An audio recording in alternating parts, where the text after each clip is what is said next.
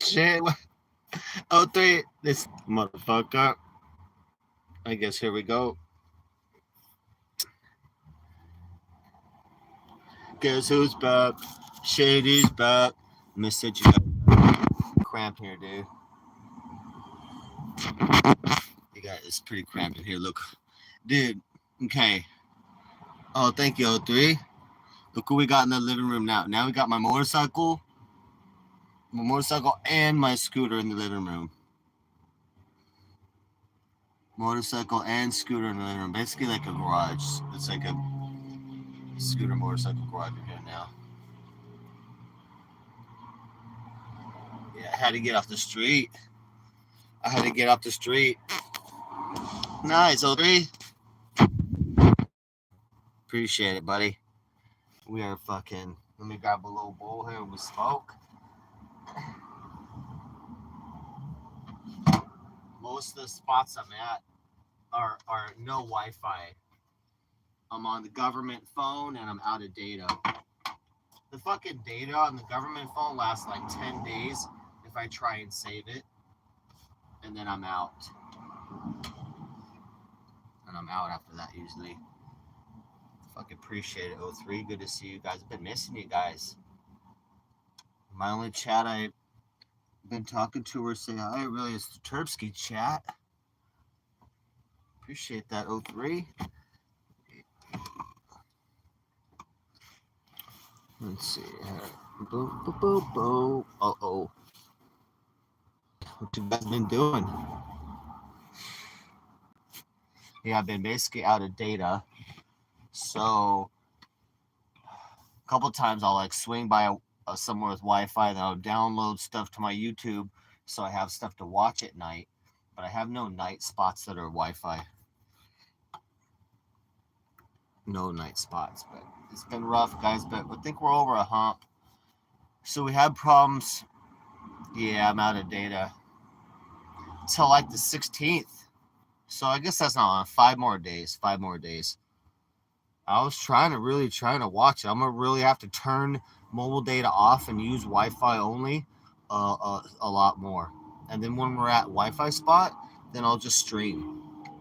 But I have no selfie stick, so we gotta fake it till we make it. I got some good weed. I got some Bubba glue, legit. And we got Romeo over here in the corner right here. Hold on. Romeo chilling up there. It's a real high bed up here now, dude. I brought the solar panels up front here.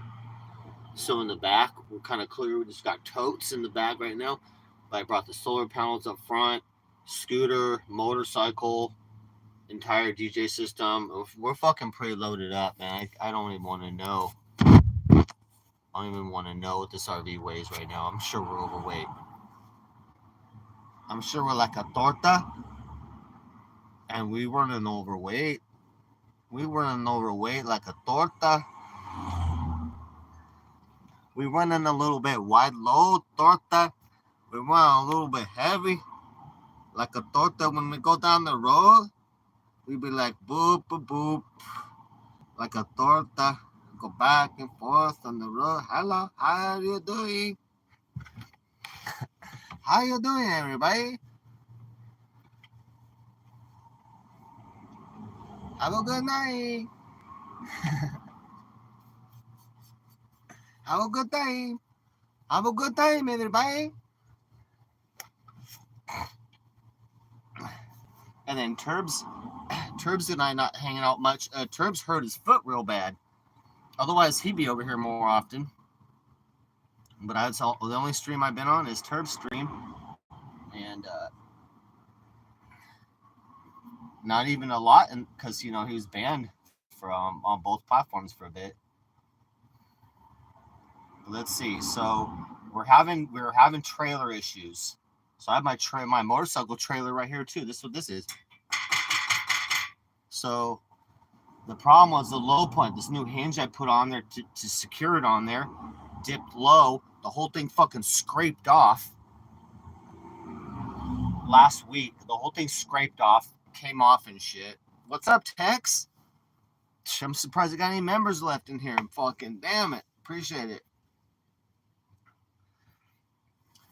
So we got to do some different shit with the tow hitch before anything goes back on there. I think I'm gonna re-engineer it.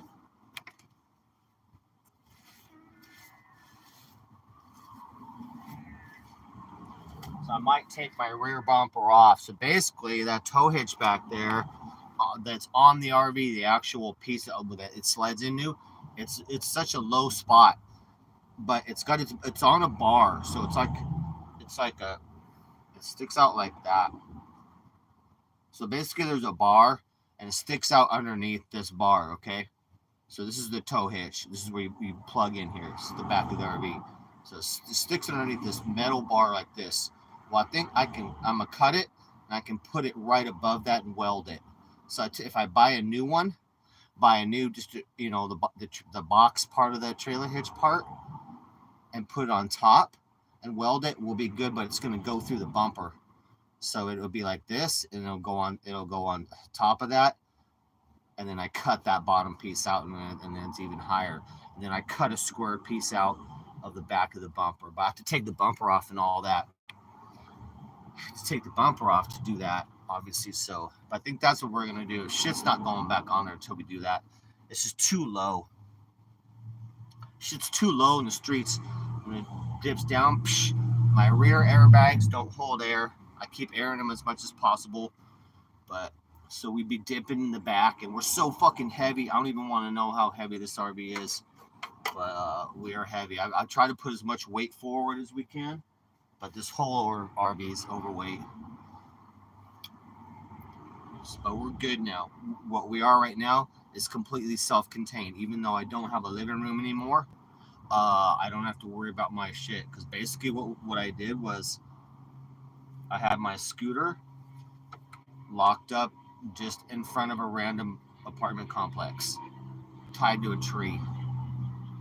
So I had my shit chained to a tree in front of a random apartment complex by 7-Eleven, and like just hoping like it don't get cut or stolen or whatnot. So that's what it's been like for a couple weeks. So I don't like that feeling of thinking my scooter might be gone. We need to sell this bitch. I need to make $1,000 off this.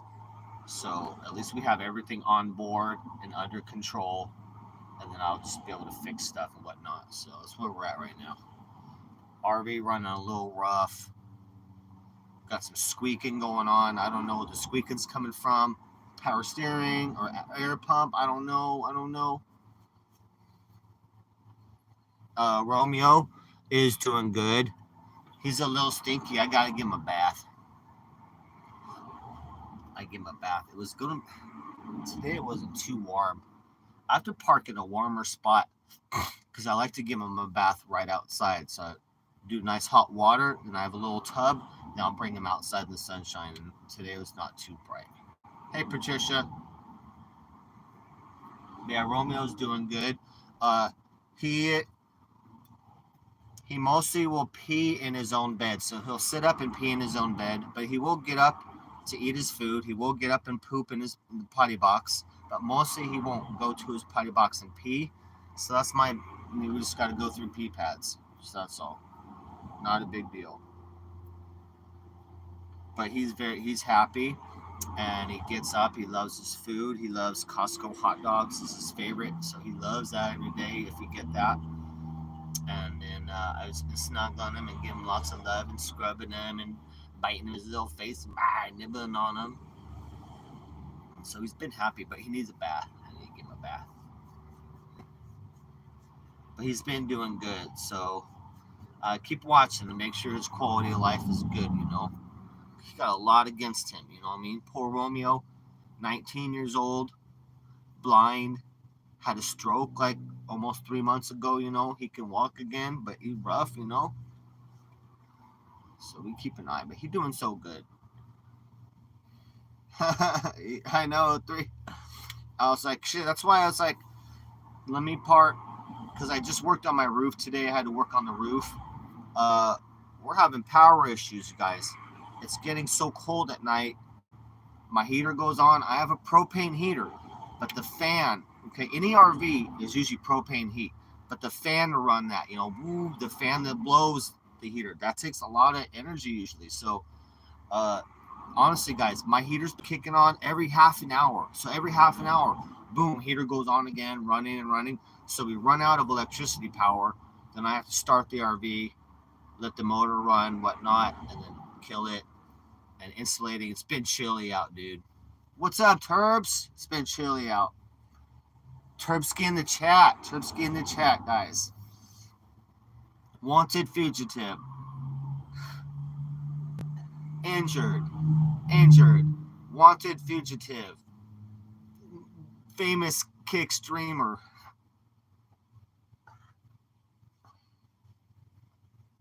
Donator. You guys, he donated his bike and his one wheel to Venice Beach. He donated his one wheel and his bike to the streets of Venice Beach. I donated my phone and my last skateboard to the streets. Because that's how Turbsky and I got a lot of love like that. So we just give our most favorite precious things. We just give that to the street, guys. We encourage you. If you got a car that you love, just give it to the street. You know what I'm saying?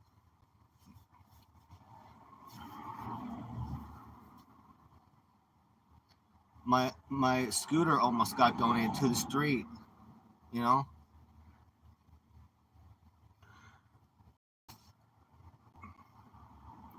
Yeah, I'll go live more, guys. I'm gonna be in this spot more.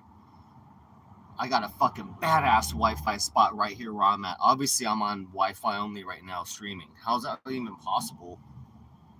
Hate goes here. What's up, buddy? Good to see you. Fucking yeah. I mean, if I could hit this bull, I've been parking it and not sparking it. Yeah, it's good to see you guys. We'll start going live a little more because I'll be in the spot. We got to work on the RV, work on the roof, and fuck, dude, I'm behind a little bit, so.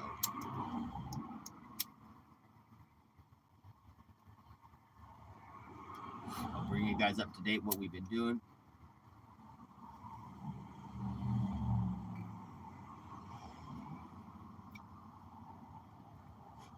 We were having brake issues. I solved that. Basically, the front right brake grabbing because the caliper's so old. The caliper, when it pushes on the pad, it doesn't let go. So it was cramping so hard. So basically, what we did, I took my wheel off. Thank you so much. Special shout out. I should have put it right in the description to Sydney Cat, donating Sydney Cat. Thank you so much. Sydney Cat saved my ass a couple times this year, but thank God. So we have an air compressor and surviving on the street thanks to Sydney Cat. The air compressor I need so that I can put air in my tires. But basically, the air compressor runs my staple gun and my air tool, all the tools, and the jack. So the only reason I can get the RV off the ground is a 20-ton fucking jack that operates by air. So now we did all that. So this is what we did last week. Brought this bitch off the ground, got the tire off, took caliper off. Oh my God. The fucking easier than any car I've ever worked on. The easiest caliper, it's like one little bolt. One little bolt, the whole caliper comes off. One little tiny bolt. One little tiny bolt on the side. Boom, then you hammer this thing, the caliper off. And the pads just slip right in there. Fucking the easiest, dude. Easiest brakes I've done in my entire life. My God, dude. So we took the caliper off. I sprayed a bunch of penetrant. I opened up the rubber boot. I sprayed a bunch of penetrant, PB Blaster penetrant inside that, and then I compressed it down with the fucking vise. The vise, boom, back up. So easy, 03. Yeah, it's one bolt. It's like the caliper goes in like this. So the caliper goes in like this. It locks in like this, comes in. There's a little slide that it is a bitch on this one part. You got to hit this little slide in, and then the bolt goes and bolts that slide in. So easy. But anyway, so I treated that caliper. It was the problem that I thought, so it bought me some time. The pad is almost to metal. It's so fucked up from heat. The pad's all in pieces and almost to metal. So I ordered some pads. So the caliper is salvageable. I can't afford another caliper right now. So what we're going to do is We're going to take the pads, the new pad. I'm going to put the new pads on. I get the new pads tomorrow or Wednesday night. Then I'll just take that caliper off again, put the new pad. I got to turn the rotor though. The rotor's all warped, like whoosh, whoosh, whoosh, whoosh, whoosh.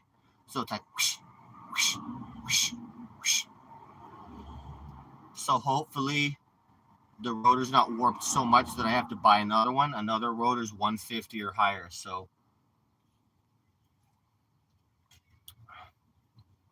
we'll have to find someone to turn it, even if it's beyond turning values. They can only turn it so much by law, but we'll find someone to turn it if not. So we'll just put the pads on and get that rotor turned back on, and we should have front brakes working good again. I'll probably put front pads on the other side as well, but when I can afford it, I'm going to put brand new calipers in the front. But we got other issues going on too, guys. We got some shit going on. Power steering was fucking up. Something's squeaking bad in the RV. I don't know what it is. Hopefully it's not like a main bearing on the front of the motor. Something squeaks bad when it's cold out and then when it's first starting. So we have to figure that out. Hopefully not the motor, and it's the part, either power steering or the air pump. That's the only other pieces left on the front that we have not replaced. We replaced the water pump, brand new in the front. The alternator, brand new, 205 amp alternator instead of 100, double amp alternator. So the only things in front that are left are the power steering and the air pump. Hopefully the squeaking is just one of those and not the motor. And also right now we're having carburetor issue. Somehow the fucking carburetor is stuck open. It's stuck open on high idle, so it's like running the high idle too high. And it's not a setting because of course I've been in there working on it. It's something inside the fucking carburetor is making those flaps open. So it's not even going back to the idle screw. It's like, well, okay, just, reduce the idle screw. No, the thing's not even to the idle screw. You know what I mean? Like, it's got to go to the idle screw, and then you screw it in. You adjust the idle up or down. You know what I mean? You adjust by screwing this in. Dude, it's off the idle screw. It's not even close. I'm like, I'm fucking pushing that shit, pushing the flaps and shit. So something's fucked up inside the carburetor.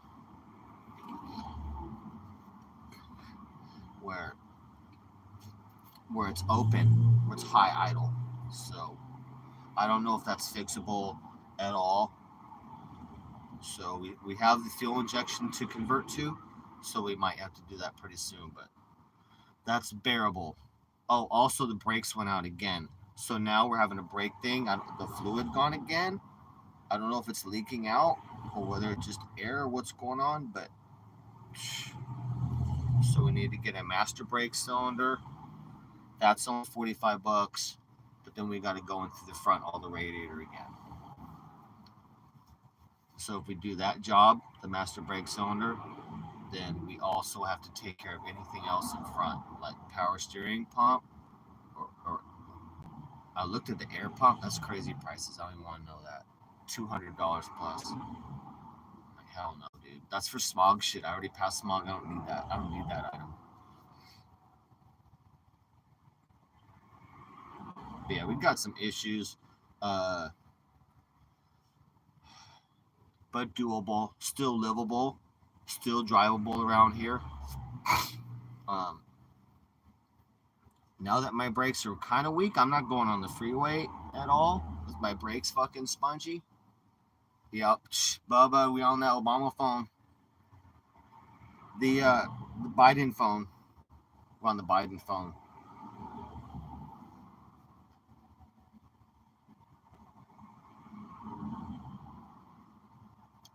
It's not too bad. Not too bad for government phone, dude.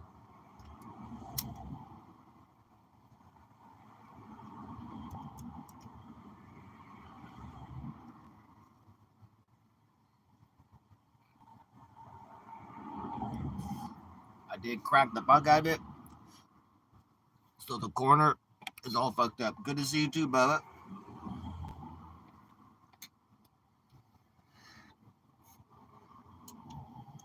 Yeah, I've been out of data. So I'm down to my government phone. I lost my main phone, my streaming phone. So in one day, somehow I lost my fucking streaming phone, which was I was returning to eBay for some money. I had a refund coming on that. Lost my phone, my fucking skateboard, my main holy board, my new one, and my glasses all in one day. I'm like, what? I'm like, I already got RV issues, and then like the RV started failing. I'm like, oh, dude. So we just been doing damage control, which we're good. Oh, you guys have been working on old cars a little bit. So I worked on the security company in the city here. I worked on their cars now. So I have some protection on the streets. So I just worked on a 1954 Chevy passenger car. It has no model number. It's just a passenger car. 54 Chevy passenger car, 2-door, I think. I tuned all that up, and then I'm supposed to work on his 47, all fucking badass, like a Mexican classic, all lowered and chrome, just chill, all the trimmings. And then another guy has a 55 Chevy or a 57 Chevy to work on in Long Beach. So we might go to Long Beach. I gotta talk to him again though. He's gonna pay the gas money to go to Long Beach and back, which is probably like $100, but it's worth it because we're gonna do a bunch of tune-up work. So I'll just be posted up in Long Beach for a couple days at this guy's house, and we're just gonna fix up his shit, tune up a bunch of stuff. We might do some welding, some cutting, and some welding. He's gonna buy a welder probably from Harbor Freight, and then we're gonna weld some shit. And I got some shit to weld too, I think. So I need to. My step broke. That's the old news though. My step broke in RV. No more step in the front door. But yeah, RV doing kind of rough. RV a little rough. Is Veeps? No. VP? No, she's at the house, Jose. I don't know which house, but some viewer's house. So she's still at that house in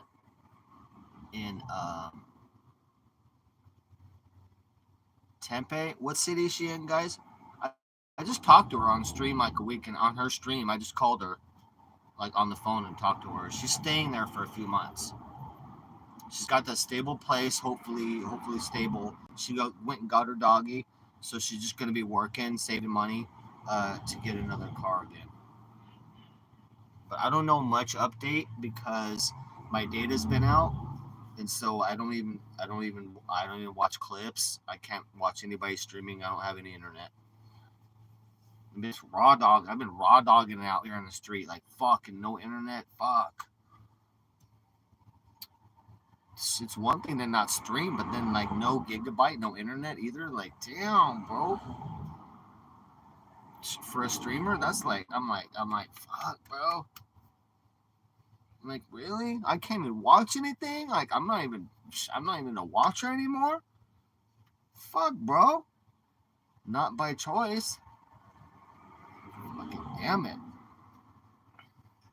So it's been quiet. It's been a little boring. But it's been getting cold. I've been seeing the weak points again in the RV. What I need to do in the RV. I need to make some like blinds, something for the window, some window coverings. I want to make something out of wool, something 2-layer, white, and then something else like wool or something 2-layer. But it's a cold winter, guys, and I'm gonna have to improve the RV. And then the whole front curtain, I need to make some heavy ones and hang those, and that'll help with the front. And then right behind the driver's seat, I'm gonna make a whole nother curtain. That's what I've been doing at night, is hanging a whole nother curtain so it blocks the whole driver's seat and the passenger seat and that area, because that area is real weak point. Like it's super cold through all the windows. Same as when it's hot, all the heat comes through that front window area. It needs to be blocked. And now that it's cold out, that whole area has been better now that I blocked that whole area. And so the living room is just in here with Romeo. Behind Romeo, I have blocked the huge moving blanket. So he's got a big moving blanket behind him covering that window, all nice and warm over there. So he's good. I make sure he's nice and warm and cover him with a blanket at night. But yeah, it's been chilly and it's gonna get chillier, so that's why I'm fucking working on the roof tonight or today, and get it ready for the white rubber skin to put on the entire roof. And then I can install the solar panels. But we're running emergency really low on electricity right now, guys. So I might have to just hook a panel up in emergency pretty soon here.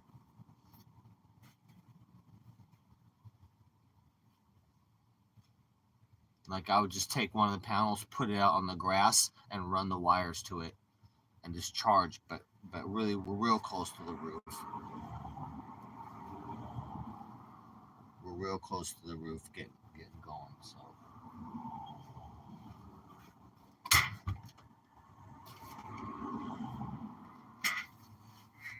Good boy. What you need up here, Bobby? You need to go potty or what? You need your potty box? Here you go.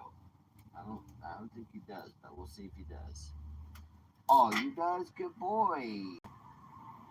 Good boy.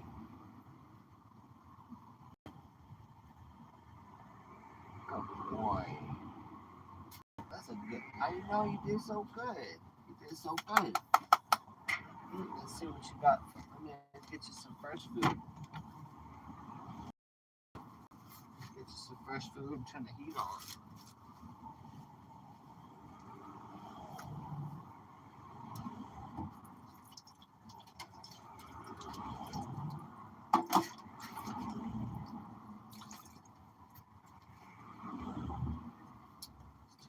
Real quick.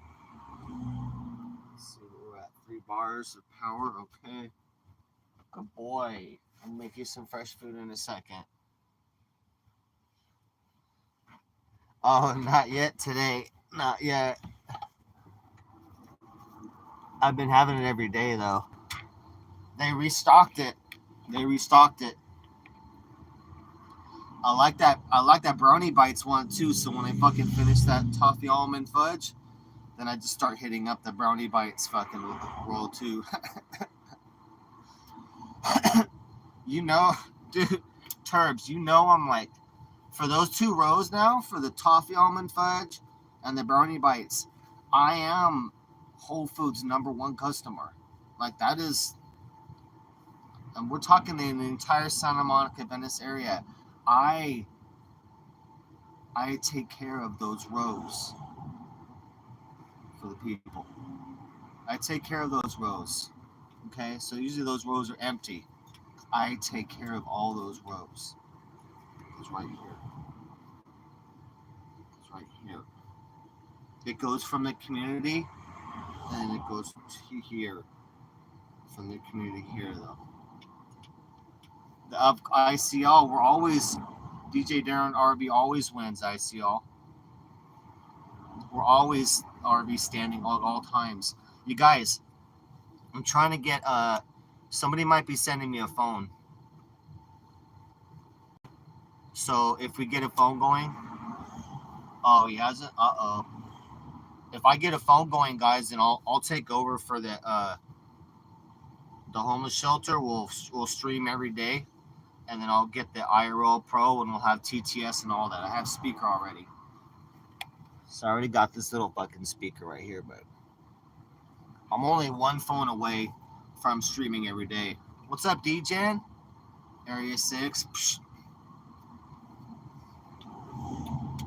First, the first rule of Area 6, you don't leave Area 6.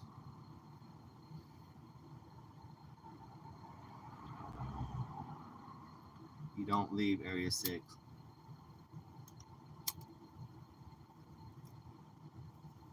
We gotta go visit.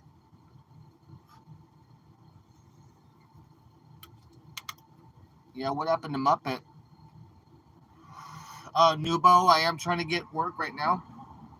I have a possible security job but I need my guard card. the, the course for the guard card, to take the course, it's an 8-hour course. It costs about $120, and then the card is $55. So it's about $180 or a little less to get all that. I don't have that, but I have a possible job. They might even pay to do that if I work. I have been working on old cars, but for the same people, I'm working on an old car. But I don't have any gigs right now.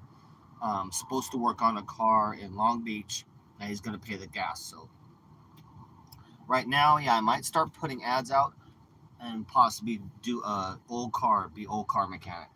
That's $30 an hour plus gas.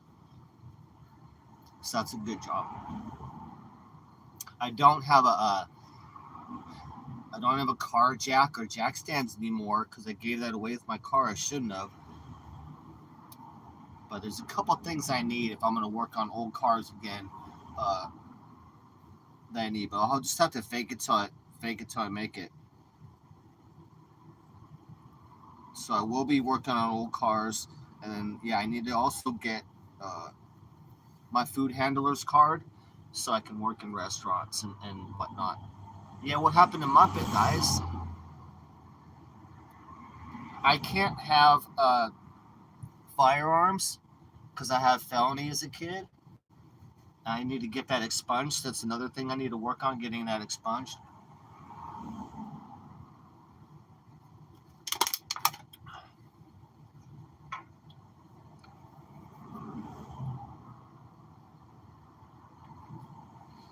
That I need to pay. I need to pay my lawyer. My lawyer guy, I have a couple of lawyers. I need to pay him. I want to pay him $100, and he's going to draft a letter to the city of San Diego. They're already doing a program to expunge old felonies and whatnot. There's already a program going for it. They already wanted to do that, but I wanted to make sure a lawyer wrote the letter, not me, just to make sure it's expunged. And then they take 2 felonies, and then they delete those, make no more. They delete them from the record, and so then I can own firearms again, and I can have a guard card again, and do all that, and not have no more felony. That opens up a lot of shit, honestly. No felony on my record because I stole a car when I was a kid. Stole a car, got a felony, and then violated probation by not pissing in a cup, and that also was a felony. That's crazy. Let me see if I missed. Dude, I want my own chat. I've been thinking about AI right now. I want my own robot, dude. I want my smart AI robot, like a killer. Like she's a sex robot, but she's also like an assassin killer. Dude, I hope did something happen to Muppet? Or are we just trolling? We fucking always the last RV rolling, dude. We'll always be rolling. I'm in this RV, like I can't go anywhere else, so I have to be in here, dude. This RV has to go. Chatbot, what up?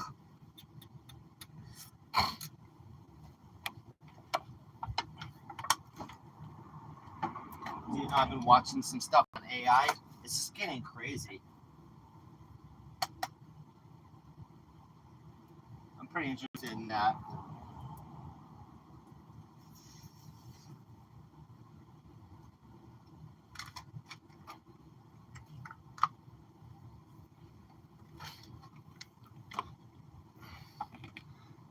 Hell yeah, security services, always on deck. Mainly I've been protecting Angel's dad must have that. What? What do you mean? Oh, okay, because Eric MIA. What? House arrest? No, I'm not house arrest. No, we in an RV. For those who don't know, been in an RV on the street in Venice for the last 9 months plus from San Diego, launching out of San Diego. Been here longer than expected. A lot more things went on with the RV, and then I was It's a lot more process to get rid of things in and out of storage. Multiple times I got fucking in trouble in storage. It's been a process. We'll load it up right now, dude. My living room is gone. Oh, really? Oh, okay. Oh, Angie is the fentanyl dude? Okay.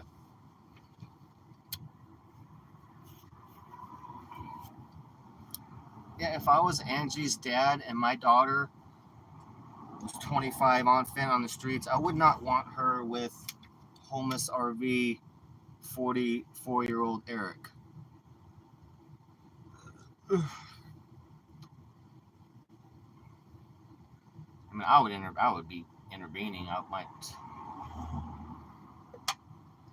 Shit, I would grab my daughter from the street. I wouldn't be playing around. I would not let my daughter be on the street like that. Period. Fuck yeah, Veterans Day. Well, shut up, D-Chen. Dude, shout out to all the veterans and stuff. That's why we got the freedom to be free out here.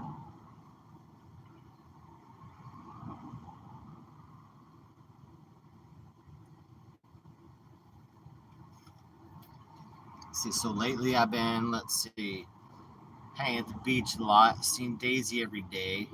I've been on her channel. I'm filming for her quite a bit. I'm her main moderator, managing moderator for both her channels. And Daisy, I'm like her BFF. So Daisy's doing good. She's homeless on the beach right now, so she's basically in her tent or temple at night, protected by the couple people around her, whatnot. But it's real cold out. She invited me over there many times to go chill, but I can't leave. I can't leave the RV or my baby Romeo. What's up, Dirty Tampon? Good to see you.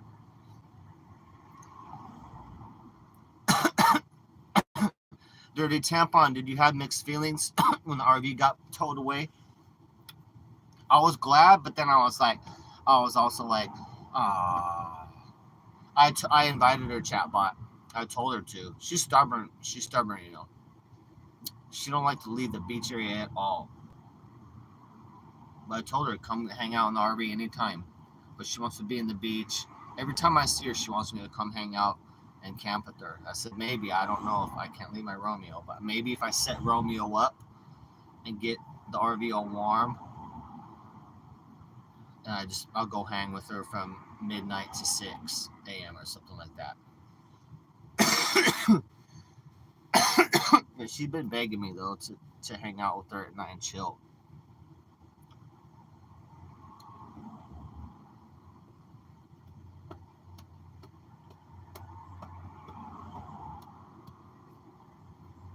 Yeah, and I don't like it, Dirty Tampon. I don't like the whole model. It's this drugged in. It just is not. It's just terrible. I don't like the content like that. I don't like the content like that.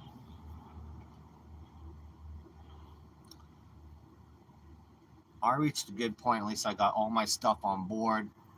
I got to sell this scooter sitting in my living room here. Then I can make some more changes and then travel a little bit.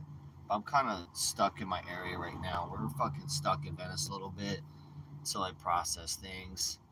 The scooter, the motorcycle, RV issues. I lost brakes again a little bit, pretty much all the way to the floor. So it's got a little bit of brake, but so I don't know what's going on with that. But we're still mobile, moving around all the time.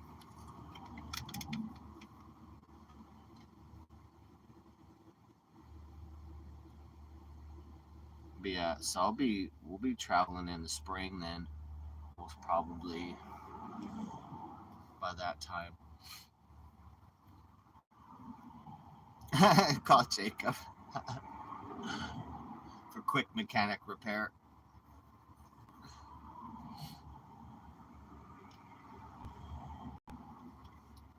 Yeah, I haven't seen anyone that's gonna do any other RV stuff. I'm trying to get on the road and get going, but it's going as fast as it can with the money that I got, as things go. But we're at a good point right now.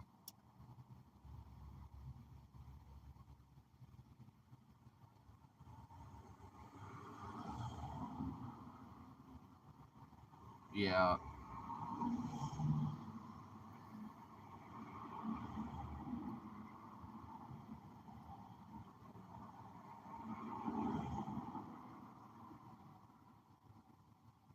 Yeah, I really want to get traveling, but we have to finish all the stuff I'm doing right now.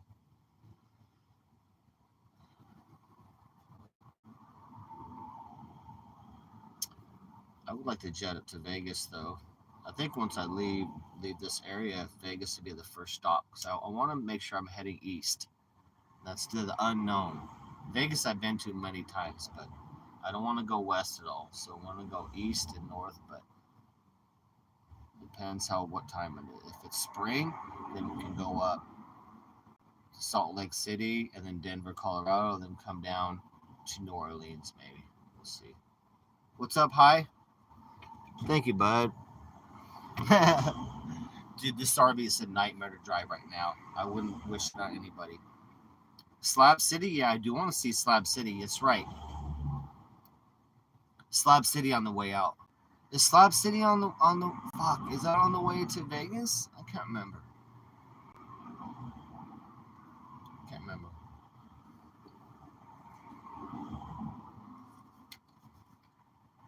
Yeah, I do want to hit Slab City though. VP issue. Oh no, what happened? I haven't been. I don't have any data, so I haven't been keeping up with what's going on. I don't fucking know what's going on really. It's been dipping in. Barely want to have a little bit of Wi-Fi. Today I'm on a spot right now. So I'm soaking up Wi-Fi right now. I don't know where we'd even fit VP in here. Look at my living room is fucking nuts right now. Look at my living room.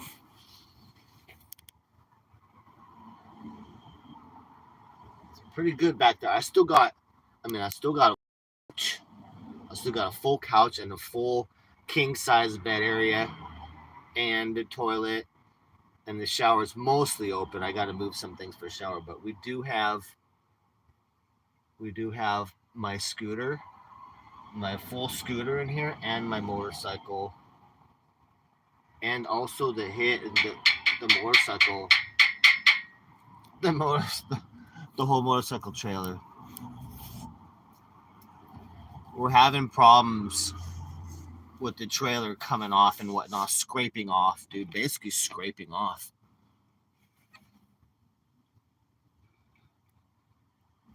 What's up, LL? Is it LL or LID? That was this. That was my motorcycle hitch. What's up, Angels? The plan would be if it's not too cold, like I can't take this thing through snow or any of that. I can go through cold. I can go through cold, but no snow. So if I'm leaving here in spring, which it's already fucking November now, dude. So shit, you guys. So I'll be leaving in spring, like right in March. So no snow. I'm going up Salt Lake City and then coming over to Denver, Colorado, then coming down to New Orleans would be like the plan. I do want to hit Slab City. I think that's on the way to Vegas. I don't remember. I know it's out by Palm Springs. I can't remember, dude. I would not, if I had to choose between Slab City or Vegas, though, I'm going to go through Vegas.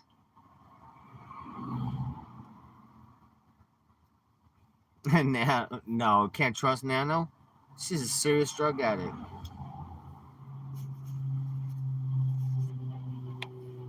Nano out here, Nano out here prostituting and drug addicting. Fucking can't know Nano. Shoot, she's too reckless to even pimp for her. I wouldn't even pimp for her. She's a disobedient. She's a disobedient prostitute. She would not be an obedient prostitute. You know what I'm saying?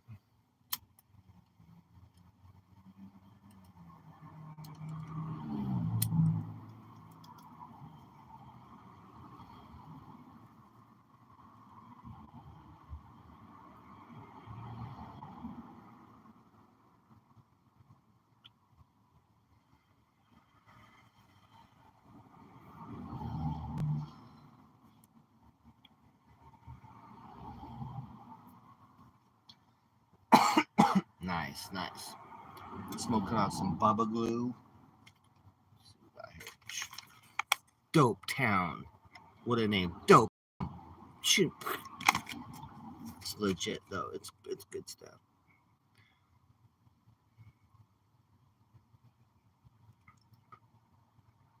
Legit Bubba Glue. Bubba Glue. Not bad.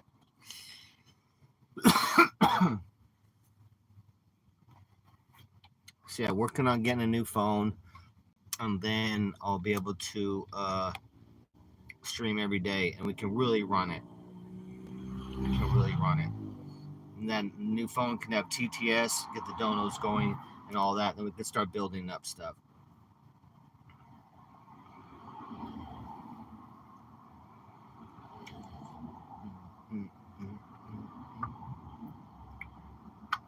Plus, I still want to do. All I need really, once I get the brakes going, I gotta fix this brake issue. But after that, like I'm just like, it's all it is gas money. So if we get gas money up, then we can visit shit like Vegas and stuff like that. I think on the freeways, I'm getting 5 miles to the gallon, maybe a little better, 5 or 6 miles to the gallon if I'm on the freeway steady. So I think Vegas turned out that ain't bad. Like that was like $150, 160 something. So if I'm gonna be in LA for a few months till March, then I want to get this brake issue going, but then also be able to visit a couple things. We still got to check out Malibu. Personally, I just went and did Hollywood again. I drove the RV over to Hollywood and went there and hung out and whatnot. Been fucking around. Nothing special though.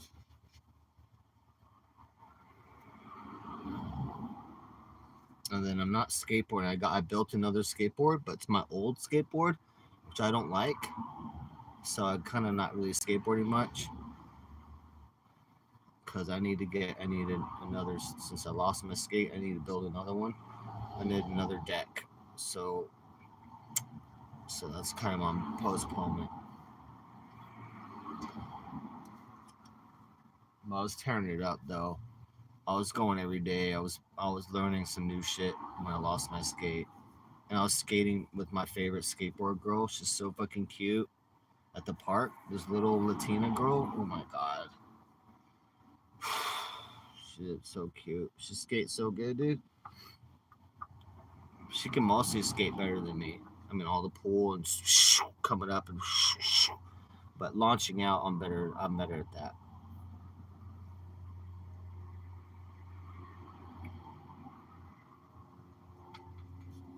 Yeah, so right now I'm finishing the roof. The main priority right now, finishing the fucking roof, stupid roof, so I can get my solar on there. Because now we're having power issues. Because it's so cold at night, the heater going on every half an hour or hour. And the only way that I'm generating power in the RV is running the motor and driving around. And I don't want to drive around. It's very expensive, right? Now, it's so expensive to drive this RV, you guys. So we're getting basically, because look, we got to warm up the RV before we go anywhere. So when it's cold, you got to warm up the RV for at least 5 minutes. The motor runs. That costs money right there, probably $5. And then only driving little short distances, but it comes out to like 2.5 miles to the gallon. So basically, it's like $2 a mile. So $2 a mile. I think right now I did $50 of gas and I got 30 miles. But that's because we're doing heavy warm up. We do a nice warm up before we go anywhere in the morning, which the motor likes. I don't have to do that, but it's better for the motor, and it'll run better. And then also at night when I forgot that also. We run the motor at night because we run out of power and the fucking heater won't work. So we have to fucking turn the motor on and run that. So that's a lot of gas being used, but not driving around really, So really, I get like 6 miles to the gallon, probably. Best on the freeway. On the freeway, it's purring. I eliminated the brake issue, no longer grabbing, that caliper no longer grabbing. I still want to replace the caliper. I can't afford it, but I ordered pads. The pads will be here Wednesday. And then I'm going to put new pads on and have that rotor turned on the front right. And then the brakes will be back to good. And the pads on the driver's side on the front are fucking cherry. They're good as well, but I'm gonna put brand new ones on that too as well. Just gotta solve our issues bit by bit right now. But we got some issues. Carburetor right now has got it's stuck on a high idle. Kind of dangerous. So you really have to be used to driving crazy shit right now to drive this RV because the idle's all crazy right now. So you have to do a different way of driving it. Especially with the brakes out, so the idle's all. It's what RVs want to push forward, and the brakes are all out right now. So and the red light flashes, so there's just a red light on the dash saying when your brakes are out, when the e-brake's on, or when the brakes like you have brakes, like the big red light goes on. The red light's on constant now because the brakes just go all the way to the floor. So the RV's like, it's really want to push forward, and you put that brake all the way to the ground. It's like, nah. This is creeping forward a little bit. You guys would not want to drive those conditions. You gotta be a goddamn chaos professional to drive that ridiculous condition. And I don't think that's fixable, like unless I don't know what's wrong with it's something internal inside the carburetor because I already went through all the linkage and everything, and it's fucking something internal. I'm like, dude, I'll have to rebuild the entire carburetor or some shit, and we're not doing that. So we're just gonna live with that issue until I have a fuel injection system to put on. But we'll see. Bit by bit, guys, we're handling it. But yeah, the RV has been, keeping me busy on shit.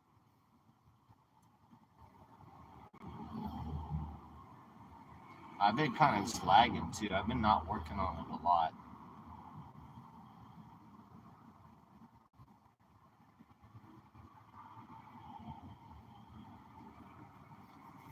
My emergency stuff will get done real quick, but then I'm trying to take a little break, not have a lot of stress.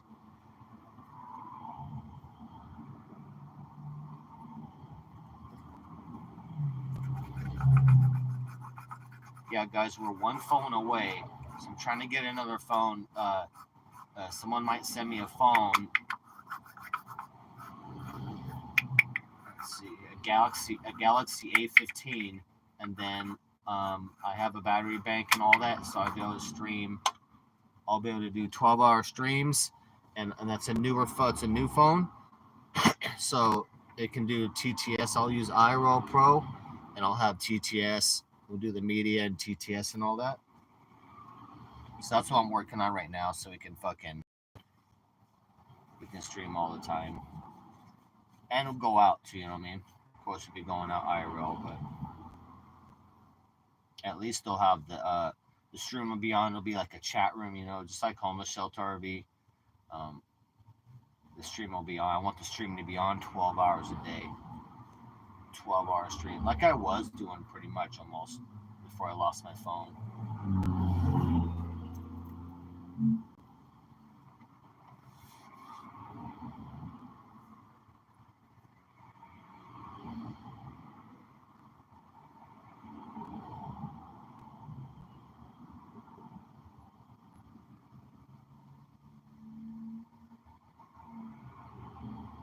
Yeah, I gotta get the roof done, get the solar up. Really, I want to get the scooter going. I need the money, man. But honestly, we've got such issues with the RV. I guess I just gotta pace myself one day at a time. I've been kind of just like overwhelmed, and then like going fuck it, just go to the beach and try not to think about it.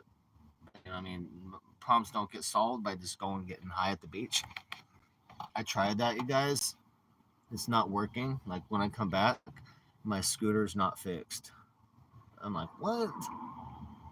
So I'm like, fuck, let me try again. So I'll go to the beach. I'll get super high. I'll come back. My motorcycle is not rebuilt and ready for me to ride. I'm like, what? So evidently, I'm going to have to do it.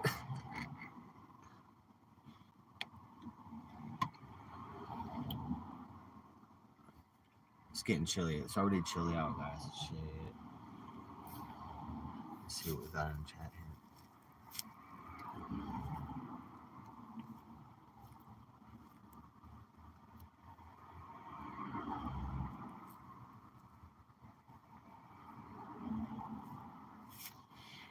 Yeah, honestly, we'll try with the new phone I get.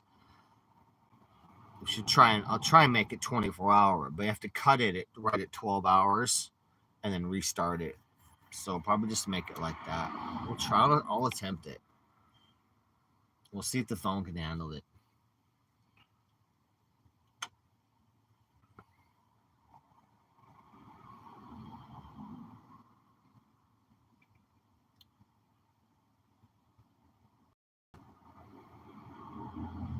My poor motorcycle rack is all fucked up, you guys. It's been bent. I had to rebend it multiple times. It's all jacked. It's barely hanging on there. It got fucking yanked out from the trailer multiple times. This last time the whole thing came out, was dragging with the scooter on the ground. I was like, fuck, dude.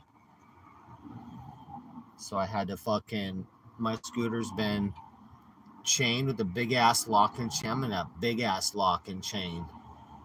Big ass lock and chain tied in front of a random apartment complex to a tree, which is kind of a good place because I had it like that before. Then I grabbed it. I had it on there with the new thing and it scraped. It fucking all came out. So I had to take it off again. But super good spot. Like, because if you're in front of a random apartment complex and it's kind of like that tree spot outside, but it looks like someone could park their bike or something like that lives there. So basically I had a chain to a tree with a cover over it.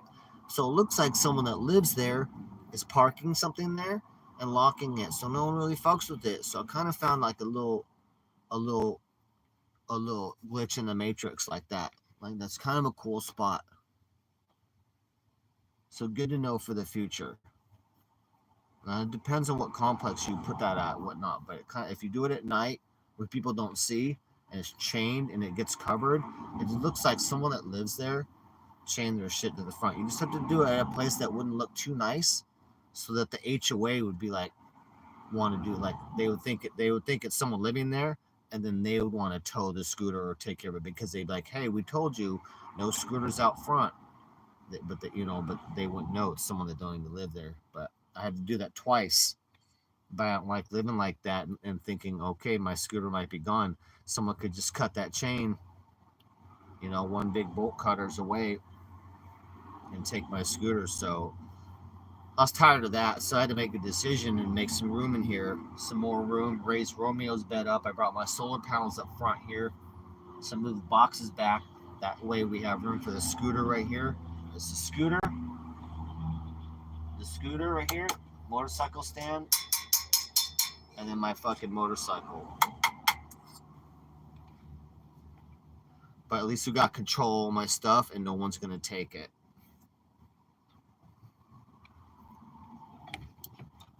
No one's going to take my stuff, and then we'll just figure it out from here on out. Hold on here, shit. Why is my chat not updating?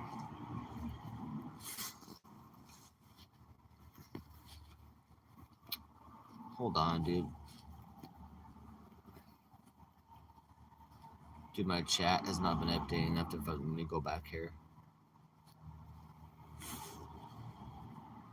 Yeah, I want to check Salt Lake City out. It's beautiful. It looks beautiful.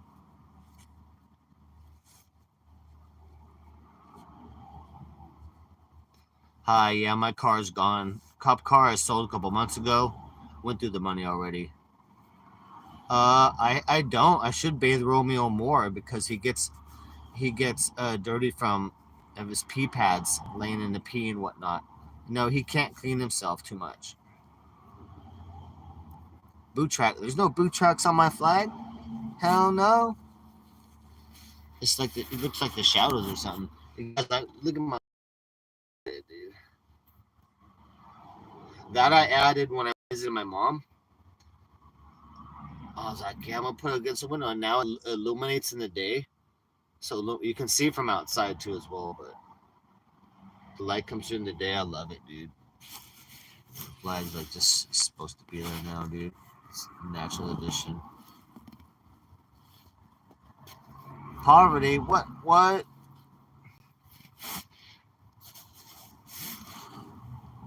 We're living rich, but money wise, we're a little poor right now. But that's temporary. I was working too, so I had some good money and been spending it. Fucking arguing it up, gas sucking it up. What's up, Hollywood?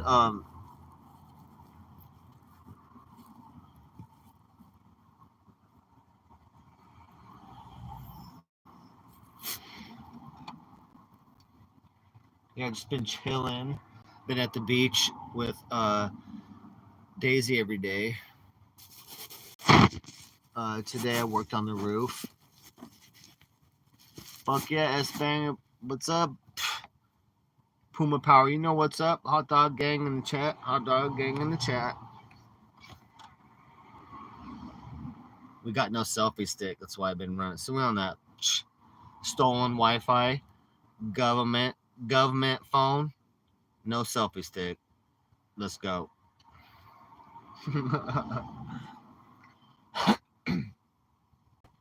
But no, what's good though is um the, self-contained in the RV. All my stuff is inside here right now. I don't have any items outside anybody can take or steal or whatnot. We're fucking heavy loaded right now, but I'm not paying storage.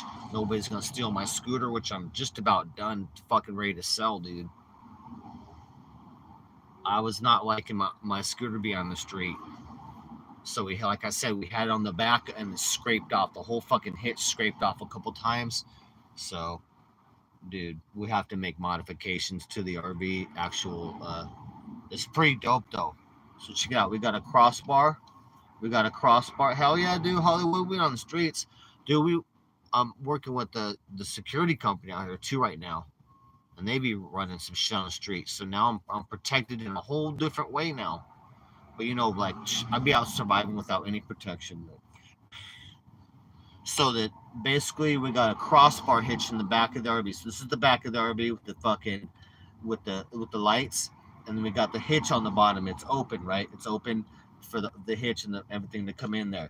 So it's scraping every time the RV dips down. It goes. So we're gonna eliminate that whole thing, and then there's space. There's things go all the way around this bar. So it's like if I just buy a new one, I'm just gonna weld it right here. I'm gonna weld a new one right here, and it's open right there. You know what I mean? It's open. So right now it's right there. So I fucking cut that. I'll cut that underneath that bar, and it's got its groove right here, groove right here. So I just weld a brand new one right there. So that's the plan now. I'm like, fuck all this shit because the RV is just low. The design on this RV is terrible. Uh, right now, the airbags don't hold air more than a few hours, but we can do it when we drive. But even with the airbags up, the back is low and it sags a little because of the weight. So no matter what, and then, dude, we're gonna be adding a motorcycle on the back, like on the hitch. So I'm like, dude, that hitch has to be fucking up somehow. So it's been crazy trying to figure this out. So that's what and then we're gonna cut a hole in the bumper, and it's gonna come through the little bumper in the bottom. So that gives us clearance and won't scrape in the back, and then my trailer hitch can go in the back, and eventually we put my motorcycle in the back. So that's been a nightmare. Hell yeah, RV. If Romeo can find you, he is an attack cat.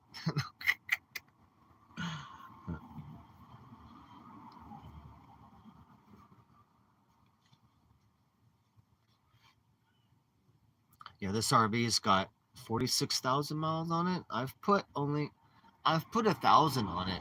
I think we're at like 1,000 miles on it.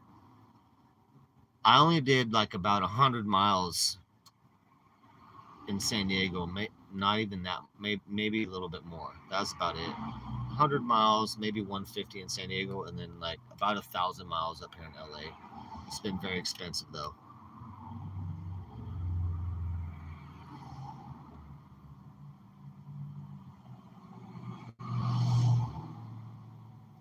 I know that'd be nice to do ground up. I want to do electric RV.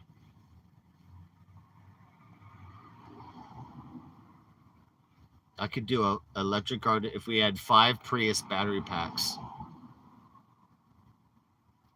5 Prius battery packs, and then a big ass electric motor that I just fucking hook and bolt right to the rear differential. Badass. Done.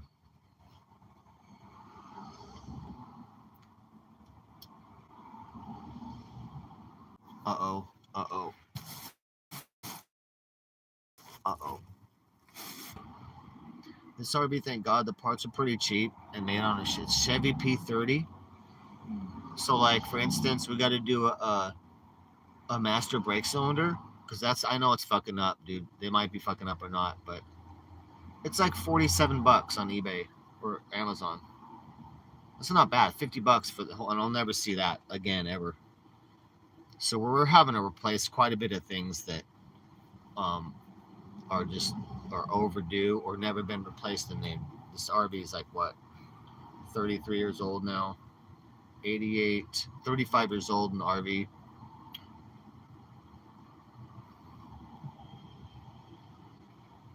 But yeah, so right now we have a bad squeak going on. And I'm hoping it's one of the accessories, power steering or air pump, and not the motor, like a main seal or something, because that I don't know how to solve that. But mainly we have a brake issue going on. Um, that's what I'm solving. I fixed it. It no longer grabs. So thank God. Like I didn't know if it was. It could be another brake part, or it could have been a part that separates the the brake streams. It could have been clogged. So I didn't know if it was the piston or not. But it was the piston issue. It was the piston grabbing in the actual caliper because it's so old and terrible, and so it no longer does that. I sprayed the shit out of it. So I was like, I'm glad that is failing. That's what it was, and not another brake part an issue. But yeah, we need to do new calipers, new pads. But I already ordered the pads, so those are going to go on immediately. But I don't have the calipers yet, but we will though. And I need to turn the that rotor's warped, so we need to turn that rotor. And if I can afford it, I'll turn the other rotor too as well, brand new. But as soon as I can afford it though, after that, then we put brand new calipers on, and we drain that brake fluid out, which is probably almost out. We'll see. Yeah, obviously brakes is important on an RV. These old RVs have terrible brakes already. Like they're already not, they're not really strong when they're working perfect. And now that that's a main issue really. The RV starts no problem, even though that carburetor got that high idle issue, stuck in high idle right now. Um, it still starts, it still runs, no problem. Still terrible mileage, nothing's affected, but the brake issues are real safety. So the brake issues priority. That's what we're fixing right now, and it's super cheap. You guys, I found a caliper for like $45, less than that, about $45 on Amazon, whatever. The pads I just bought, the pads were like $30. I just bought the pads for both sides. Caliper about $50 each side, and to turn the rotors, bring it to a shop. If you don't turning means getting them surfaced, so they're all brand new again. That's $20 each. I know, Hollywood. That's cheap, huh? That's cheap shit. the real hard part of the RV, old RVs, is the labor, that the crazy shit. You know what I mean? But the parts are cheap. Hollywood, that's cheap, dude. My master brake cylinder, $47, dude. That's gonna be sent to me. That was like Amazon or something. I'm like, hell yeah, all day, brand new with the reservoir and everything. Like, uh, because that might be failing right now. I definitely want to replace it anyway. That's impossible though to get to right now without taking the whole radiator and front out. So I'm trying to even fucking going through the side. I might have to cut through some metal wall on the driver's side, take the tire off, cut through metal wall on the driver's side, just to be able to open up the top of the reservoir to pour fluid in. Like, it's that buried up there. Like, you can't get to it. It's so buried in there. Even when I had the radiator out and I was in there, sitting in there and whatnot, it was very difficult. I'm like, I don't know what they were thinking, the spot they put that in. But if I have to go into the front of the RV, like I said, there's a couple more things I want to replace because I don't want to keep going to the front. Like, whatever's squeaking, I want to fix that. So I might replace my power steering pump. That was failing and it was having issues. It stopped. It stopped. I don't know why, but I will replace that.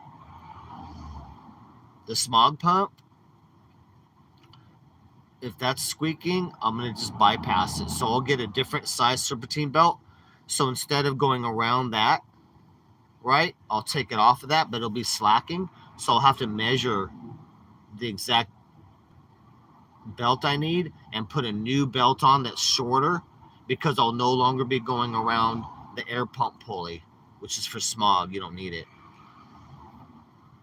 Still looking for the truck. I like that truck. That was nice, dude. That truck was sweet. My homies back in the day, they had trucks, and this one girl that I liked, she used to have this badass lifted truck and a badass like double 12 sound system, like a double 12 box behind the seats. Like, dude, lifted truck, pounding sound system, dude. That was the day. That was the shit, dude. And back in the day too, she had a couple lifted trucks. She would fucking go mud bogging and whatnot. But yeah, Hollywood, I like that the parts are cheap. And these are parts that are like I'll never see again for decades. I'm not gonna have this RV that long. Like, good to see you, Hollywood. Thanks for fucking coming in, buddy.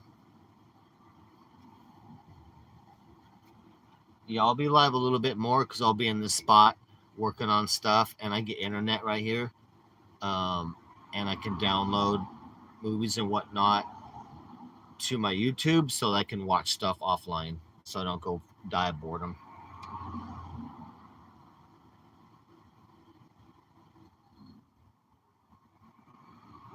But I gotta keep doing work on the RV, so we'll be at this spot a lot more often, so I can work on the RV. So we got internet, and I can work on the RV over here.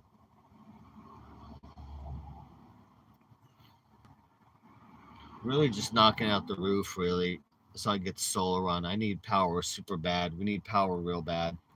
We are suffering without power right now, and I can save money. Like, really, every night I'm having to run the motor, sometimes twice a night, but at least once a night, run the motor for 5-10 minutes. That's like that's at least $5 or more. So if I can not warm up so much in the morning when I leave, and then also never have to turn my motor on at night, I will literally, I could almost cut my gas cost in half, almost a little bit, because I don't drive that far. Like, I run the motor at night, 5 or 10 minutes, right? So I build electricity so it can keep the heat on. And then in the morning before I leave, when it's cold, I warm it up for 5 minutes, maybe a little more, like 10 minutes. And I go somewhere, but I only go 1 or 2 miles and then park. So most of the gas is used on warming up and then also running the motor at night so I can have power. So if I can eliminate those things, then I can save a lot of gas, and I can also sit more spots. I don't have to move around so much. There are some spots that I can sit for a couple days, and I'd like to not have to move. I'm next to a grocery store somewhere. If I can walk around and go get food and whatnot, I want to be able to sit a couple days, and I don't because I drive around, so I have power, so I can run the heater. But if I have solar power and whatnot, then I can sit and we're chill, so I don't have power concerns. So we're getting real close. I was up on the roof today. We're doing a bunch of fucking caulking on the roof and sealing shit, whatnot. I got to decide on something back there, and then we're done. So I was dealing with some damage on the roof, whatnot, and put the caulking over that, sealing that, and we're gonna put some more tape. I got some more roof tape, and we'll put over that and finish all that roof tape up, and then we're gonna skin it. I'll probably live stream that if I get a selfie stick. I'll bring you guys up on the roof. We're getting real fucking close, real close to skin. I just need to skin it before the rain comes too. But I have to sand it. I have to hand sand. Well, I got a big hand sander, but I got to sand the entire roof. So we got some sections to do. We got a day of sanding, blow all that shit off and whatnot, and then we're ready to basically we take a paint tray, fill it with we got a couple gallons of adhesive glue. We fill this little paint tray with the glue, with the roller. We roll areas with glue, and then we have a big white rubber skin. We're gonna unroll it like a carpet. We're gonna rub adhesive on, and we're gonna unroll it like a carpet across the RV. Press out any bubbles, press out the air bubbles, right? And then roll some more glue. Press out a couple more feet. And we're gonna unroll this roll all the way across the top of the RV. It's like a thick rubber skin, like a roofing rubber skin. But the whole top of the RV has to be adhesive, contact adhesive, like 2 gallons of it. And just roll that on with paint rollers and shit. And just unroll that shit, the whole thing. And then we'll never have to worry about rain again. None of that. And then I put my solar on, and then I put my skylight and the shower vent and another vent. 2 vents and a skylight we cut in there. We'll cut in there and be on the roof. But 4 solar panels. We have 4 solar panels to put up. So I'm excited. We're going to get that shit going. Get us power because it's already winter right now. We're cold right now. We are suffering on power right now. No more free power from the streets. We are not fortunate like that anymore, really. Too risky as well, because they're pushing RVs out, so they're just looking for excuses to like arrest you or give you some big ass ticket. And if you're plugged into the lamppost or whatever illegal style, like people have been, like that's a good reason for them to tow you. Or it is a misdemeanor. They can take you to jail. And if they want to tow you, they're like, well, we'll take you to jail. And they go, well, we got to tow you because you're going to jail, and we know you can't take care of your vehicle here, and it'll be towed. So that's how they get it. They've been pushing RVs out for like about last month, and so RV's been moving around a little bit different areas in Venice. So it's just kind of shuffling around, just shuffling to different areas. Basically, they swarm in. They ticket areas, whatnot. Then they'll take a couple cars, or they'll take an RV, and then people go, "Oh fuck, we move over here." Right? Then they come over there, and they take that, and go. People go, "Oh fuck, we got to move over there." Fuck, and then you never know. You learn by getting tickets, or they just take your shit, and then they fuck it over here, and go, "Oh no, we got to move over here." But there's just pockets around, you know what I mean? But I know a good pocket at the beach now. But there's not many left. But I don't really have to drive far. Like I got 2 miles to drive from my night spot and day spot, basically. Maybe 3 miles. But it cost me, $2 a mile.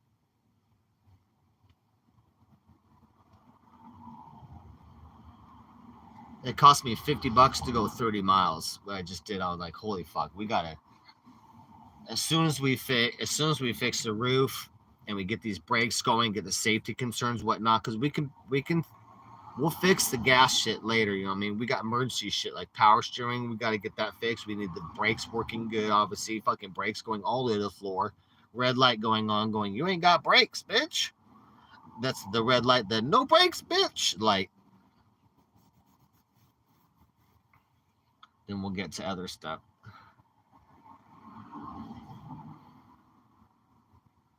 But I'm glad, though, we got thanks to Sydney Cat, we got an air compressor, and now we can operate the tools and take any tires off I want. I can lift the RV any point and operate my staple gun, different grease gun, all the stuff. I got air tools to operate all that, and to basic fill the tires too. But I got something separate that I fill the tires with, and the suspension.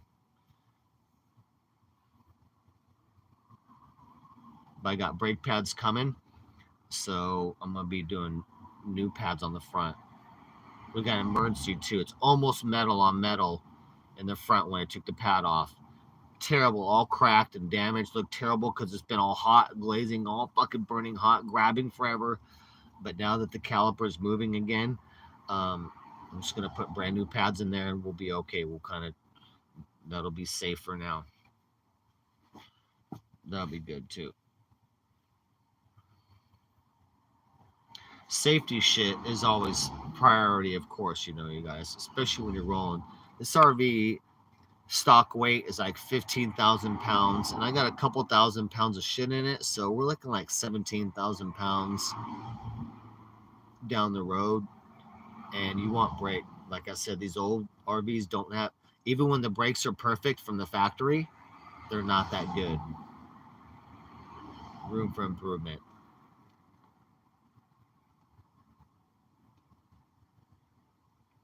But I ordered some good pads, semi-metallic pads, so it's good pads I'm ordering, so we should be good. And it feels like, I don't know if I can't tell if the rear brakes are, I know the front brakes, I can feel those, but it feels like the rear brakes don't brake that much, and I have to figure that out.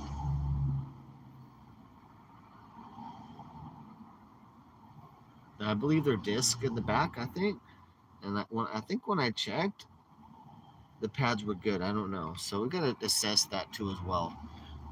Like, are the rear, I want to improve or at least get the entire braking system perfect. So new master brake cylinder, we'll get that, $47. Each caliper, $50 each caliper. That's nothing. I already bought the new pads. That's a brand new system. The rotors turned, they'll be brand new. So all the front, that's nothing, dude. For the entire front to be brand new, $150 in parts, and then plus the turning, so $200 for the entire front brake, all new parts and everything perfect again. And then we'll worry about improving shit like in the back and see what we can do. Maybe put new pads in the back or see semi-metallics and what we can do. There's double tires in the back, so it's a real work taking the rear stuff off. You're taking 2 tires off in the back to get to stuff. But yeah, bit by bit, guys, safety priority first, and then down from that, running wise, and then I'm doing stuff to be running good, But we did have some power steering failure in the last month, but then it went away. But just that we knew that it failed, I'm gonna make that brand new pump. I think that's $100. The smog pump is expensive. That thing's $200, and I don't need smog, so I'll bypass that with a shorter serpentine belt. I'll go fuck to that pulley, and I will not go around that pulley. I'll just bypass that pulley and go around that pulley. We won't run that pulley anymore. But power steering we need, obviously, and for that it already failed and it might be squeaking. Then we're definitely getting new power. That's definitely a good investment. Under $100.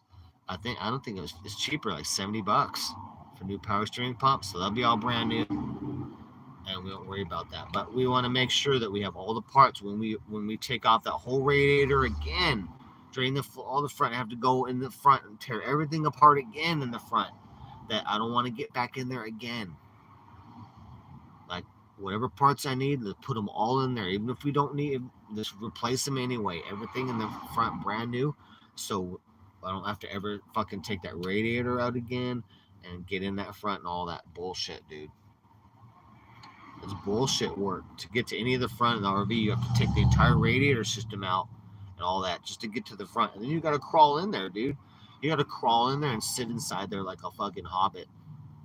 It's work for hobbits, basically.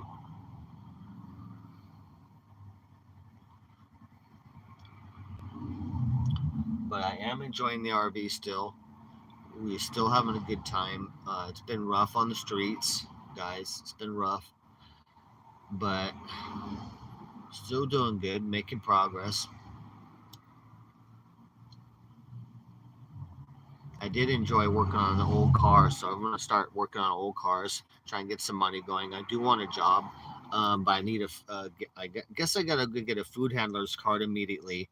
That's cheap, and I think that's a free class. So that's cheap and free class. That's what I need. Guard card's going to cost me 150 or more, 160 or higher to even get started. I don't have that, so at least we get our food handler's card so we can work as a waiter or barista and get out. Because I want to work right now. I enjoyed making some money and working on the old car, so I want to go make some more money and so we can get things going. All my problems are like money problems, so I don't have any problems that can't be solved with like a little bit of money. So it's gonna be a little bit before I get this fucking scooter done and then also sold. So we need to work. If I can work on old cars, then we'll do that. You know,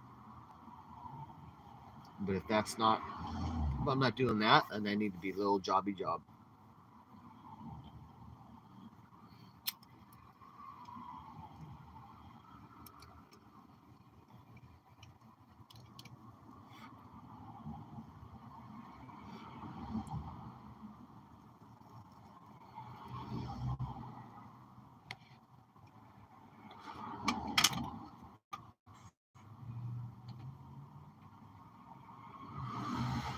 Proper.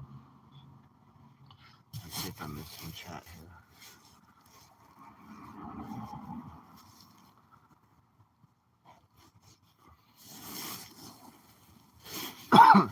Yeah, they be trying to impound RVs out here. You gotta watch out. You gotta watch out. I have a nonprofit group helping me right now because I had some tickets on it, and the registration got expired more than 6 months. So I got a nonprofit and a lawyer group actually on it. So half of my tickets are gonna get wiped out. So I got 8 unpaid tickets. So 4 of them are from the city. Those are gonna get wiped out by the CAP program, and the other half, City of Santa Monica, they're stuck on my registration that won't let me get tags. They're gonna have to do a payment plan, and so no fees. They can do no fees or penalties on that, and make a payment plan for me that releases my registration, and then they get my tags because I'm already smogged and insured and all that, and so they're holding up my shit, and because they want to tow it, they want to take the RV, so they're stalling that process out so they can say, "Oh, it's been more than 6 months. We're gonna take your shit." You know what I mean? Take your shit from the street and tow it. But they can't now. I'm protected now. But I need to get those tags and get that process done, so I don't have to worry about that. And then just worry about legally parking, which I have that. So then once we solve that, then just worry about gas and fixing the RV. But right now we're playing a game with the city of like, hey, don't take my shit and everything I own. And they're like, we want to take all your shit and leave you homeless in the bushes. I'm like, well, I'll burn your whole city down. They're like, you can try. They're like, we're still gonna take all your shit. We don't care what you do. No, the city's ruthless. You gotta watch out, you guys. It's a lot easier if you're in a car or doing van life. And you can hide and be stealthy on the street and whatnot. But RVs, you're sticking out. You're a big target. You're a big target, and and people like to complain about them. Yeah, it's part of RV life.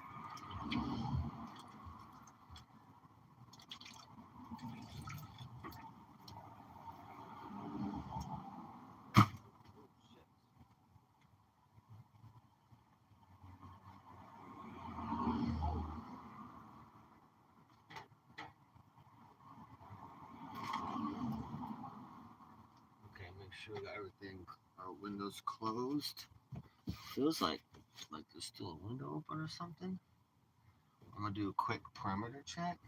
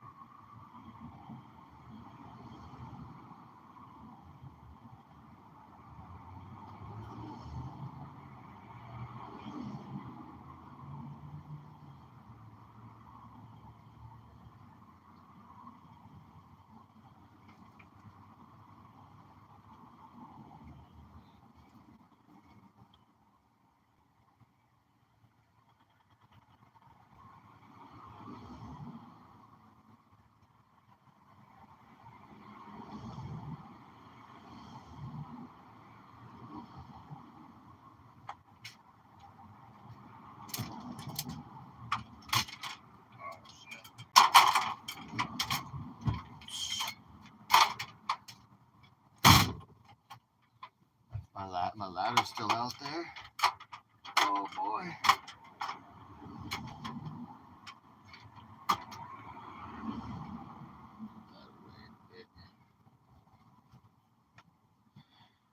Can't have that. Don't want nobody trying to steal my ladder now.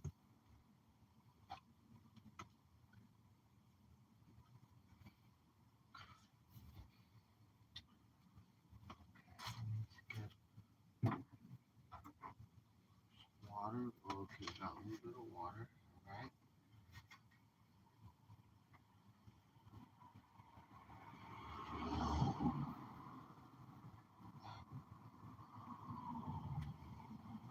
Good boy. Let's get you on the little peep pat bat. Oh, good boy. He's on it pretty much. Pretty much on it, huh? Let's get you on it a little more though. Yeah. Get you right on there. Yeah. I know. That little thing here, huh? Where's all your blanket, huh? Where's all your blanket? Ah. We all little blankets for you. We're gonna get some laundry going again. You peed on all of them. Oh wait, we got one right here. Go. Got a little buddy.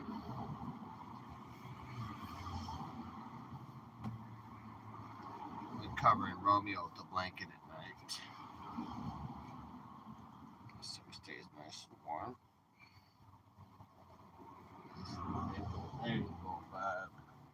There you go, bud. Look at that. Oh my god. It's a snug bug around here. He's got like an Eskimo blanket on him.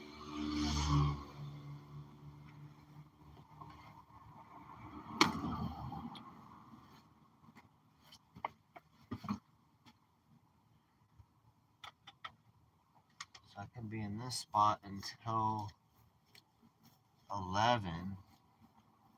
Time is right now 6. I can't go IRL because I'm wireless right here. I'm wireless in this spot right here. I do want my ice cream though. I do want to walk to Whole Foods and get my ice cream, dude, for the night. I need my daily ice cream. It's part of my therapy.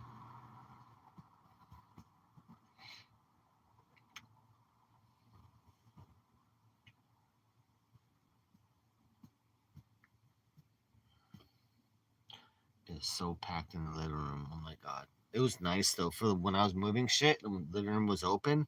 I was like, that's what it should be like. That like, that's what real life would be like if I didn't have like a motorcycle and a scooter and a whole motorcycle trailer hitch all right in my living room. I was like, that's how real people live. I was like, that's because it felt amazing to have like space, but there ain't no space for my feet either. It's like really, really climbing over shit. But we still got the full fucking couch. We still got full fucking king size bed and the toilet going, and then a little bit of stuff in the shower that I take out, and I just do a shower. I warm up hot water and do a pitcher over me, pitcher shower.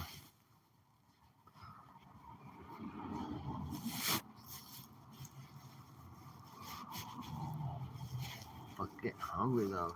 Shit.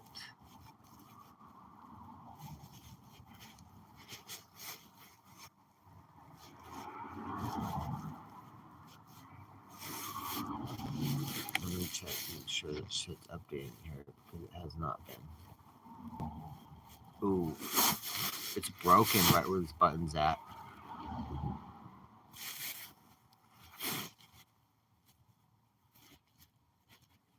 Ooh, it's barely lucky for that button to work. Ooh, boy.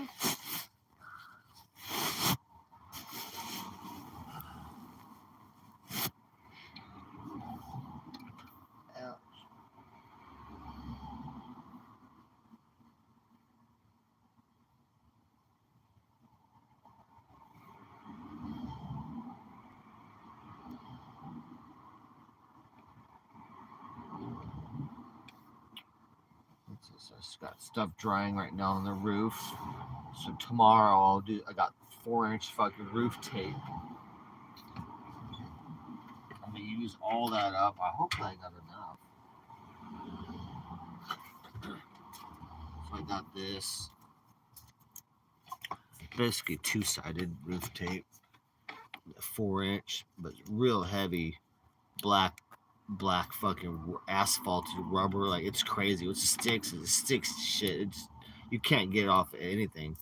And then white top on it, but that's what I got. So I'll put that over the seams and stuff tomorrow. Like I just did some caulking and and cleaning up stuff. Some damage control, some shit got scraped. So I'm gonna redo a little bit of stuff, and then also some last area that I didn't do yet. I put this on the edge of the RV on the corner, on all the corners of the entire RV, all the way around. So that's what I'm doing. So as soon as we get the roof tape on and done as whatnot, then I'm ready to put the whole skin the whole thing. So we're getting close.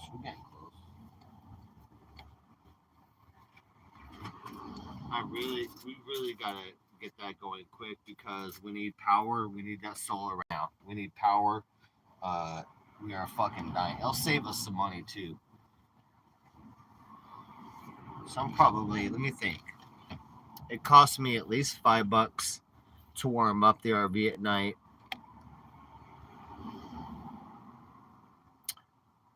I'd probably do it twice. It probably costs $5 each time. So at least $5 a day. If I just do it one time at night, then that's $5 of gas. That's $150 a month I would save just by putting, or more by getting my solar on right and then no gas. So I don't have to start it up anymore, and I won't have to move it as much either. because I move it. I don't mind moving it because that gives me electricity. So we'll save we'll save we'll save a chunk of money once the solar's in. Then my fridge can go on, guys. Fuck yeah. I'll have a fridge. I can have food like a normal person again. I can save food. That'd be awesome, dude. I need to buy a microwave. I'll be able to get a mic. I'll have a microwave. I'll get one of those, and then yeah, cause solar will have battery power for it. So I'll have a microwave. We'll be able to fucking like wake up in the middle of the night, get some cold milk out of the fridge, and microwave a little TV dinner, shit like that. Like that you can't do when you know I can't do that right now. So that'd be nice.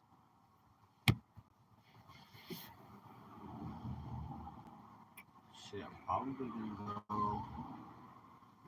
gonna go to Whole Foods, guys.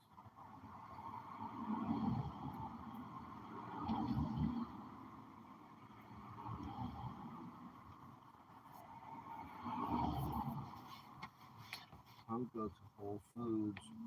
Okay, we'll be here for a bit. I gotta go scope or not. Do you guys want me to fucking leave the stream on? Or do you want to cut stream?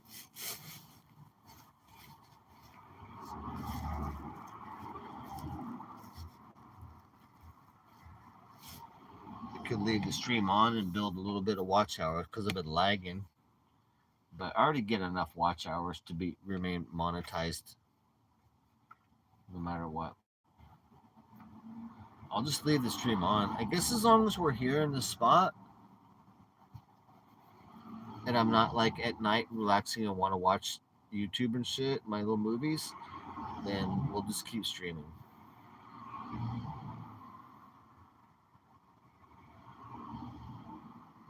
That'll be nice too. Once I get another phone, then I can stream on that 12-hour chunks a day.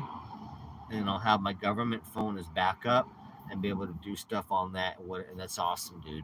Two separate phones. It's great. I'll try and do 24/7. So we'll see. Like 12-hour, we cut it, we restart it again. 12-hour chunks. We'll see, but we'll attempt that. I gotta get ready to go to Whole Foods. It's pretty chilly out.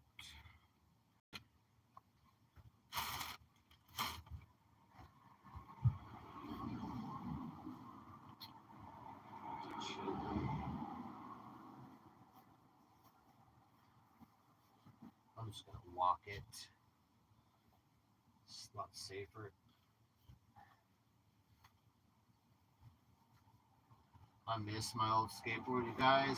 I miss it very much. It was perfect. Super light. So light. My new board's like a tank. Actually, it's my old board, but new trucks. But it's like a tank compared to my skate I lost. It's so nice. It really was the lightest pool board in the world. Someone's out there pretty stoked by my board. Trying to explain why it has so many holes in it.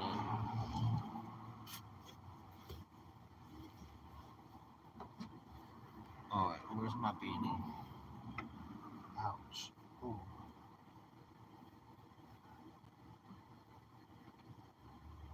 Alright, we'll let the heater run and stop. And I'll leave. I don't like the heater running at all when I'm not here. So if I'm not in the RV, I don't let the heater run. Oh, here's my beanie. Good. Just for safety issues until other things are done.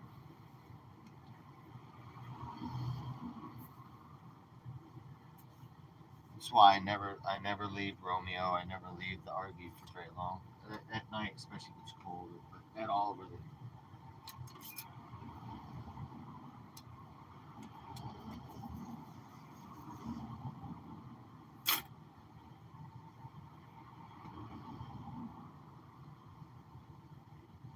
Yeah, we need to do a couple things for insulating. Basically, make new curtains for the front, make a new curtain wall that'll go right behind the seats, which would be nice. It'll be like a movie curtain, you know. I mean, it'll both sides will slide open, slide closed, just like the front ones.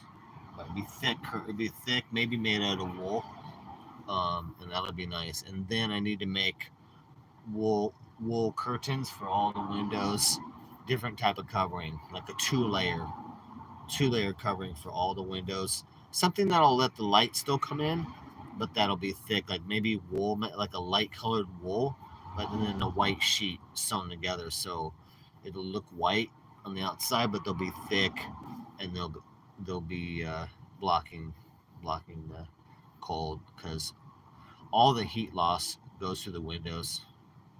The rest of the RV is hella insulated, super good. So our old ass windows and whatnot, they just they need to get covered up.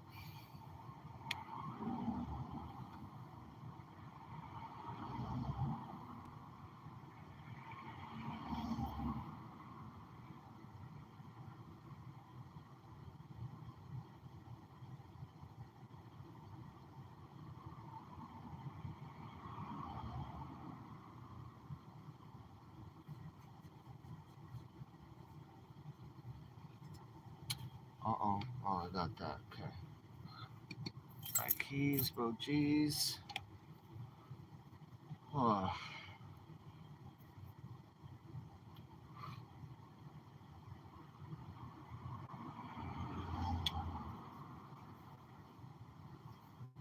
Where is?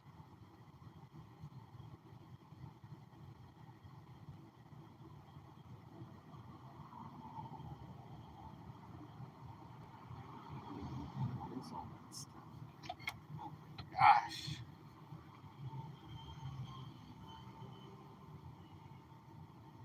Where did I put? Oh yeah, I put it over that line.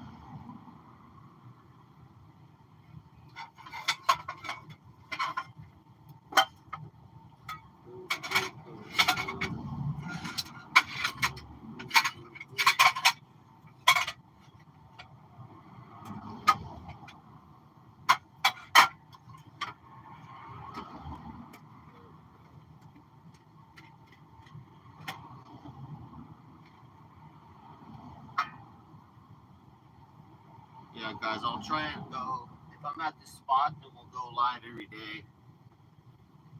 And I'll be at the spot working on shit, so. And then when I get my new phone, uh, I'll keep it live all the time, and it can make it to a chat room too, the TTS. But then when we're chilling, I want to have TTS and media going, and then do some short trips too as well. Some little short trips. We gotta hit Malibu up. We gotta do a Malibu stream with Turbsky. We gotta go do Hollywood with Billy John. And then do some touristy shit. I want to go to the observatory in Hollywood. I want to go to the Hollywood sign. Um, there's pretty steep fucking hills up there. I saw in my RV. I drove my RV to Hollywood last weekend, man. So some of those hills, I have to watch out and see it. I don't know if the RV is too steep for it or not. So I'll have to see. But there was one hill I went up in Hollywood where it was too much for the RV. I was a little scared. I was like, fuck, may not make it, may not make it up. And the light was on the hill as well, so I just ran the light a little bit and had to keep going and turning because my RV would not have stayed on that hill. So that and especially now with the brakes, we gotta be careful, but we fixing it. I'll have good front brakes again Wednesday when I get my brake pads. And I'll have brand new brake pads in the front, and it'll be all good in the front again. Temporarily, we'll keep improving, but I ain't doing no Hollywood or no hills or no freeway until our brakes are square again in the front.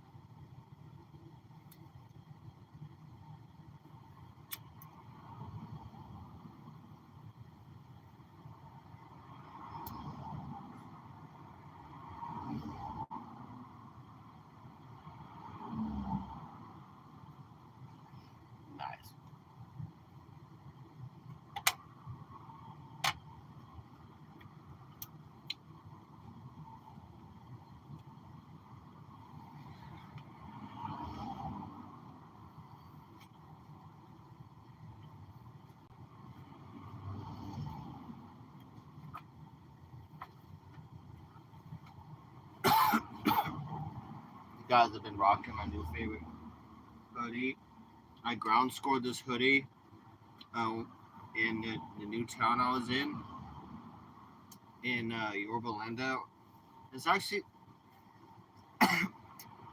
it's like a couple different areas, but kind of Yorba Linda area.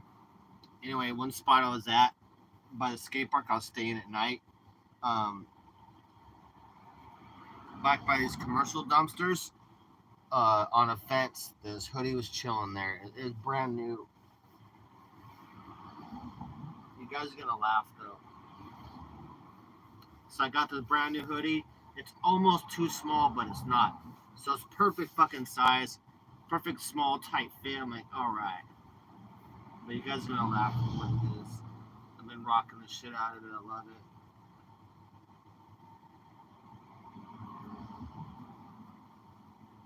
It's brand new though. But check it out, guys. Look what I'm rocking now, guys. The fucking look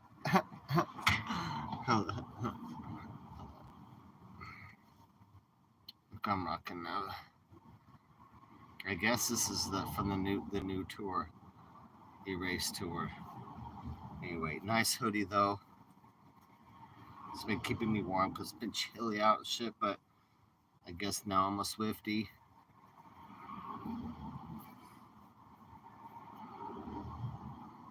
So I'm know what life's like now as a Taylor Swift fan out there. So that's what I'm rocking now. I love it. How cold is it out there? Let's see if I need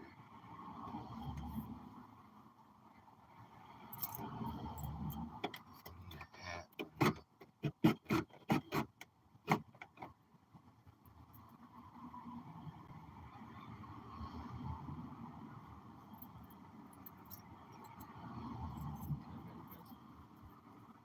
Heater off. Okay, heater off. Plug you guys in for power real quick.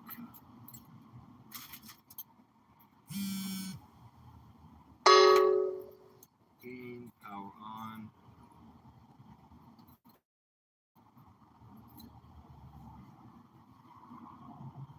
I don't know if I need my beanie or not. I'll bring it just in case. I'll be back in a bit, guys. I'm gonna walk, get my ice cream.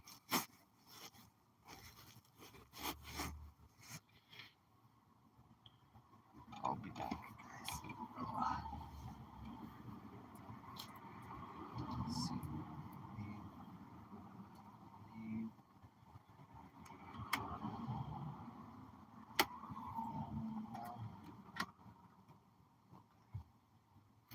This one reduced to 1.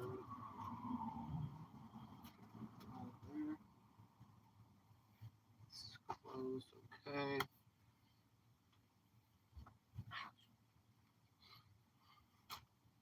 Alright, guys. I'll be back in a little bit.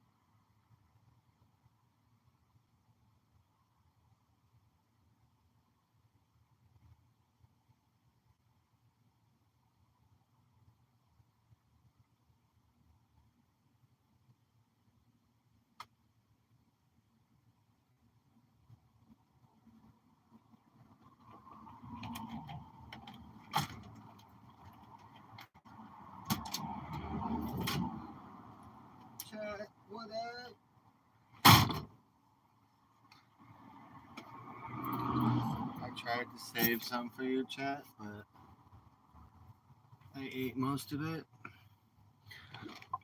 Dude, every day I love this one so much. Toffee almond fudge. It's the best. It's the best.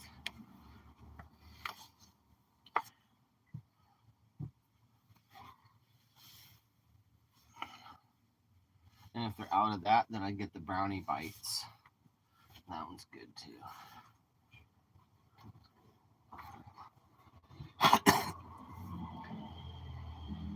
So I could be in this spot for a little bit more. Let's see, 7, 8, 9. I don't have to leave this spot for 4 hours.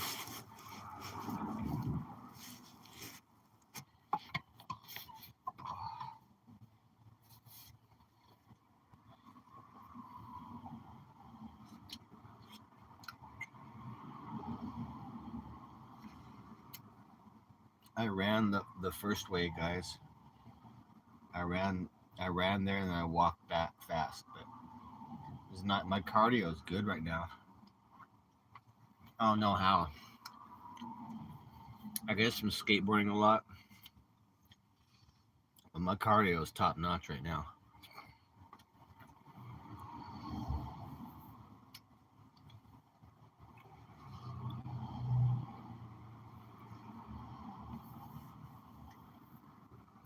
I was able to run the whole way to Whole Foods and not be winded at all. Just a nice smooth, like a fast kind of jog, but smooth, man. Sometimes you'd just be in the zone.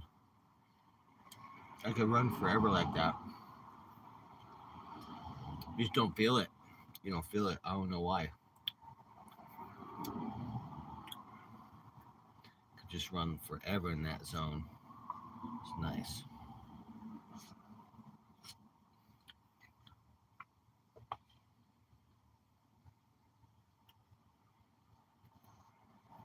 Yeah, I got my favorite ice cream for the day, and then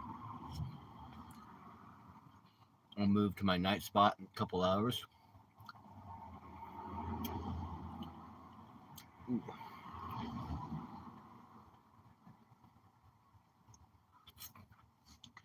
Oh.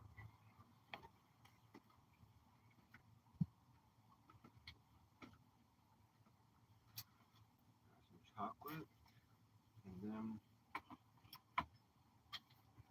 what's that chocolate bar I got from church?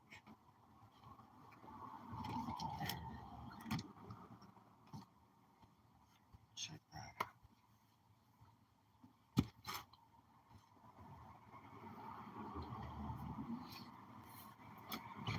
A guy from my church gave me this. I guess it's Mr. Beast. Mr. Beast Feastables. Basically, it's like a peanut butter cup, like a Reese's. A Reese's. Let's see what we got though. So chocolate over peanut butter.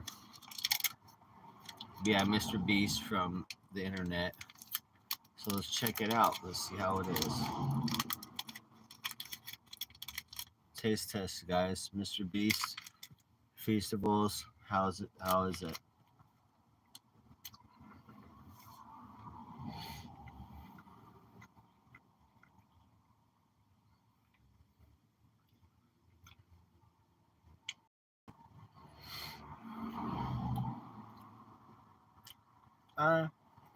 Not too much taste at first.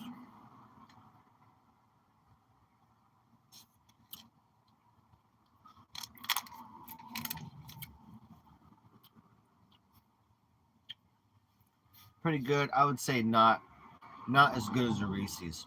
No. They got some work to do.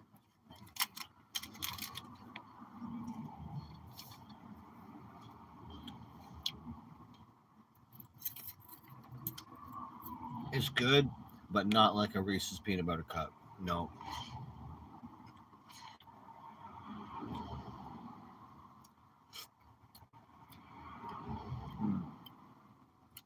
Definitely good with chocolate ice cream too. So good. That's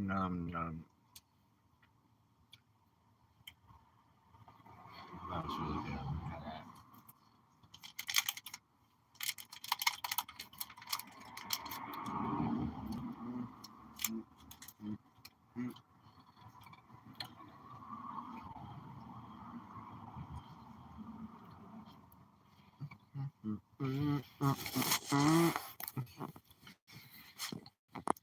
Chat, look it up. Who chat?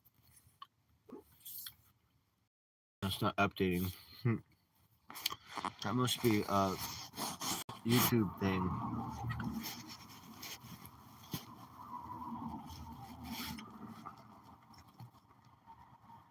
Scoop gang, we back. Yeah, I got my scooter right here.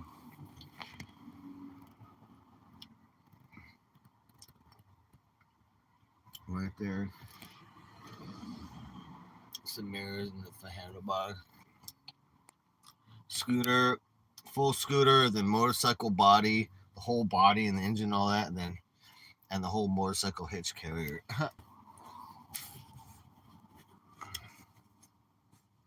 But we had to because we got issues trying to tow it and have it on the hitch. So we got control of it and nobody's gonna steal it.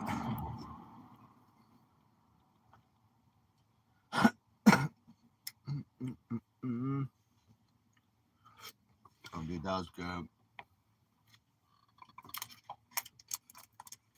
Yeah, get that scooter going pretty soon here, and then I already have it insured, so I'll ride that.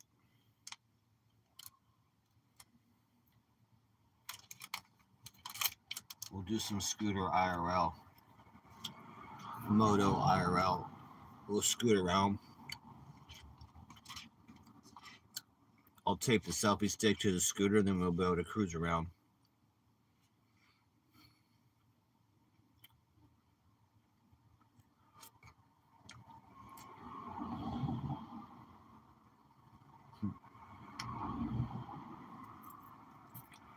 Vegan actually did that. Remember, Vegan was on a scooter for like a day. I was like, oh no, she's gonna die.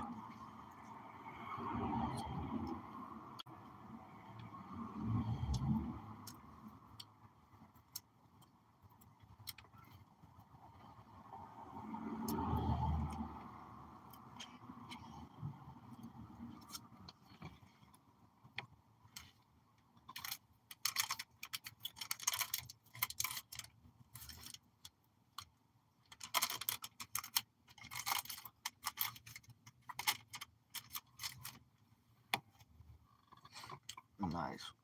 All right. So yeah, so the spot I'm in right now, we have wireless, and so I can fix my RV. So I'll be working on this spot, hope maybe every day. So I'll be able to go live every day.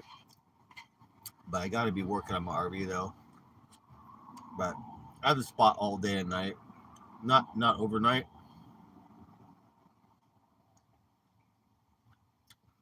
But this spot I can be at from 5 a.m. to 11 p.m. every day. I'm gonna have really strong internet.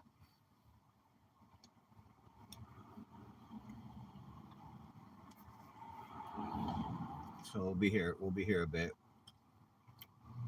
Got some RV work to be doing.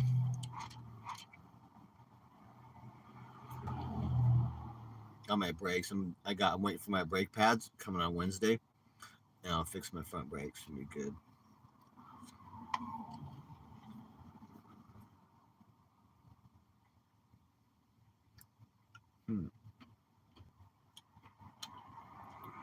Lights went off out there. Spooky. Uh-oh. A power outage?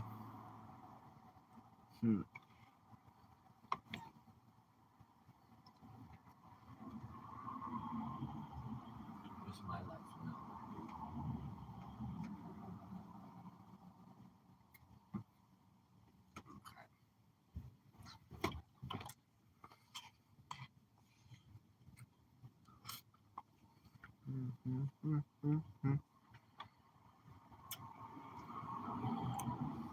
The best, guys.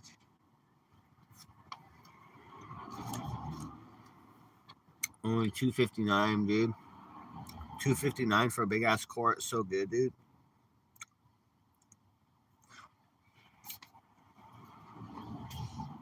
I'll probably end stream here in a second And then I'm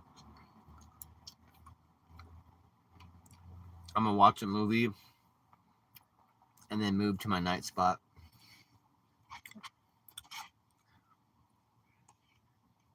Spegulos. What's Spegulos?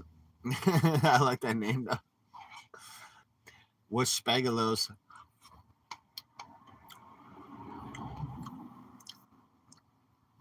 That sounds like some I'll nickname one of my kids. I got a bunch of nicknames for my kitties. I'm like Spagalo. What the fuck?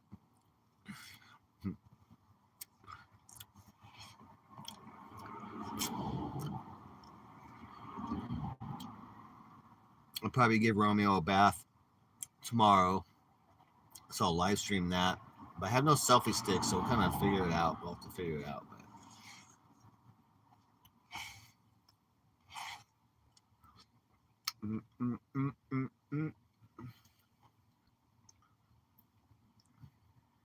Fucking so good. This is the cheapest ice cream they have too. This is the cheapest one they got. They have ice cream like $9.30 for like this size. I'm like, holy crap, dude.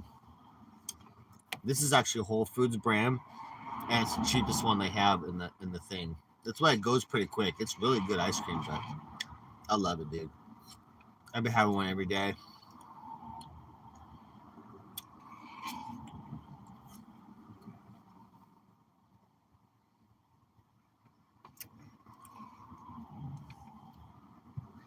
Usually they run out, man. I usually clean out their whole aisle of this ice cream.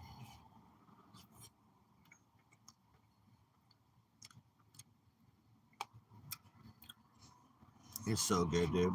It's so good.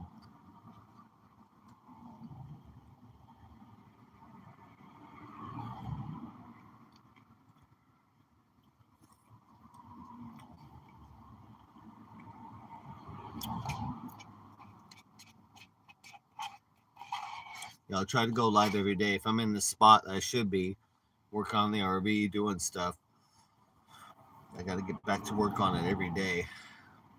And then we'll go live. I have badass wireless signal right here.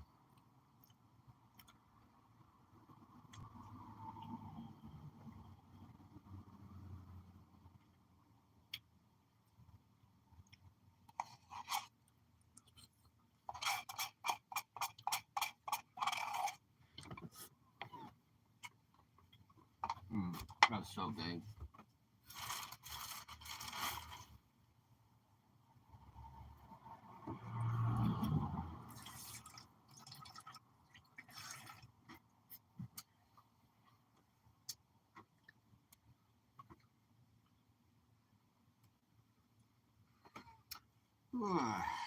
I miss my living room, but I do like having my motorcycle and my scooter safe because that's a lot of money. My scooter I hope to sell for like $1,400, $1,500, but I got to bring it down $200 for the registration due. So hopefully I get $1,200, $1,300 profit for my scooter, and then I'll put some money in the motorcycle, assemble that in the RV, then I sell my motorcycle for about $5,000, and then we can fucking go on vacation. That's why it's really important for me to hold on to that stuff and not have it stolen, because it is big money. The motorcycle mainly. We can really fix some shit on the RV, and then we got gas money to fucking just go and get basically pick up and leave wherever we want to go. But we on it though. Especially like with this shit that's sitting in my living room right now. Like now it's in my face. So now it's really like I'm gonna knock it out because I want my living room back. So shit's gonna get done quick now. That's fucking sitting right in front of me. But yeah, we're good though. I thought my scooter was gonna be stolen, so I'm glad it's not.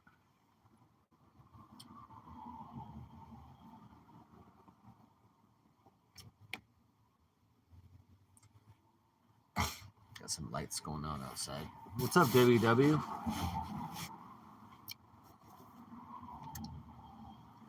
Yeah, I've been doing good, dude. I just ran. I had a badass run.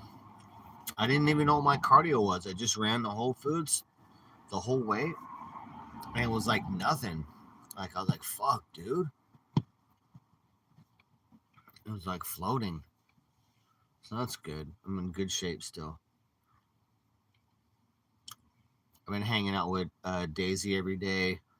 I film for her a lot too, for her channel.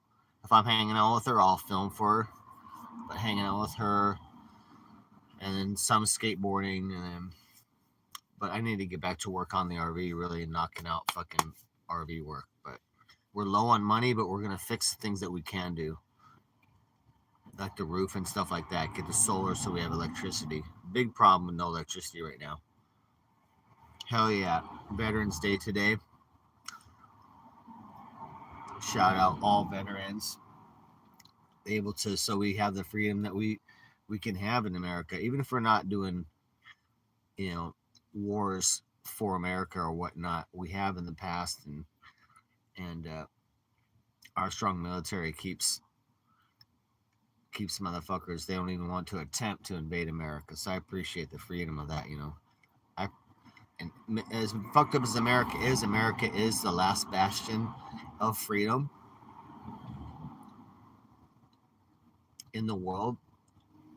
In America, you really can still do anything you want almost. So shout out, and that's our veterans and whatnot in the military, making sure we we're safe and we got the will to be weird. Go out there and do whatever you want, really.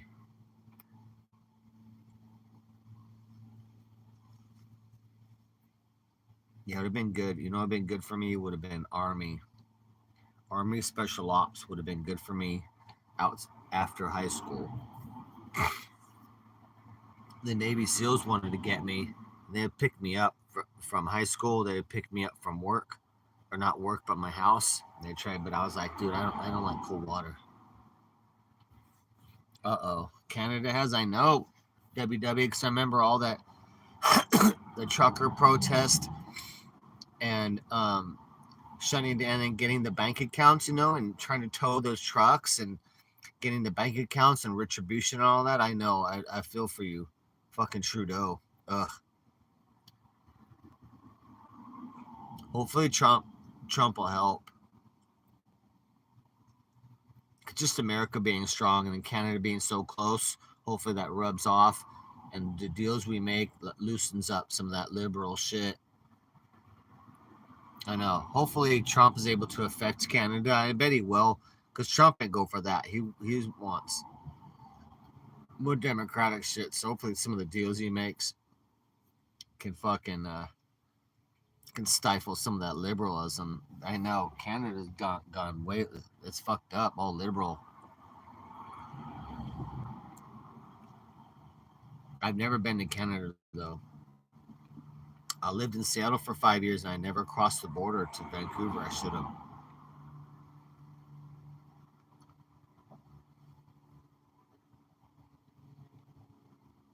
Next time I'm in Seattle area though, I will go across the border. Go check it out. Actually, I might see which friend who's bummed out. Daisy? Daisy's bummed out. She just broke up with another new boyfriend she had named Cross. Oh, VP.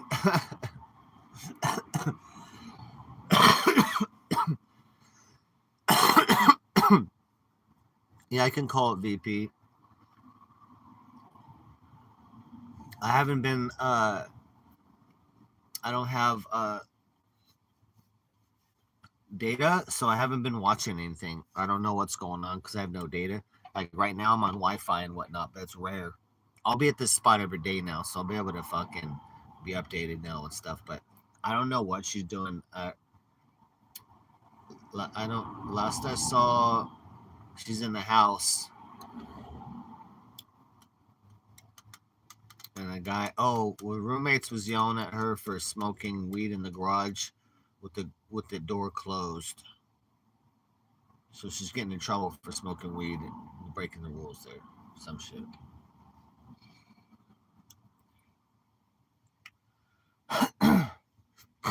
But she just got her doggy. Hopefully VP's place is stable where she's staying at. That's the number one thing that needs to happen. She needs a place that she's not going to get kicked out, and so she can work and build her life back up. Stable place for sure. Yeah, I don't know what's going on with her. And then I saw something else that said, I don't know, someone rumor, someone saying that she needs that the roommates want $500 by a certain day or they're gonna kick her out. But I don't know. It's just brief shit that I saw. I don't even know what's going on.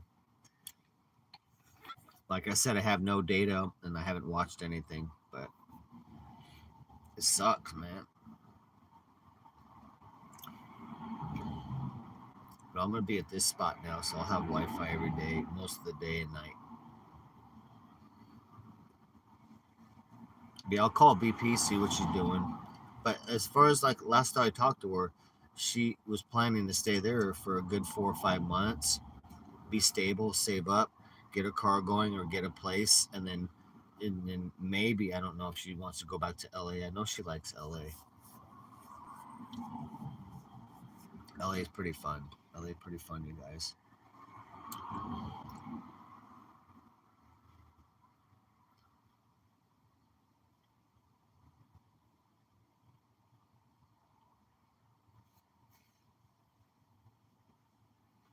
We have to see what's up.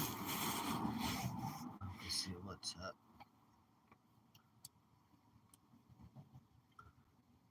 Special shout out to Sydney Cat. Sydney Cat fucking helped me out with some dono and really helped me out on some rough times I've been having, and I really appreciate it.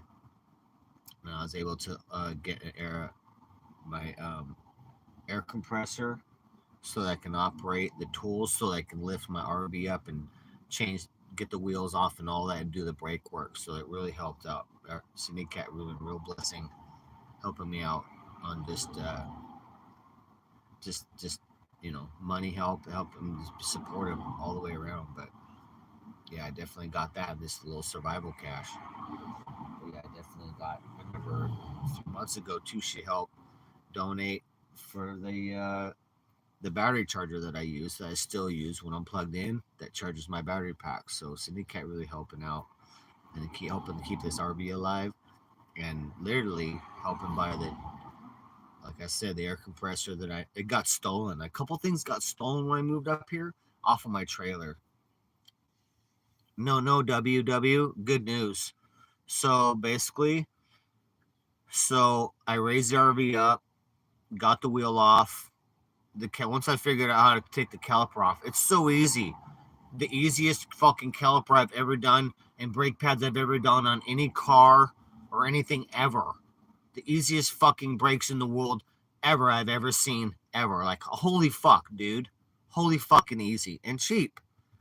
So I took the part off. The pads are almost destroyed, broken in multiple pieces a little bit, and glazed. They're just fucked up from the heat, but they got a little bit left, not metal yet.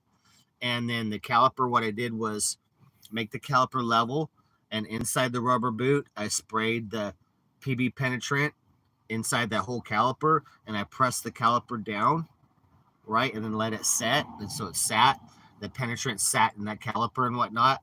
Put it back on, and put the pad back on. The pads are bad. I ordered new pads. They're going on Wednesday. And so now the caliper moves freely now. So now the caliper is not grabbing, it's not pushing and holding anymore. It now moves freely now. But the rotor's warped. So if I push hard on the freeway or high speed, it'll shake because it's like, it's warped. The rotor's warped. Yeah, the C-clamp. Easy, WW. Like, you know what I'm saying? Like, so I got the caliper pretty big. So just take a piece of wood, a 2x2, 2x2 across it, right? 2x2 across that, and the C clamp, and just tighten it.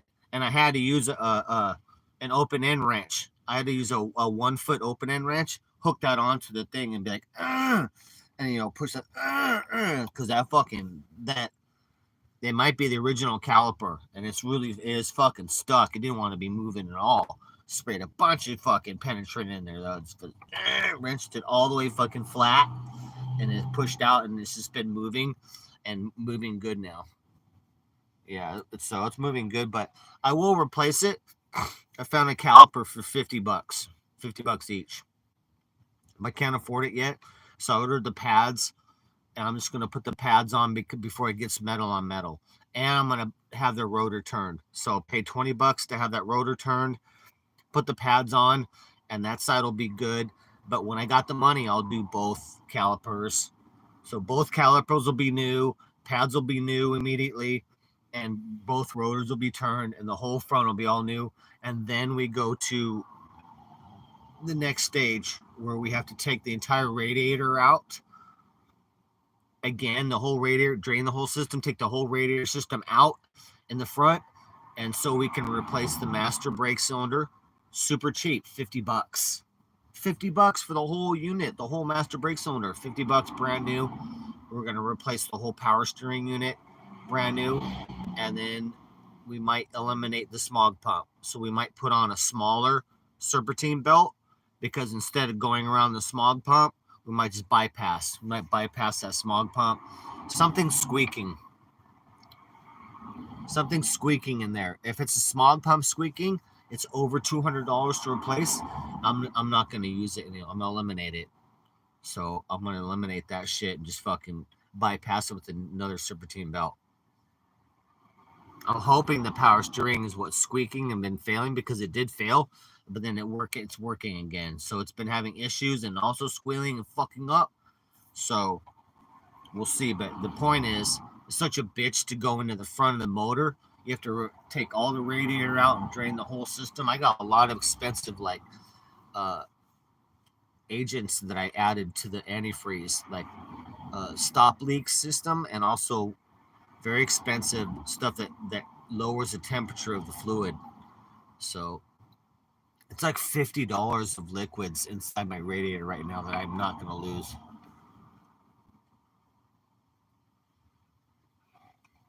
Yeah, we've had some issues on this, but to be expected on an RV, a little bit more than expected of things going wrong. But you don't know, like, now that, because I drive the RV every day, we put miles on this thing every day we drive it. That will really make everything settle, fail or continue, you know what I mean? So I didn't do a lot of driving in San Diego, mainly remodeling and fixing things. But now we're in Venice and LA. We've driven about 1,000 miles. That, yeah, a lot of things, some things failed, and some things have become evident, like, hey, we got to repair that. But what I like is that the parts are very cheap, and the things that I do, I'll never have to see for 20 years, very cheap stuff. So we're just knocking out right now front brakes, we're knocking that out. But we have a brake issue going on. We might have the master brake cylinder failing.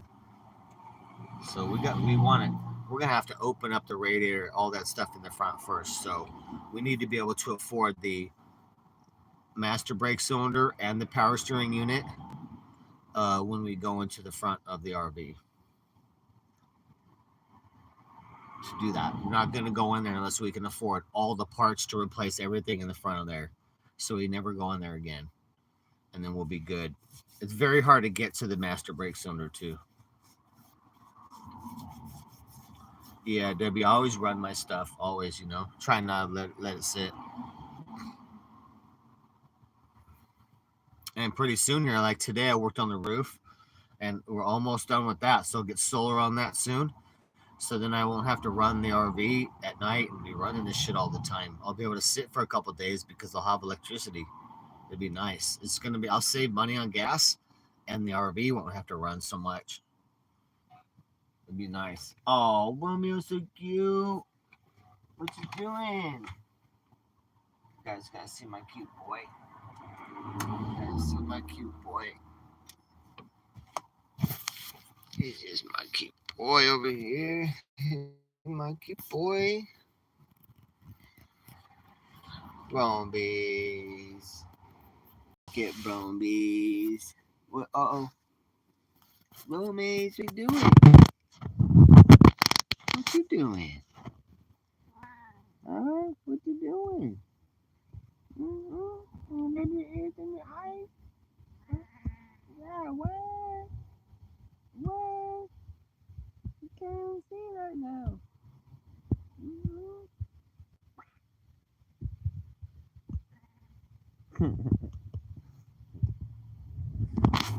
Motorcycle is so basically. Let's see here.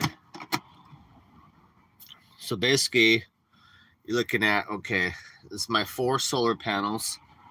My DJ system is all behind all that, and then the 4 big ass solar panels, right? And then we have my full scooter, right? Full big metal motorcycle bitches, dude. It's like 8 feet long. And then there's my motorcycle right there. It's in pieces though. It's just the motor frame and then the subframe. It's a single side swing arm. And then I have my wheels and whatnot in the back. Wheels and a box of parts. But that'll be coming up, the assembly. We got to assemble that. But scooter first, get that done and get ready for sale. Get the money for that. And then we can finish up my motorcycle and put some money in the RV. Motorcycle though, super fun. It's bad. It's got some badass parts. It's basically a cafe. It's a 1994 Honda VFR 750. Very special bike. The most wonderful bike, technically advanced. The most technically advanced thing Honda's ever put out. Probably. The bike is it's a magical bike. It's a magical bike technologically. So I love it. So I made it into a cafe racer, and it has almost 100-pound diet on the stock weight. So 100 pounds off of the stock weight. This fucking thing is a beast. It's a easily 200-mile-an-hour bike, and it'll get there very, very quick. The single run super bike races. But yeah, basically cafe racer. I gotta make a cafe seat for it, and it'll be done. No, I have all that stuff. WW. That's easy stuff. It's not a lot. It's not complicated like the stuff that's left. It's not complicated to. That's what I do for a living. But as far as bikes go, like I just assemble this bike in a day. It's not a problem. I got this kind of attached like that, but there's the little single side swing arm made by Elf in France. But yeah, super fun bike. I just need to make a cafe seat, racing seat, and then I need to weld another section on this rear bar, a little crossbar, because I got the flat bar like that. I just need to weld a bar that goes to the side a little bit like that, a little bit of an arch, be arched, and then be done with it. Sell this for a pretty. I'll write it and I'll sell it for a pretty penny. But anyway, that's not as beautiful as my beautiful Romy Tommy's good, bud. What's that, bud? Come on, bud.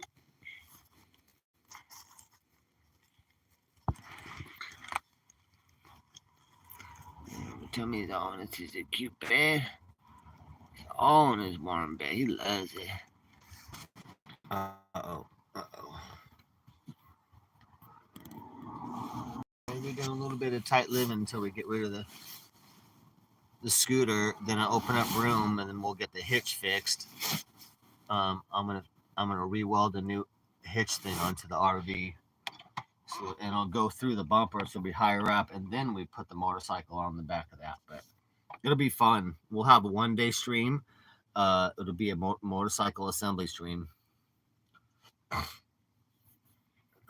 So basically, you'll see it. Well, one day I need to clean the carburetors and they'll be ready to go. Then it'll be a 1 day assembly stream and it'll fire up at the end of the day. You'll see it get assembled and you'll see it fire up that day. And I could drive it around. I actually, you know what? I need a gear shift. I think I'm missing a gear shifter. I bought an aftermarket one, but it doesn't fit. I bought a badass red anodized one, but it fucking doesn't fit in there. So I have to get a stock gear shifter. And it has no seat or whatever on it, so I'll have to fucking stand up on it while I ride around because it's got no seat.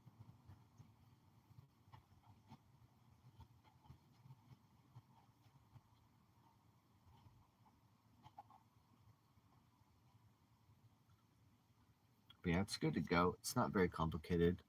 I already printed out my printout. The front assembly is pretty easy. There's only a couple things to do, the forks and whatnot, a couple nuts and bolts really.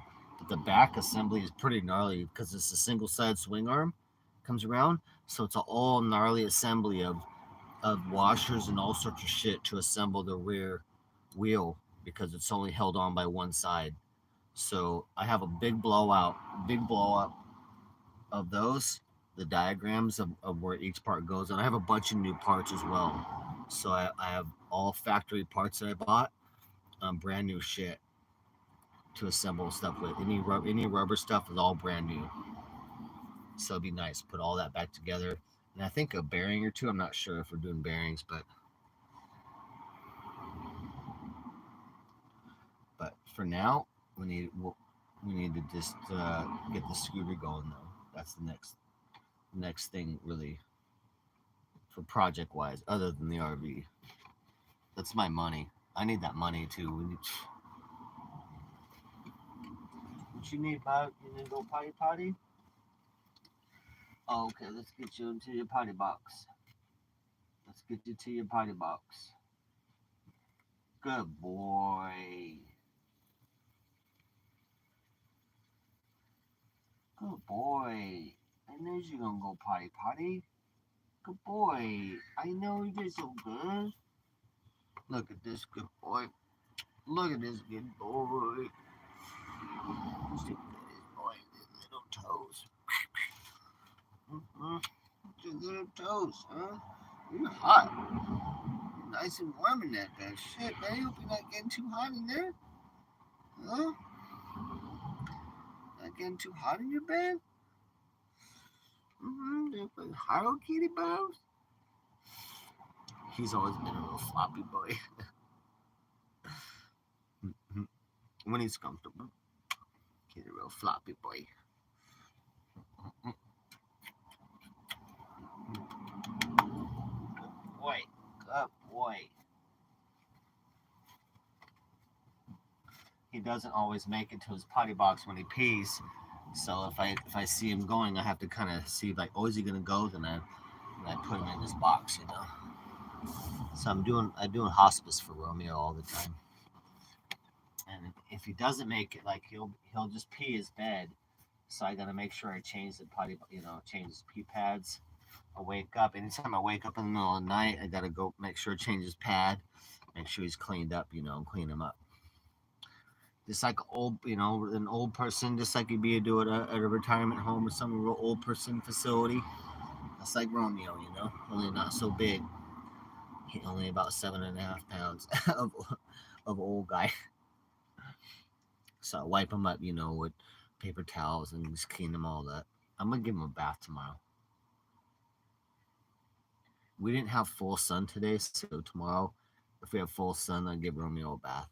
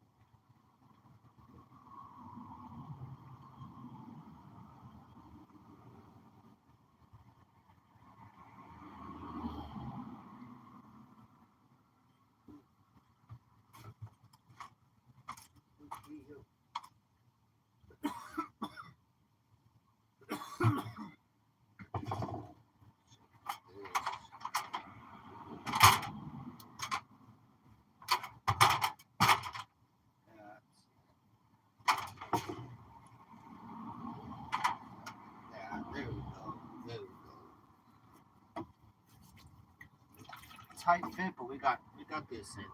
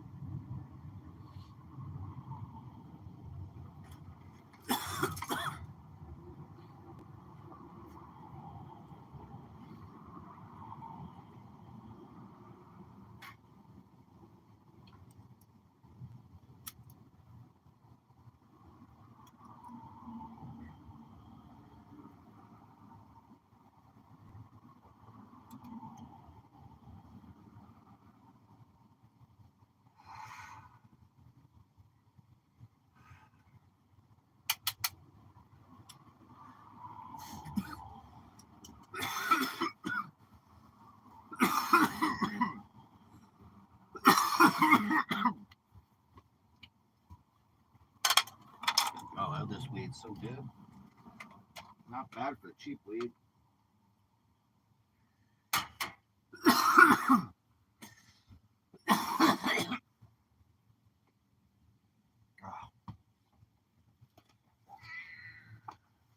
Good boy. Let me get your food going. Let's get it going.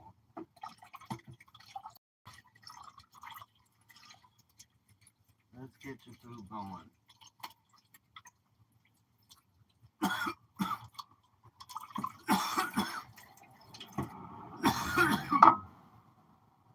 Shit.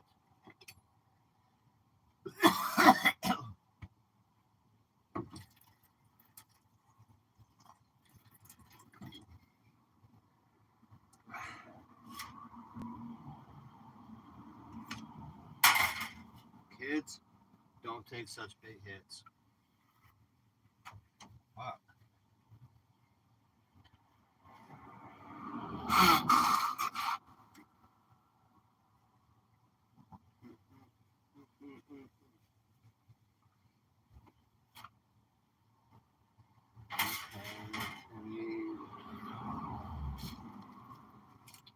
Got tuna and wet food, so combine those together, half and half for Romeo.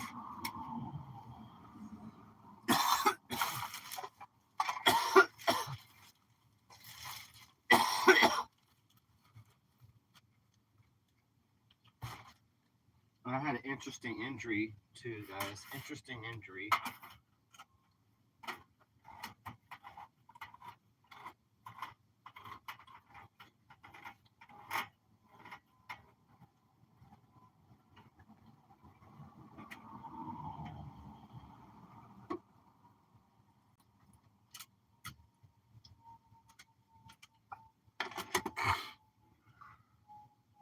Oh wait, hold on. Let's get Romeo fed first, and then I'll tell you guys my crazy injury I got.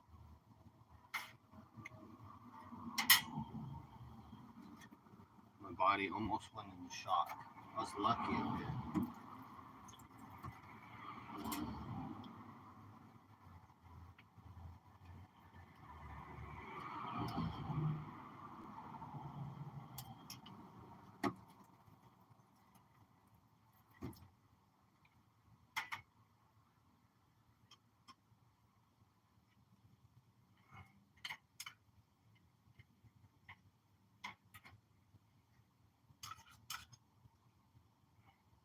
Oh, Romeo, you got a bunch of tuna coming, buddy. Go be macking, bub. Go be macking, bubs.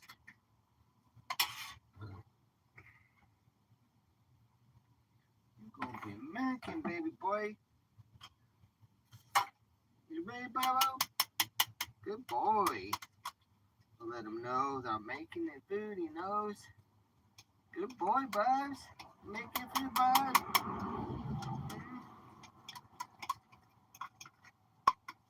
Okay. Hold on a second. Hold on a second. Probably coming. Hold on a second.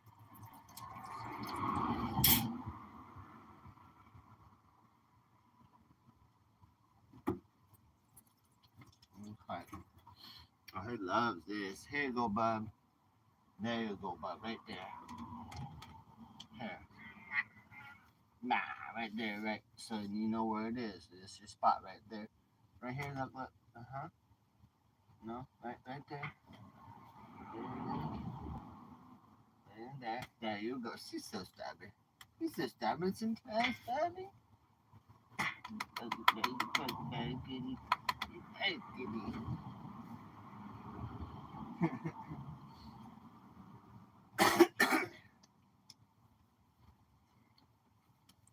So like a fucking week ago or something, I was outside or a little more. I haven't done much since then. I was doing the staff. So like 6.5 foot, the big staff, dude. After doing staff work and shit, doing it's crazy. It was a good night. Learning some new shit. And then somehow I fucking hit myself on the funny bone right there. Oh, I could still feel it right there. It's swollen a little bit. So as a result of that, well, first of all, I almost went into shock. I had to sit down and then breathe and go, oh fuck, because it hurt so bad. It shut my entire arm down, couldn't move my whole arm. I was like, oh fuck, I knew it was coming, like possible shock. Usually it's shock. It means you have to lay down, then you'll go into cold sweats. You want to die. Like you can't do shit. Like shock, you're gonna pass out. Your body wants to pass out, is what happens. And so I was like, oh fuck, I don't want to pass out. So I hit myself just for hitting that one spot and that little tendon. And so now, like it's been getting better now, but this that swelling up a little bit has been affecting all the way coming down, all the way to my knuckle, which I broke a long time ago. But it's been making that shit hurt. It hurt a lot, like as if it's something's wrong, but it's not. It's the pinch up here, pinching that all the way down to this knuckle. I was like, oh fuck, dude. That was just one hit from that fucking staff on the pressure points, like the elbow pressure point and shit, pressure point on the wrist. But you can get hit on the elbow. I hit myself on the elbow so hard, and gone into shock and like mildly pass out. Have to lay down, get cold sweats, raise your feet because you'll go pale. Your head goes pale. That's getting hit on. You get hit on the head, but it really it could be in the knee or in the elbows is really like that. I find the knockout. You get hit in those points, and you just want to throw up. Your body goes into shock. So that happened. Luckily, I didn't pass out or nothing, but I started going into shock. I was like, no, no. I just sat down and breathed, and I was like, oh my god. But just like, boom, and hit and go, oh, and dead arm going, oh, dead arm going, oh no, no. That's where you be hitting people. That's where you got to hit people on them pressure points like that. Hit them on the knee, different parts of the knee or the elbow or in the side of the head, and in your body. They'll just people go into shock. You don't have any choice. Like just hitting that point in the elbow, like my whole arm was dead. The dead arm. So if you get hit in the elbow like that, you're dead. You can't use that arm now. Your arm's gone for a bit, and you probably go into shock because your body's like, oh, your body's freaking out. But yeah, I haven't done a lot of staff since since that one. It still hurts, still a little numb, like it's numb all the way down. It's fucking with that. So I've been trying to rub this elbow and whatnot because it's oh, it feels terrible. But yeah, that nerve all the way down and it making this feel numb. I was boxing, been punching my sandbag a little bit though. Got my sandbag out. I was trying to see if the sandbag would help take the pain away in my hand that this is causing. Do a little bit of sandbag work. But yeah, I just did run. It was awesome. Nice little run, like a mile or something. Nothing. It's quick. I would like to start doing some steady cardio and then seeing what I could get on my fastest time for a mile. See what my fastest time would be for 1 mile run, and then like also 440. I used to run the 440 for track, but I like to see what I could do a mile in.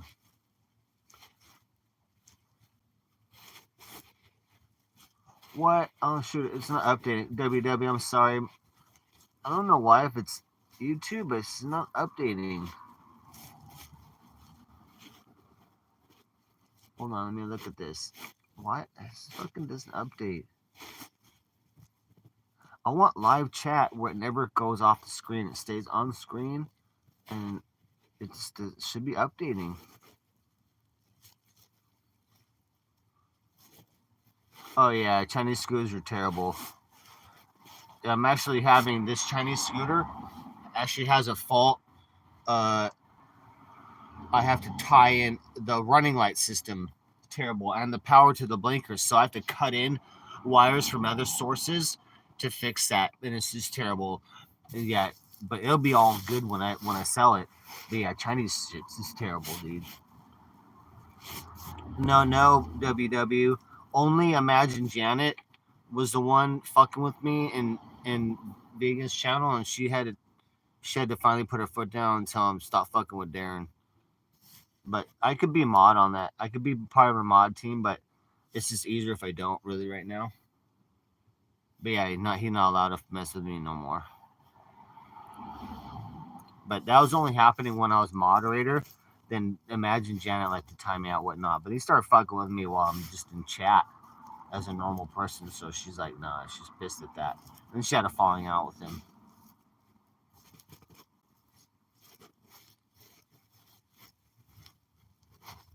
Say, Mark, what up?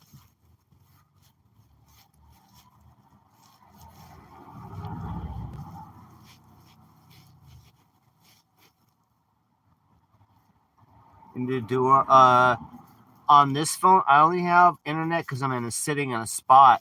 But with but Turbsky can go live.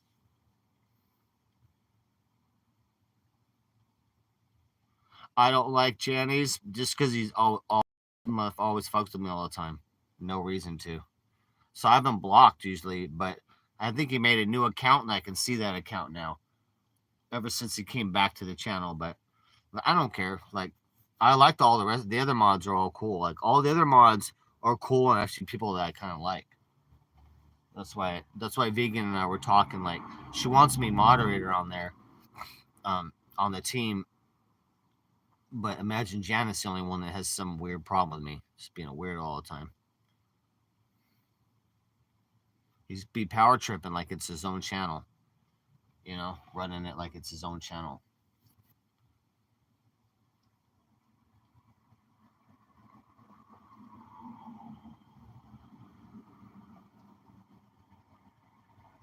That's why it's easier for me just to not be mod there, and that way he has no he can't touch me or he can get in trouble. You can't make any reason up because I don't. I'm just talking in chat. I'm not moderating. I'm not doing anything. I can't time anybody. I'm not doing. I'm just a normal person in chat.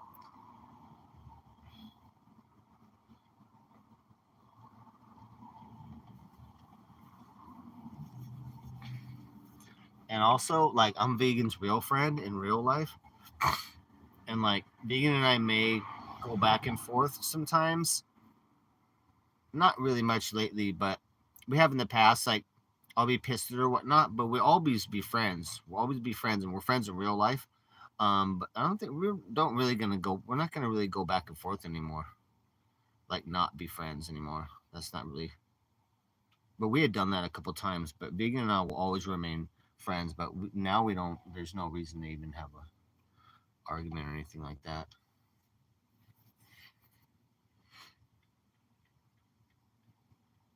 But yeah, I believe Imagine Janet double crossed her or whatever, whatnot. Like I'll never do that to Vegan. Like I'm an actual friend in real life as well.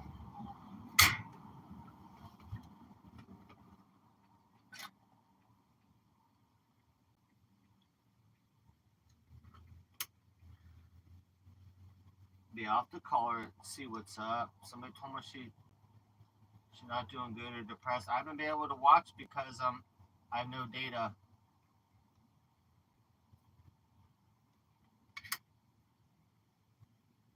Uh-oh. I'm gonna be at this spot more though.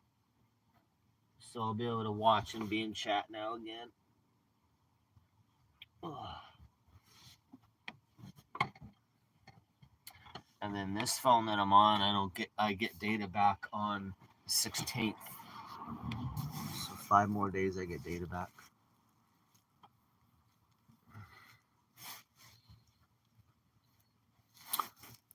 Yeah, no. There's nothing. Megan and I have no reason to ever really argue about anything.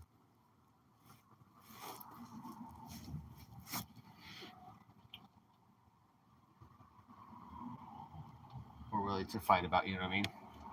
And I like Vegan. I always wish the best for all the time.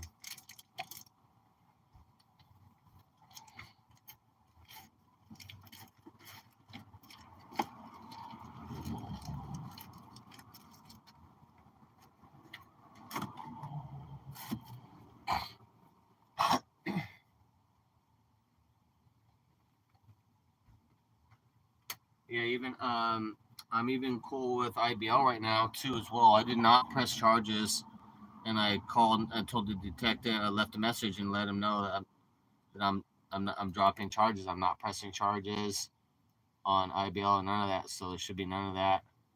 And sometimes I'm in IBL's chat, so I made it with him. Like we're cool. We could hang out. We'd be all right. So I like that. So I don't want to be fighting with anybody, but that's good though. Yes, I made up with IBL and we're cool.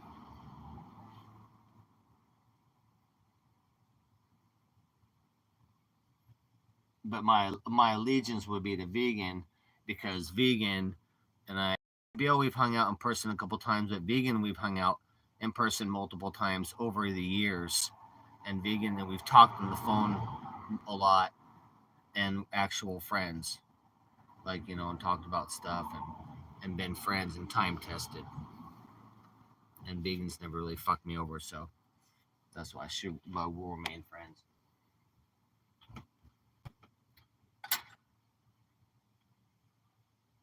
What's this? Oh, kitty food. Ooh.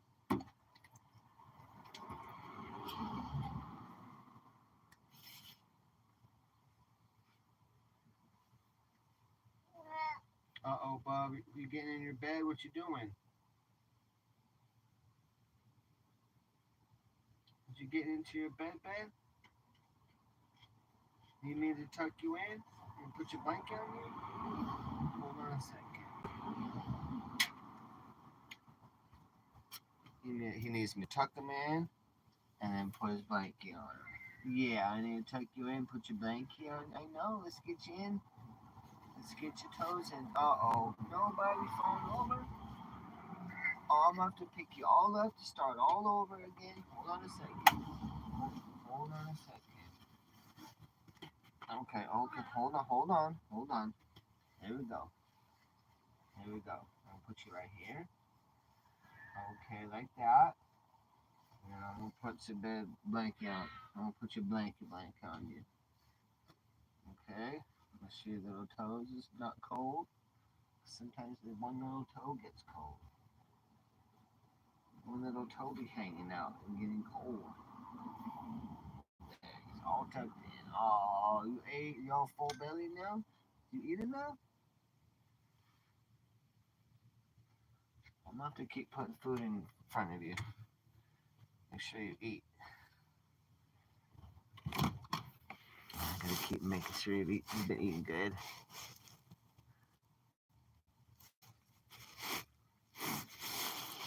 Let me make sure. I have to manually update my chat. Hold on.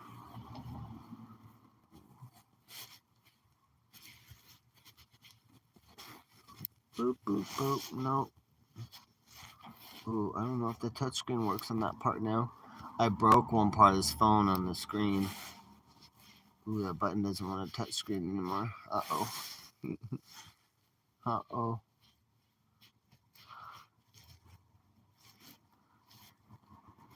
Okay.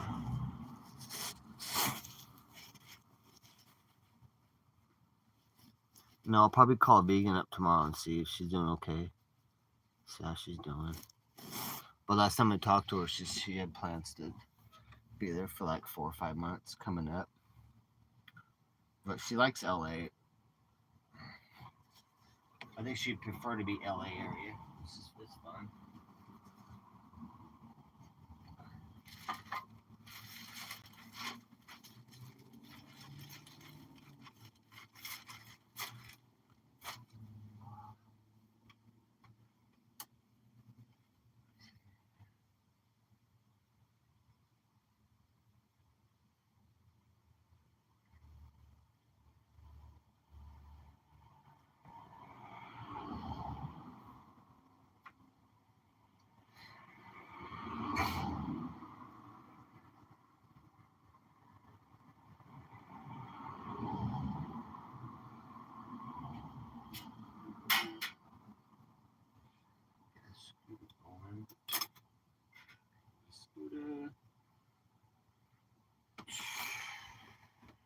Shoot, once I get my little, I might do some little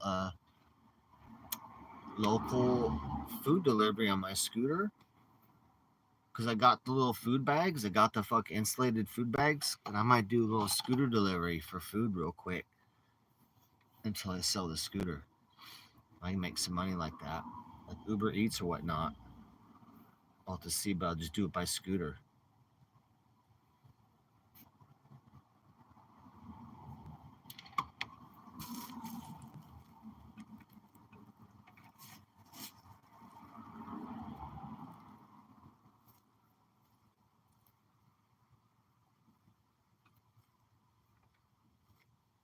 Oh, I didn't destroy IBL. I did defend myself. I don't. Anything done to IBL is defense. If I'd be offense, you would know that it would be offense. But those are people coming over to my RV, and Vegan got very loud and yelling and screaming, and IBL started yelling and getting loud and screaming with my baby boy Romeo and my kitty sitting right here. I don't fucking go for that. So there's no like me doing things to them. I'll play defense. And so that's why IBL got exited and Vegan had to leave as well. And then IBL called the cops and all that. So there's no like actions of me. The actions were done to me, WW. I'm the one that got maced. I don't know what the fuck you're talking about, like me torturing him. I'm the one that fucking got maced. People got loud and offensive in my RV, you know what I'm saying, against me and my fucking cats. I don't know what you're talking. Do you know what you're talking about? Like, what do you even talk about? Like, oh, like you tortured. Like, no. The only offense taken was IBL offending my RV and my cat and my space and Vegan getting loud. Vegan, I don't mind. Vegan has a pass. That does not concern me. And then IBL macing me outside the RV, but reacting because he won't go away from my RV. I got out. He's not leaving my RV, staying out there screaming and yelling. You don't have a right to do that in front of my RV. Like, I'll get you the fuck out of there. And so I didn't lay one hand on IBL. So I don't know what you're talking about, torturing anybody or whatnot. I'm the only one that was the victim there. The only one that any shit happened to was me being disturbed, my space in my RV being disturbed, my spiritual space, and the fucking space from my Romeo. They don't fucking go for that. Um, Yelling and screaming around my cat. That's fucking not acceptable. You'd be lucky to even leave this RV without going to hospital, honestly. That's my normal policy. Like, it was hard for me not to just smother him at that point. Like, I wanted to just jump on top of IBL and smother him at that point. I was very kind to let IBL leave in a conscious walking state out of this RV because that's a big fucking rule broken in my RV. You don't do that. You don't be raising your voice, getting all crazy and shit like that right in front of my disabled, blind, just had a stroke baby boy kitty, like 19 years old.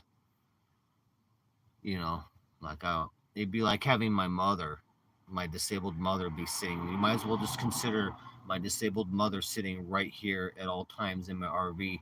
That's how I treat my RV space. Like, no, don't don't go for that. So very nice, Tabio. Very nice in that.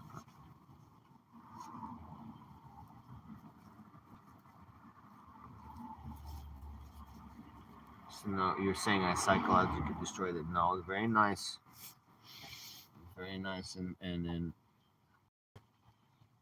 like I said, did not press charges because it's not needed. But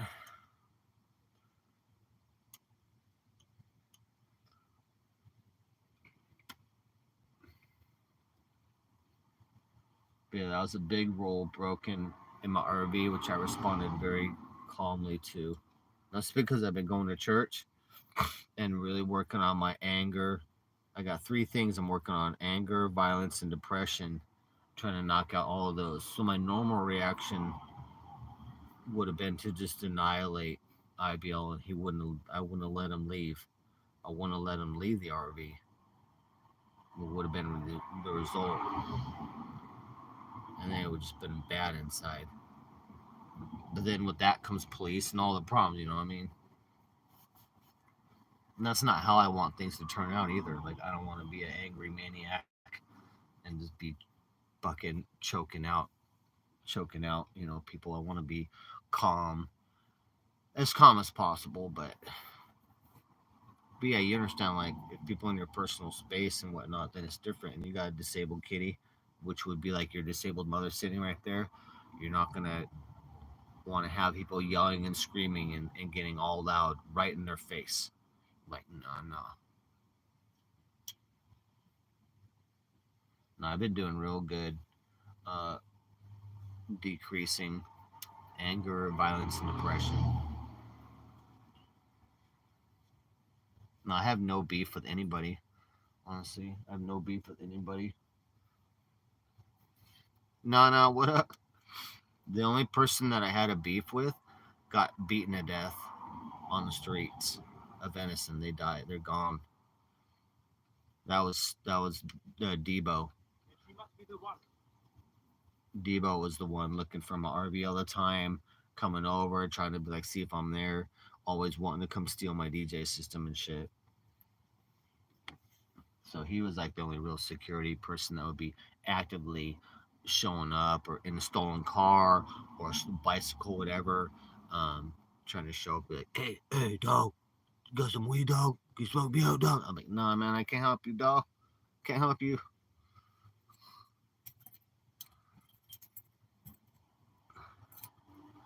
They now I got protection on the street.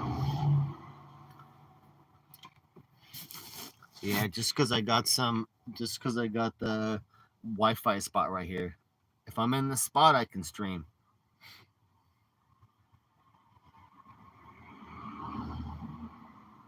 And then if I get a new phone, another phone sent to me, used phone, but it's new this year, then I'll be able to stream every day and do unlimited data. So I'll be doing 12-hour streams.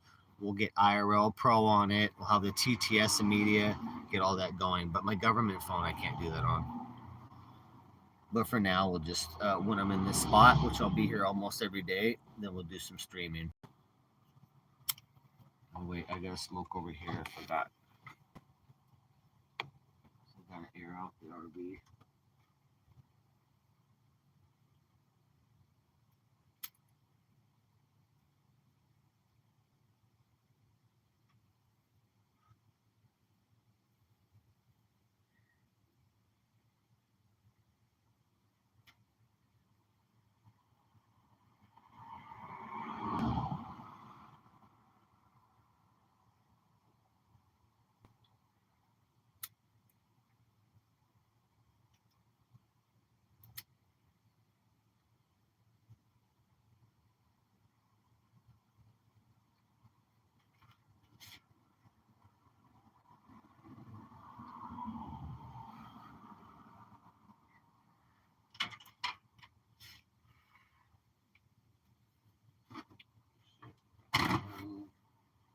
Soon.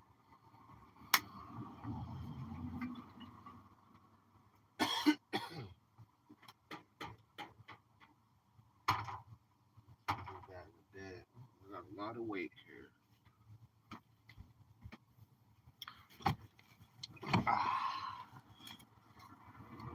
Chocolate latte.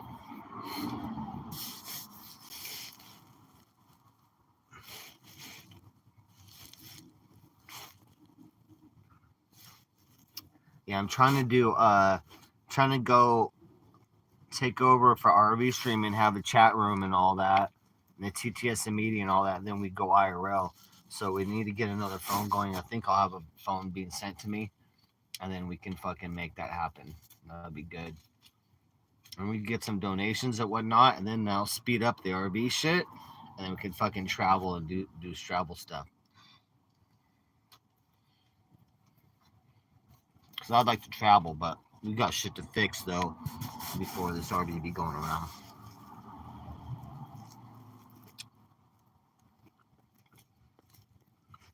What we're talking about WW. I'll repeat what you said back there. What you said, WW said, you said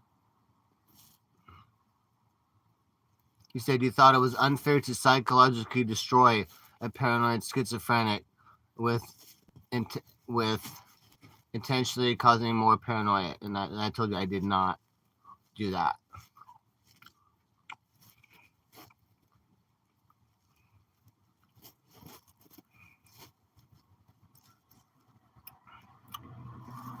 No, we've had a bunch of guests already, but I don't know.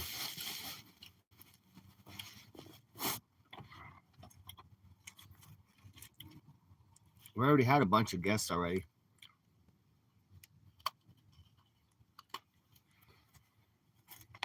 Honestly, guys, the last guest I had was fucking Jack Doherty and his whole crew. Famous shit. That was the last I guessed. Like big guests, we got my homeboy Terpsky coming over. That's normal. We'd be hanging out, but like guest.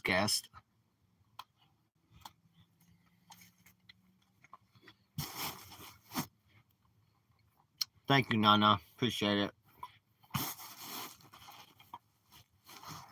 I've been trying to get Daisy to come over, but she just does not love to leave the beach. She likes to stay there all the time. I'm trying to get Daisy to come and hang out. Yeah, Terpsky did cut down on drinking.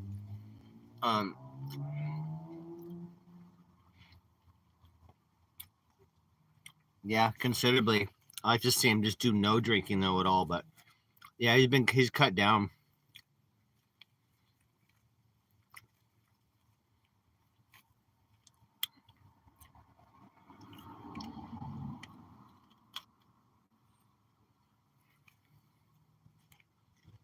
Yeah, Daisy's real hippie.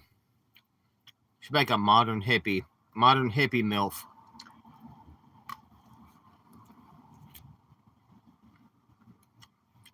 I've been hanging out with Daisy a lot. I film for her a lot. If I'm hanging out with her, I film for her. I'm managing moderator on both her channels, so I help her. And I'm giving her channel advice right now too. Because she'll cut her channel without saying anything, cut stream and start stream and not kind of ignore it. So I told her to treat her stream like a person that's one of her friends, and that if you're gonna cut stream, you would say goodbye to that person. You don't just cut stream and whatnot, or you don't say what's going on. You're like, okay, chat, I'm gonna go now, whatnot. It's been good to see you, and then cut stream. And you also need to check in and talk to your chat and say hi. So I've been telling her, think of your chat as like one of your friends, because it's a bunch of friends watching. And make sure you say hello and goodbye and talk to the people on there and respond, because they want to talk to her. They want to say hi to her.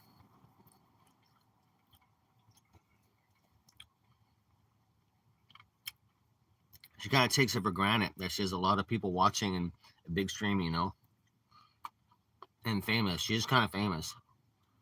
So I've been giving her. She asked me though too. She asked me for channel advice. So I've been giving her some channel advice. And we're trying to keep it clean in chat, but not like Martha Stewart clean, you know.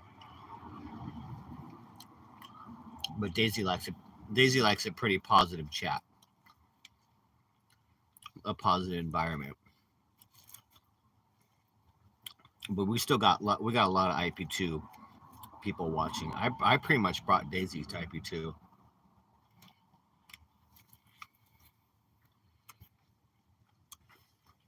No, I liked Daisy's body before that. The implant she had a butt implant and then the hip implants with that. But I thought she was fine before that. She probably never needed any work really. I like natural. You know, she didn't need it, but I don't know. Some guy offered to pay for it or something. So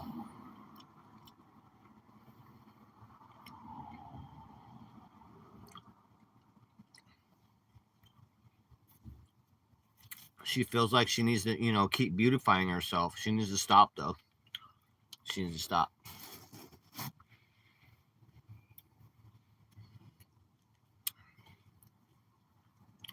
Yeah, I don't like that. I say just keep it natural and whatnot. It's just I hope she doesn't get any more work of any type at all.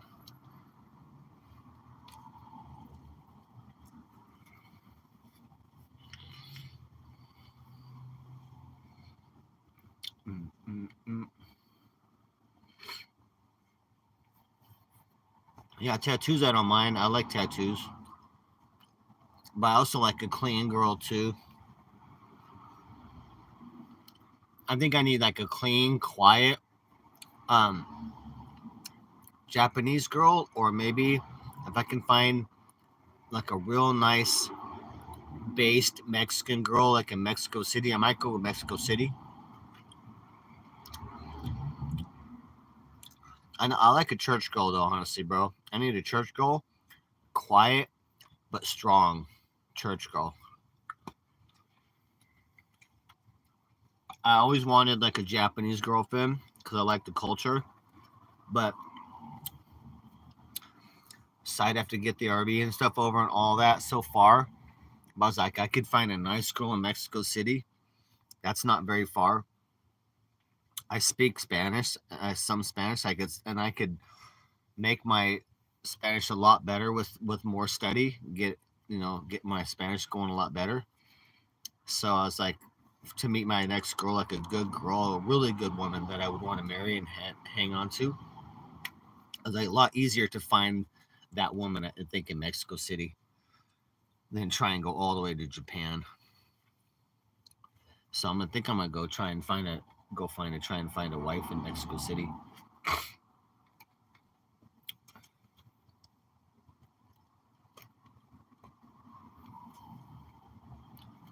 I think it's like Mexico City's 12 hours from Laredo, Texas, I believe.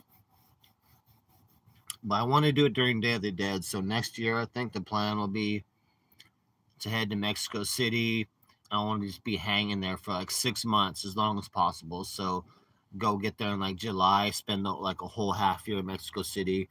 Day of the Dead, Day of the Dead's like November 1st.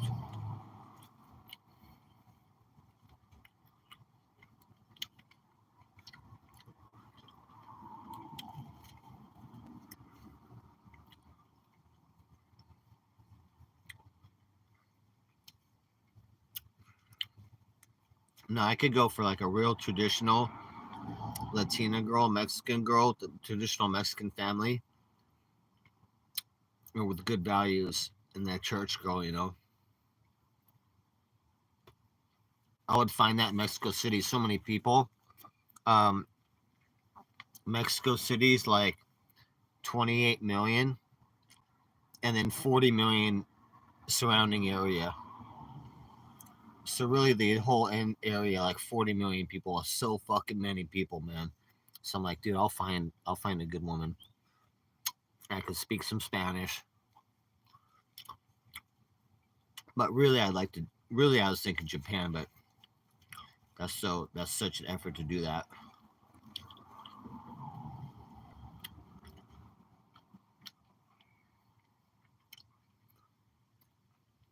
I may not even like. I don't know. That's still unknown Japanese culture and stuff. I've never lived there. Where I did grow up in San Diego in a border town, so I do know what like Mexico's like and the culture and what, and I do like it all. So then I'll go for a nice Mexican girl, Mexico City. Oh yeah, that.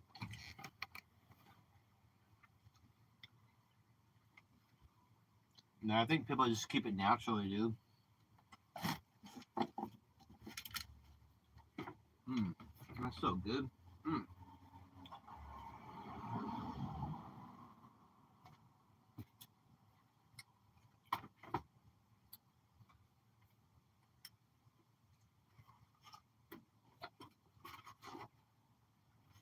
Yeah, keep it natural is the best. Wow.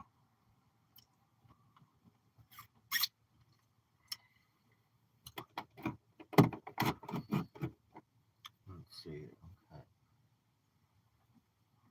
Okay, we gotta move it a bit. 2 bars, okay. Probably need gas.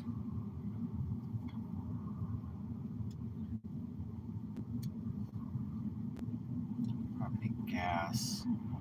After this, or in the morning, I will at least. All right, I remember that. What do I feel like? Yeah, these windows get so cold, dude. Just block the windows, then this RV will be insulated like a log cabin, dude. Eventually, just material.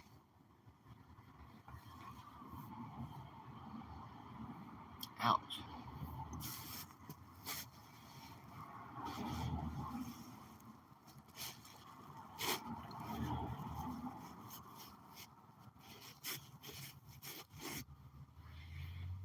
Nah, there's this one girl at church. She's got huge injections on the lips and whatnot. It just doesn't look right. It's terrible. I'm like, oh,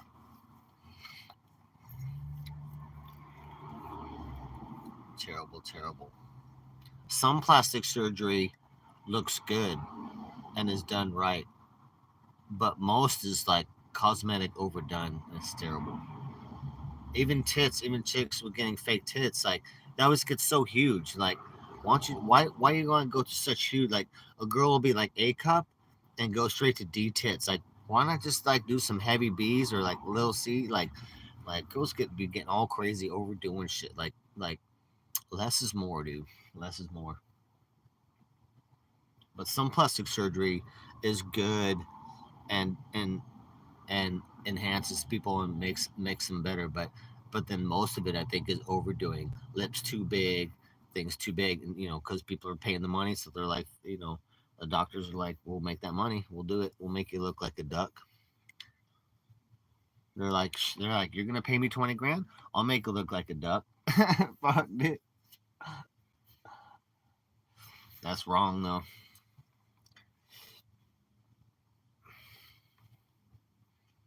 Yeah, there's a girl at church that's got way too much lip injection, lip and then the cheeks and then the lips. The lips is terrible. I'm like, I don't know if they can take that out. Once it's done in there, I don't know if they can take that out.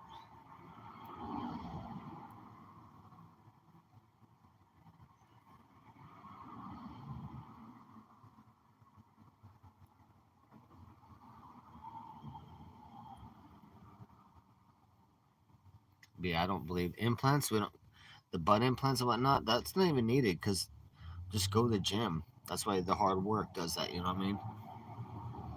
We have so many girls right now with just nice asses and thighs because they be going to the gym all the time. They got a lot of girls right now doing powerlifting out here. We got a lot of girls with some fucking real nice thighs and real nice definition and thick, and it's from powerlifting. Like there's a whole underground like deal. There's a lot of girls do powerlifting. I'm like, with the big weight, the big fucking bar and deadlifts and all that. A lot of powerlifting. So they have strong ass legs and beautiful ass. Like fuck. So I'm probably getting into powerlifting just so I can gain weight. But damn man, that's so you want to, girl wants nice ass and legs, then just you kind of hit the gym, dude. There's no, trying to do shortcuts.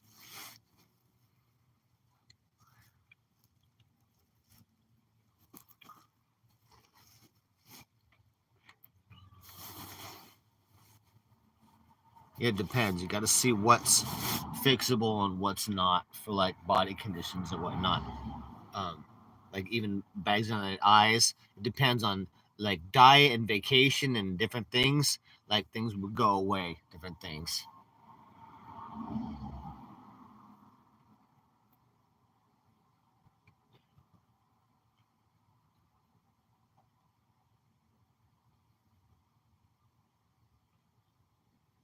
Yeah, a little bit chilly. Not as cold. No, not as cold as last night. Not as cold as last night.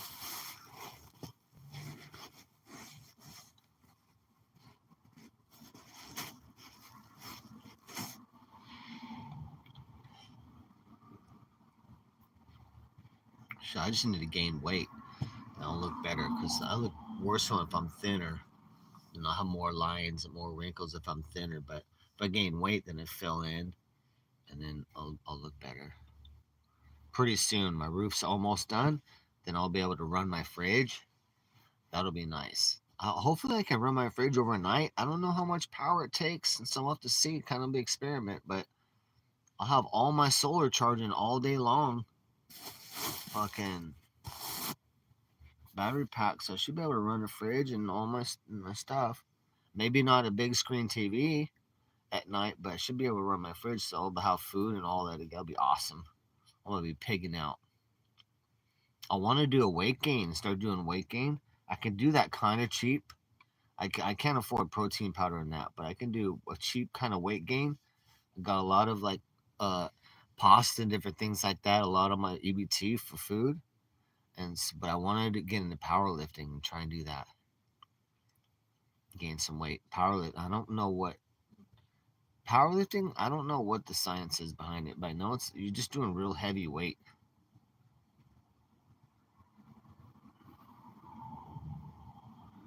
There's this guy on YouTube called Anatoly. He's so fucking funny. He's a champion powerlifter, but he does his skits like he's a cleaner of the gym, and he pretends and he goes like he's just so good at this. But he'll like go and lift the weight and then go clean under the area and put it back. But he's small, like he's very low weight. He's a champion powerlifter, so he's like very much proven you can lift extreme weights without being huge. So he'll like lift big, huge shit. Sometimes with one hand, he'll lift a whole bar with weights on it that these guys are in there. They need both hands are pulling up one, and the other shit he'll clear. These guys are 2 or 3 times bigger arms. They're all way huger, and they laugh at him um, because he does comedy. So he does a lot of skits out there on YouTube. Check him out, Anatoly, and all these comedy skits he does, basically pretending he's a cleaner, and he sets them up for it. You know what I mean? He tells them their technique's wrong, and they're like, "What technique's wrong?"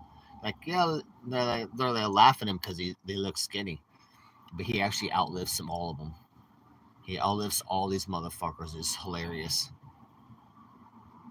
And so I want to see what routine he sells is routine. I don't know what it is, but online he sells it, his class or whatever it is. So I want to figure out what his routine is that they he's got obviously good muscle definition like an Olympic champion, but he's not all huge and bulky, right? And that's what I want. I want extreme power, but not huge and bulky. So very flexible, look like a gymnast, very cut, good muscle definition, but not all stocky and moving around, but able to do a lot of power, generate a lot of power. So I want to see what his routine is, and I'll probably pay for it if I can't find it like for free. Probably find it for free, but find out exactly what the routine is. But he's a champion powerlifter. But it's very interesting seeing him do that and the amount of weights that he lifts and does against these guys are so huge. So it's like obviously his techniques work, right? And the other guys are doing it wrong, and they have to get, even though they're so huge, they're twice as big as him, huge muscles, that he can do more power than them every time, and considerably more. So it's like, man, so it's kind of weird to me. I've been like, how I didn't know you could generate so much power and not be big, not be bulky like that. So I'm very interested to see what techniques he uses to get so fucking strong like that and not be a huge fucking bulky fucking Hulk.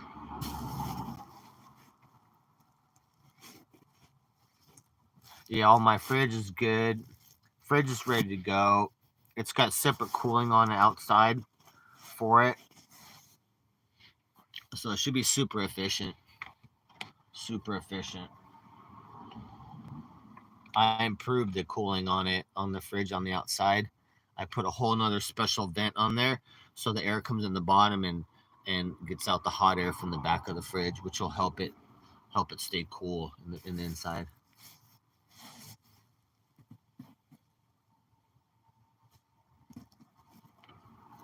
Yeah, the science. Yeah, he might have good genetics, but he does some sort of program. He does some sort of whatever he does. It is his science is on point, and I've never seen. You can't really get more power for the weight that he is. Like no one would have more than that. Like he's champion level. So I'm very interested to see what he eats and then what his workout routine is, and I'm gonna do that.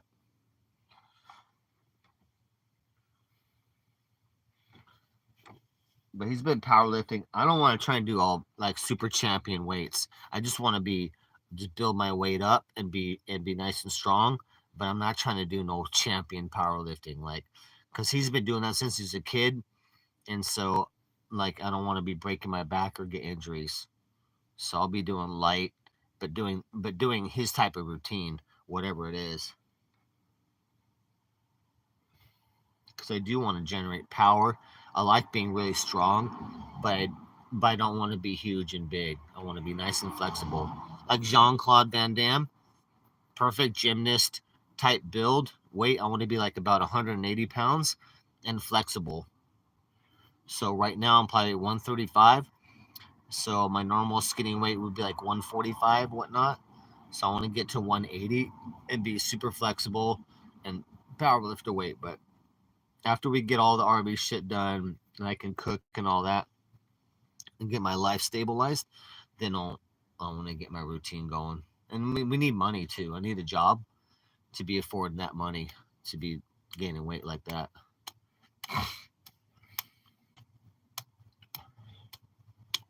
It's a lot of food. A lot, man. This is expensive too. It's expensive to be gaining weight and do a routine like that. Powerlifting, shit.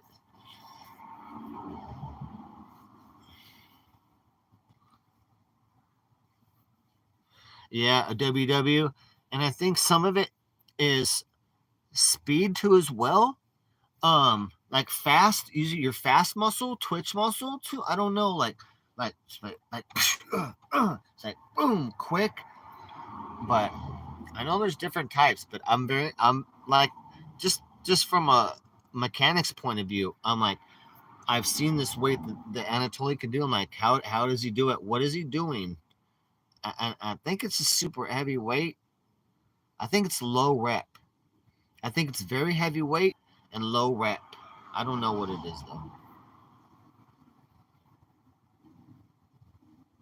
But his shit's super funny.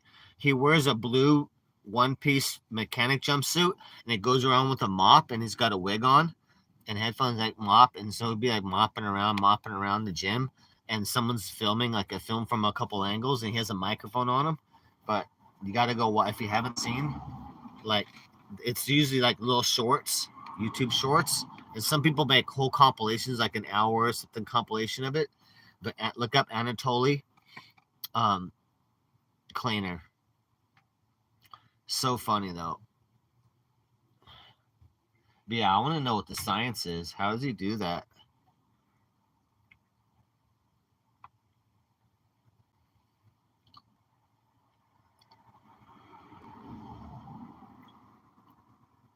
Yeah, he can deadlift. He can deadlift 650 pounds, but yeah, I don't know WW. I know that there's because I know about that. I know about fast muscle, the twitch muscles. They have people that do that for football teams. Speed training. It's basically called speed training, and they work. That's working the speed training of people, of the football players and shit. But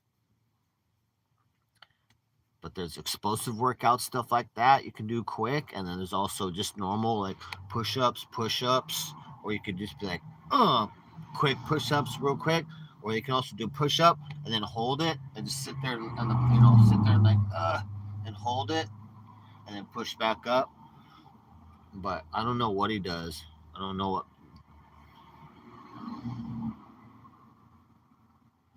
I want to know because I'm not even looking at normal powerlifting routines because he's not a normal powerlifter. No, no, Nana. I got this whole couch right here to chill on, and I'll watch a movie and chill on, right? And then like basically a king size bed area in the back. So I still got a full king size bed. My toilet back there. I can empty out the shower, and then I can do a pour over shower with I warm up hot water. I can pour over a shower, and then my whole couch still.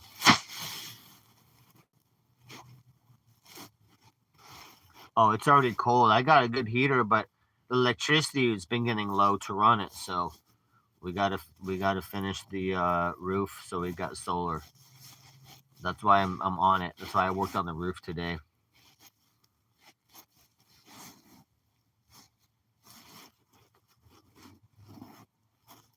Uh oh, what what happened there?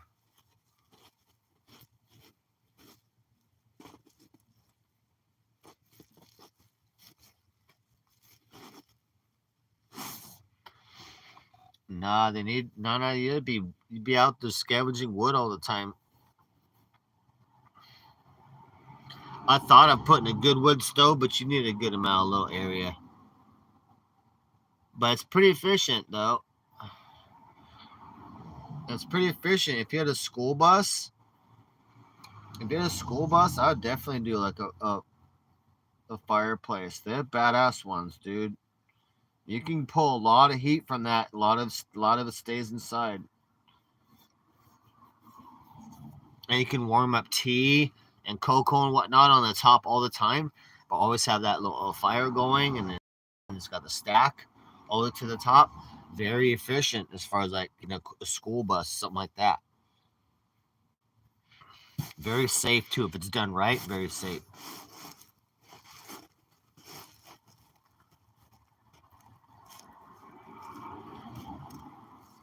No, my heat's good. It uses very little propane.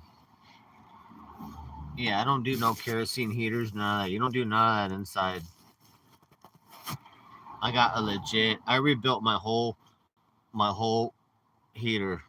It's all brand new motherboard, aftermarket American made motherboard on my propane heater. It's all badass.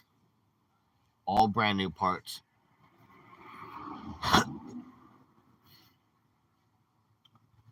I just got like 15 gallons of propane, and that'll last like more than 3 weeks or more. So it's like not even a gallon on very cold days and nights. Not even a gallon of propane used to heat for heating. That's my only utilities is heating.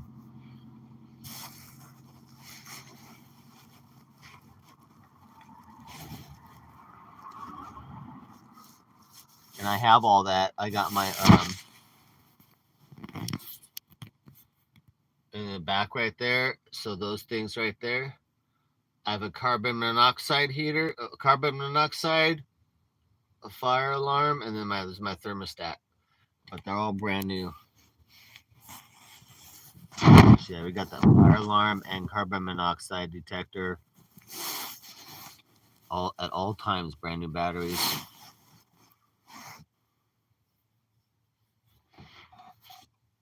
But honestly, for heating, and the cheapest, the best is propane heater. But it takes an electric fan to blow the air around, so you need electricity for that. But if you have a battery and solar system and you're getting that and the batteries are charged at sunset, then you have enough to run that for the night. So that's where we're getting to. Pretty soon, you guys, I won't have to worry about power anymore. And I'll be able to run my fridge. It's great. Charge all the time, run my fridge, my lights as much as I want. I can have more light on. I can have my computer on, and I'm gonna get another. I broke my computer screen, but I'll get another screen for my computer, so I can watch I can watch movies again. Have my computer back. Yeah, I wouldn't use any of those diesel heaters or none of that stuff.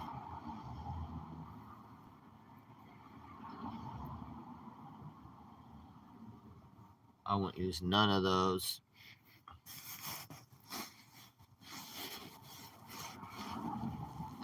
And the candles do soot too as well. If you have a lot of candles, you'd have if you could keep them safe. It's super dangerous though, dude. Super dangerous to have lit stuff inside.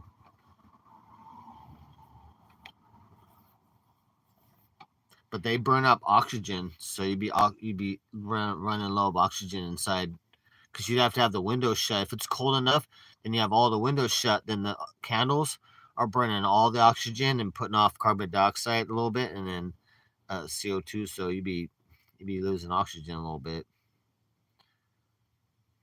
You need a lot of if you're running that much candles for heat, then you'd be plus the candle burning. You're getting a lot of wax. You'd be sucking in wax vapors.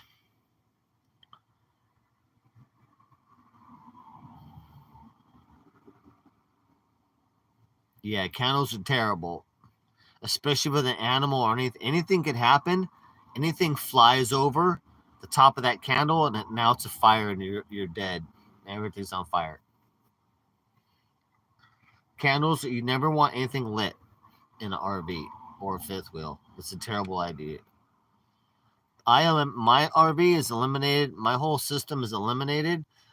I'm not even gonna have a pilot light. I could be running my fridge on propane, but the pilot light would be lit all the time, and it's not safe. So I'll be running on electricity. So I eliminated that, and I have a tankless water heater. So once I get my new water pump on there, then all my heat is on demand. When I turn the hot water spigot on, the tankless water heater turns on. There's never a tank there sitting where the flame's going all the time. So I eliminated all flames on this RV. Super safe, which you have to turn all those flames off once you pull into any gas station. By law, you're supposed to, but dangerous. So I eliminate no pilot lights. I don't want any no pilot lights allowed on this RV and no flames. But I do have candles in a big jar. I'll have a candle and whatnot sitting, but it'll be somewhere where I can monitor it and no sleeping. You never go to sleep. If you have a candle, you're sitting there, and you're cozy, that's good. But if you're gonna go to sleep, even safe candles you blow out. You don't be having no lit candles or none of that when you go to sleep on an RV. Even awake, you shouldn't. Even awake, you gotta keep it safe.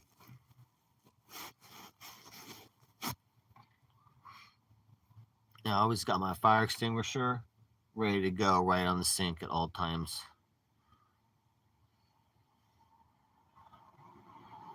Yeah, especially with the kitty cat. Especially with kitties. Kitties be dragging blankets around. Yeah, you can never have that.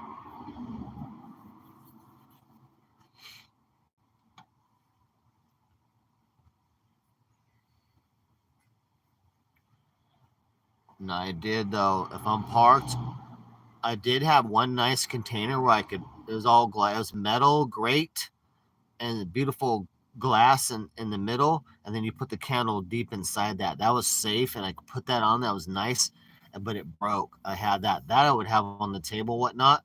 But you got to be careful. Like, what if a curtain falls for some reason? A curtain falls over that, whatever. Like, you're gonna burn to death. You're dead.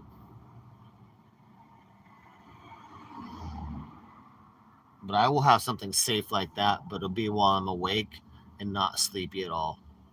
If I'm laying down to watch a movie and whatnot, then I'll blow out. I will have no candles going and whatnot. But I do like a lit candle going inside a nice wide base, something. And I had something awesome, but it broke. Sucks. I broke the glass. It was beautiful.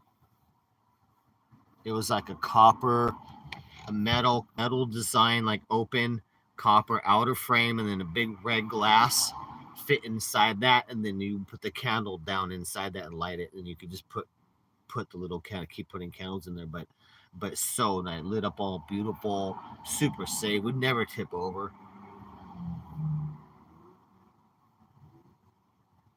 I don't know if I still have that or not. I think I broke it.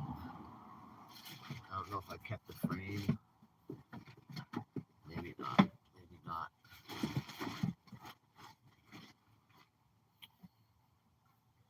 But I do like a candle. I like candlelight.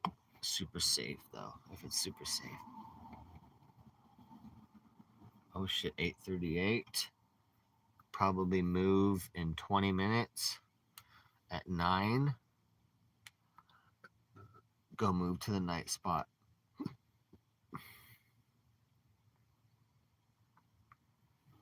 Move to the night spot.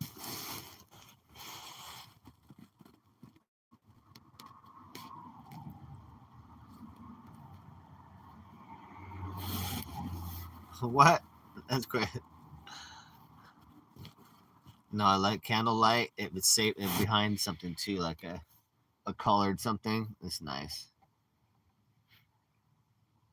Very cozy. I'll make a safe system for candles.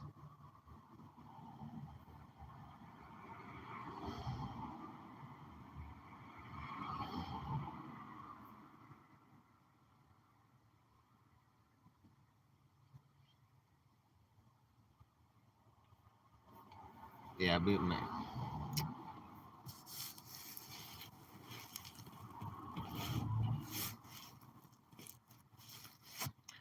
yeah, WW. I went there like months ago. You know what I'm saying? I went months ago to the homeless RV twice, but I had a chance to go out there when I was visiting my mom.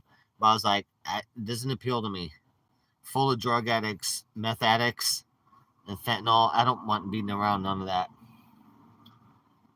I don't believe in none of it. I don't like none of it. It's terrible. I think that's a terrible model. It's just supplying a place for people to get high so you can stream it. And it's just terrible. I don't believe in any of that. It's terrible. I don't like Eric doing any of that. It's not entertainment, and it's a terrible thing. The way to make money, exploiting people and drug addicts is terrible. Giving people a place to do drugs, just be fucking terrible. Steal shit. Kellogg's just a thief and a fucking drug addict. It's all shitty and terrible. And that girl overdosing like 3 times on the RV, people are just gonna die. It's like that's your content. It's terrible. All just terrible, debaucherous and drugged out. No content, not even exciting, or it's just terrible, dude. I'm glad it's done.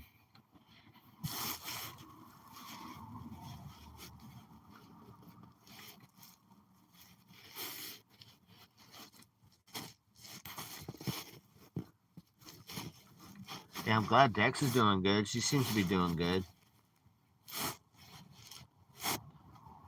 As long as she stays sober and just smokes a little weed, that's fine.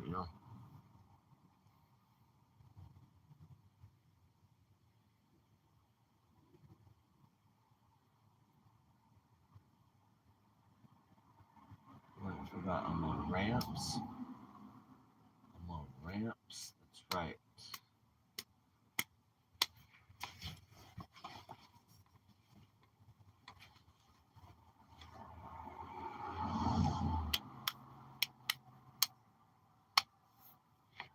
Fucking Mike doing nothing. Now Mike and Eric are both back at their mom's house chilling. They always been there though.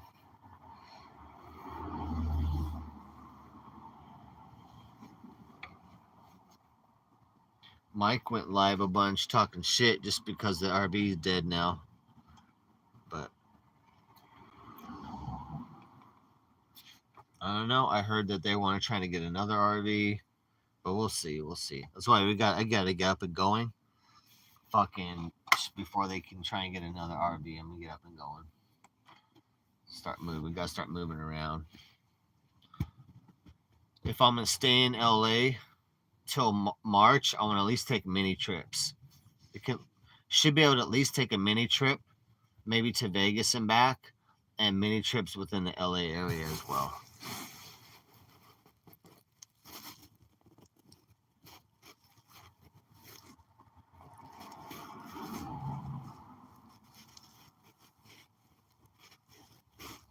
Eric knows how I feel. That's him. He's arguing. Eric is arguing with. Eric was arguing with Vegan and IBL. It was not. I was not even in the conversation.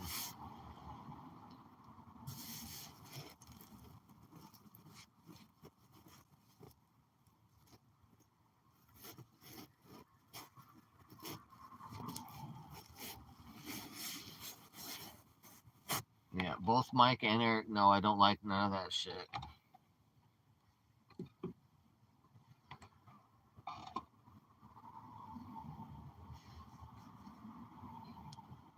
And I don't view it as content or even as competition. Honestly, it's not that it's not even competition.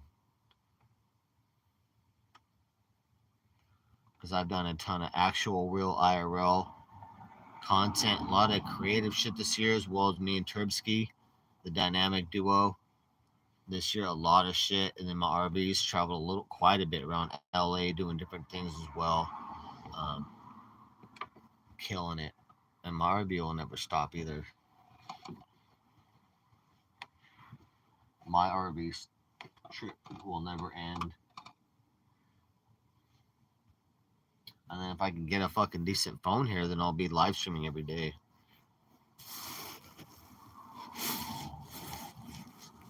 No, I know. Eric wanted me to come over.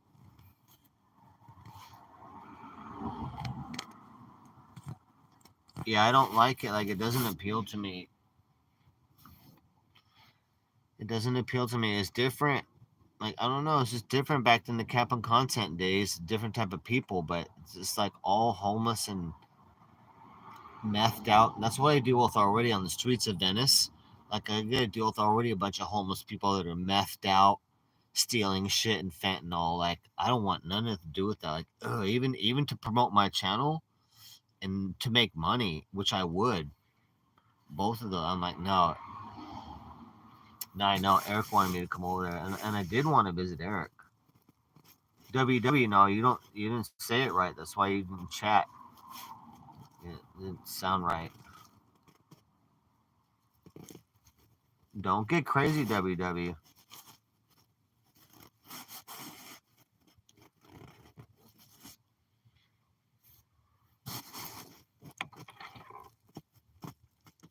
CC, I don't know what CC is.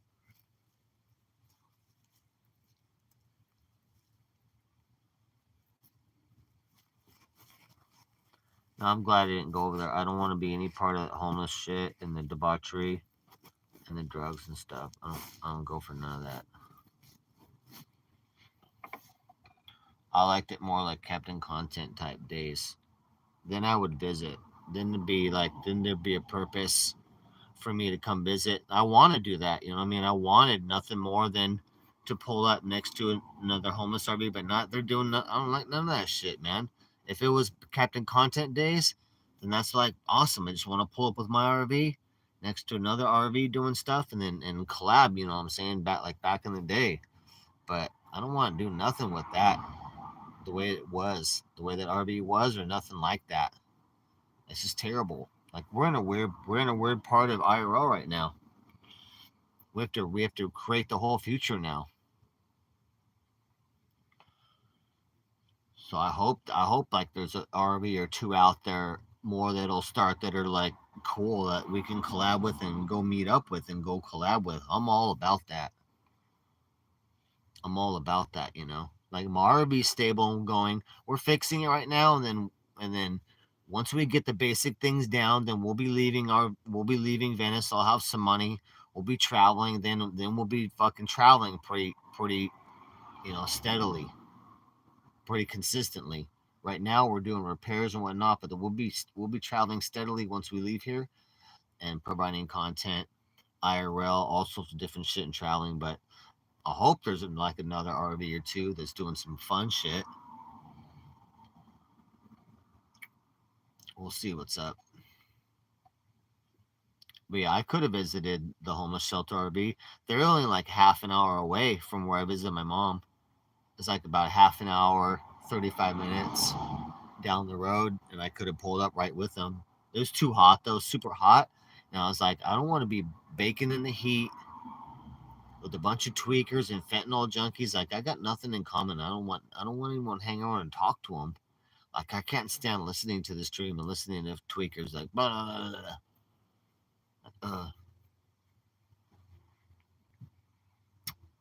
don't want to be no part of that.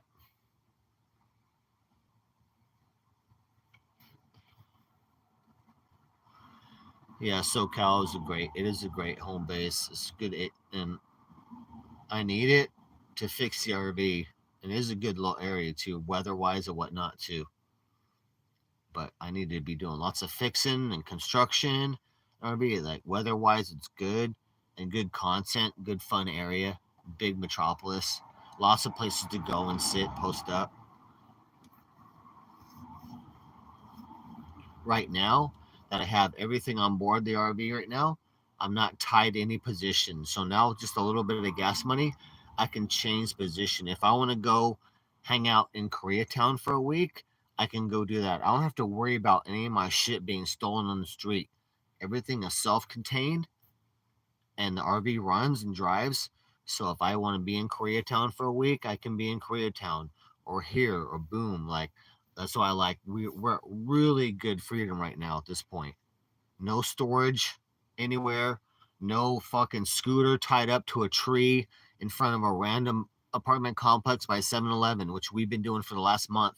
2 different 7-Elevens, 2 different apartment complexes. Nobody knows me. Just random fucking scooter tied in front of their shit. They're like, whose is this? That's a very scary feeling, and people want to steal it. So it's LA, so we got people out here stealing all the time, people on drugs on the street all the time. So yeah, I'm just trying to get my RVs is pretty much legal. We're just about at that point, and that'll be secure, and we don't have to worry about none of that. And I'm not getting tickets anymore. Hopefully we'll keep a look on all the signs, and that's good. I'm just gonna keep working on shit.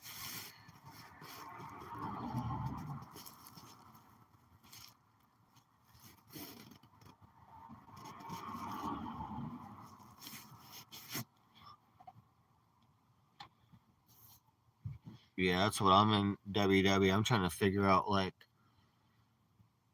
I've had to really think about that. Like, if I'm going to travel, like, if I figure, like, here, I'd like to have some storage, right? But then I'm like, okay, well, I'm going to be going to the East Coast. What if I put stuff in storage? I may not even be back for a year, maybe more. What if it's like $100 a month? That's like $1,200 a year. I'm like, what do I want to fucking hold on to for $1,200 a year if I go back in a year, and then all the expense to go back to the storage? So that's why I'm like trying to have no storage at all. I need it, but then I'm like, it's gonna be more expensive than it's worth, and then I have to fucking come all the way back for all that stuff. And like, when will I do that? And like, so I'm like, I'm avoiding that. But it's really tough because I got more stuff than can fit RV comfortably, and it's all stuff that makes me money. So mechanic tools and all that I need for money, job, and then my DJ stuff. I'm not giving that up. So I have to get real creative on condensing the RV. Oh yeah, more than 3 days. Yeah, in California you got the 3-day period, so that's normal on the street. 72 hours or less. I wish shit. I wish I could have a place for 72 hours. I'm dreaming of that right now. I'm dreaming of a place I could fucking move like every 3 days. That'd be so nice. But I may have a couple places. I have to go get creative and go out and walk on a little ninja walk and really get creative and go walk some neighborhoods and look and find some real stealth RV places where I can do that very thing where there's no signs on the road, no nothing, out of the way, no houses to complain, by a commercial area somewhere, out of the way, a nice white curb where I can stay 3-day periods. If they chalk your tire, so it's only 3 days from when they chalk the tire. But they could secretly take a picture. They don't have to chalk it. They could secretly take a picture, come back in 3 days, give you a ticket, or try and tow you for 72 hours. But that's what my next goal is, to go find that, because I'm about ready to put the solar on the roof. So then I have power and I don't have to move every day. I'll save all that gas money. I don't have to move every day. I can be stationary and then give the RV a break and not have to drive every day, twice a day, 3 times a day, warming up at night and all that. I'll have the solar electricity, so I'll be able to fucking just chill. So I'm very excited to go out and scout any location we want. Like I said, we can go live in Koreatown. I love Venice, but we might start finding places where like I said, maybe we go stay in Koreatown for a week, and then we go stay here for a week, and we kind of mix it up a little bit. Little 3-day spots, at least little 3-day spots, so I can only move twice a week. I only have to start up the RV and move twice a week, and then we can stop and just do some work on the RV and catch up. Catch up on the RV, fix some things, and just fucking chill. Exempted handicap. I don't know. That's a good question. Yeah, even if you're handicapped, you can't park more than 72 hours on the street, I think. That's a good question, though. I would think not, though.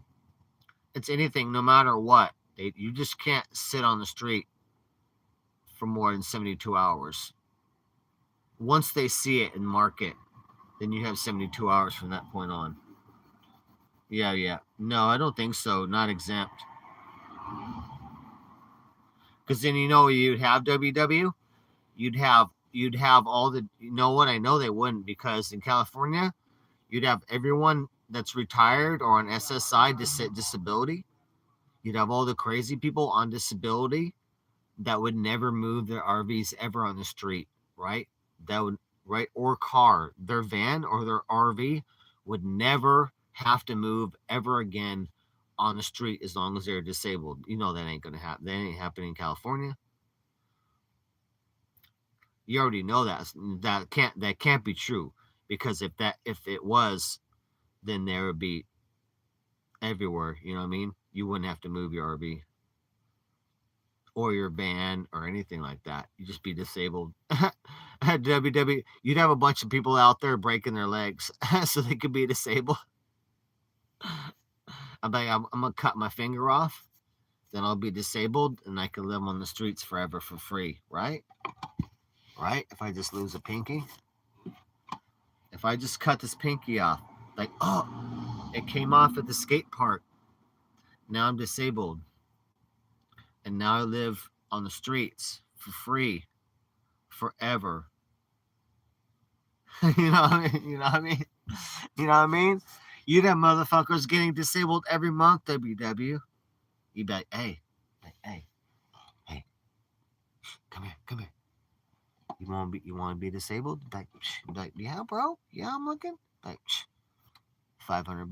Like, well, we're looking at leg injury, arm injury. Like, yo, bro. Like, I'll get you a leg injury or an arm injury right now for $500. Like, that sounds pretty good. Like, that sounds pretty good, bro. It's quick, right? Like, yeah, but it's gonna hurt. Be having niggas on the street and shit out there, offering disability. You know what I'm saying? Like, yo, I can make you disabled for $300. You'd be like, I don't know. The other guy said $200. The other guy said he'll break my arm for $200. Like, yeah, but I'll break your arm and your leg for 300. You go and get that extra disability. You're like, that's a pretty good deal. 300. That's a pretty good deal because I'll be disabled and get that SSDI money. I'll be living on the streets for free.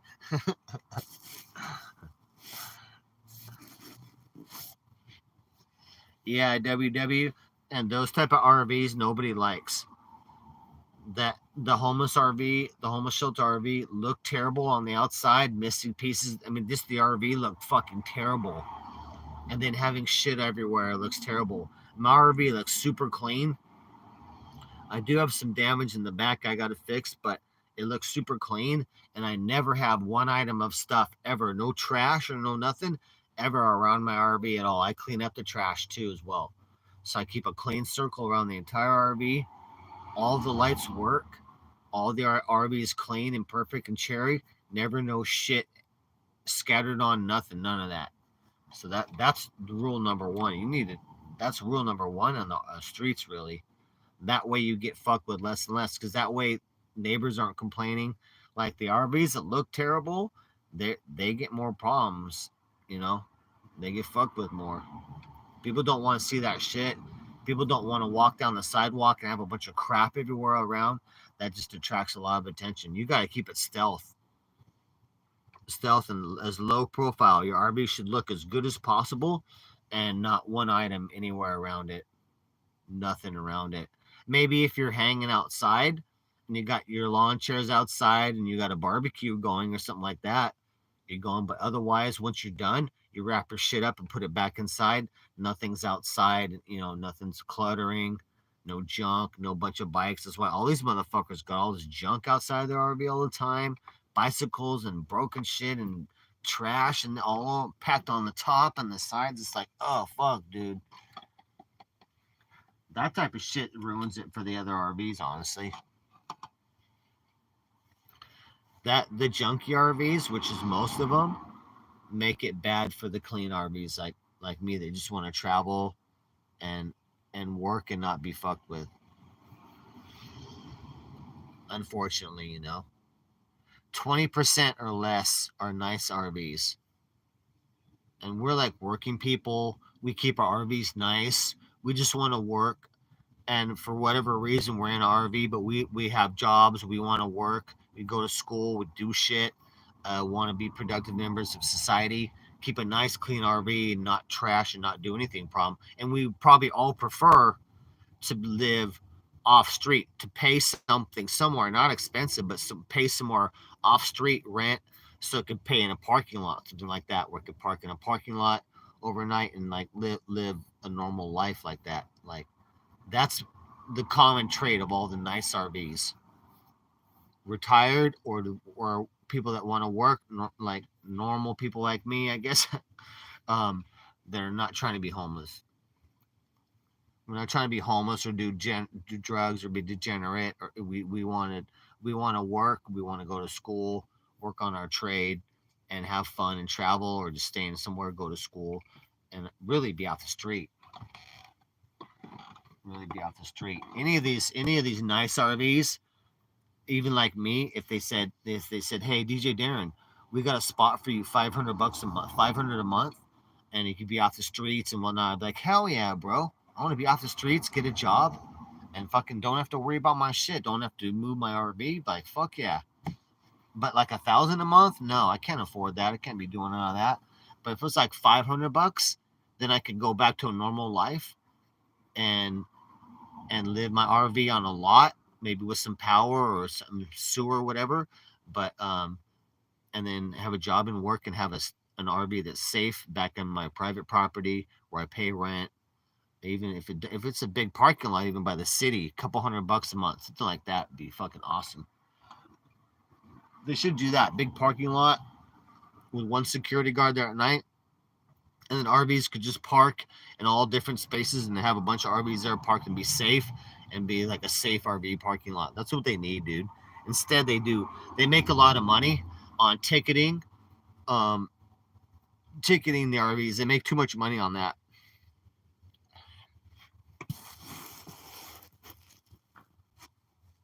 Hell yeah, dude. 2028. Donald Trump Jr. DJ Darren RV presidency. We're looking at 2028.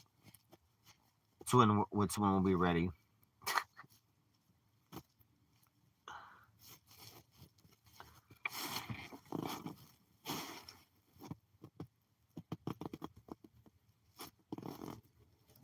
Yeah, I'd be doing clean areas when I work.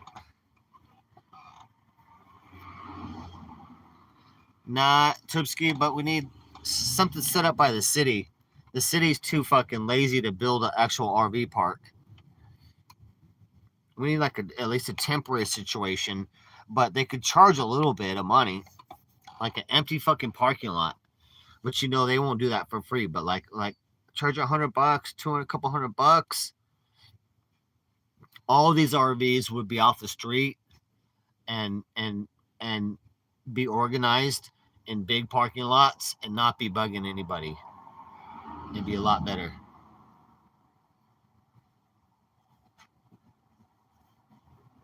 Dude, I'm thinking for 2028, you guys, Donald Trump Jr. I'm calling it already, you guys. Donald Trump Jr. / DJ Darren RV for 2028, guys. I think we can pull it off. We'll have to see what we have to do that. We're looking at vice presidency, but we're still going to be in the RV.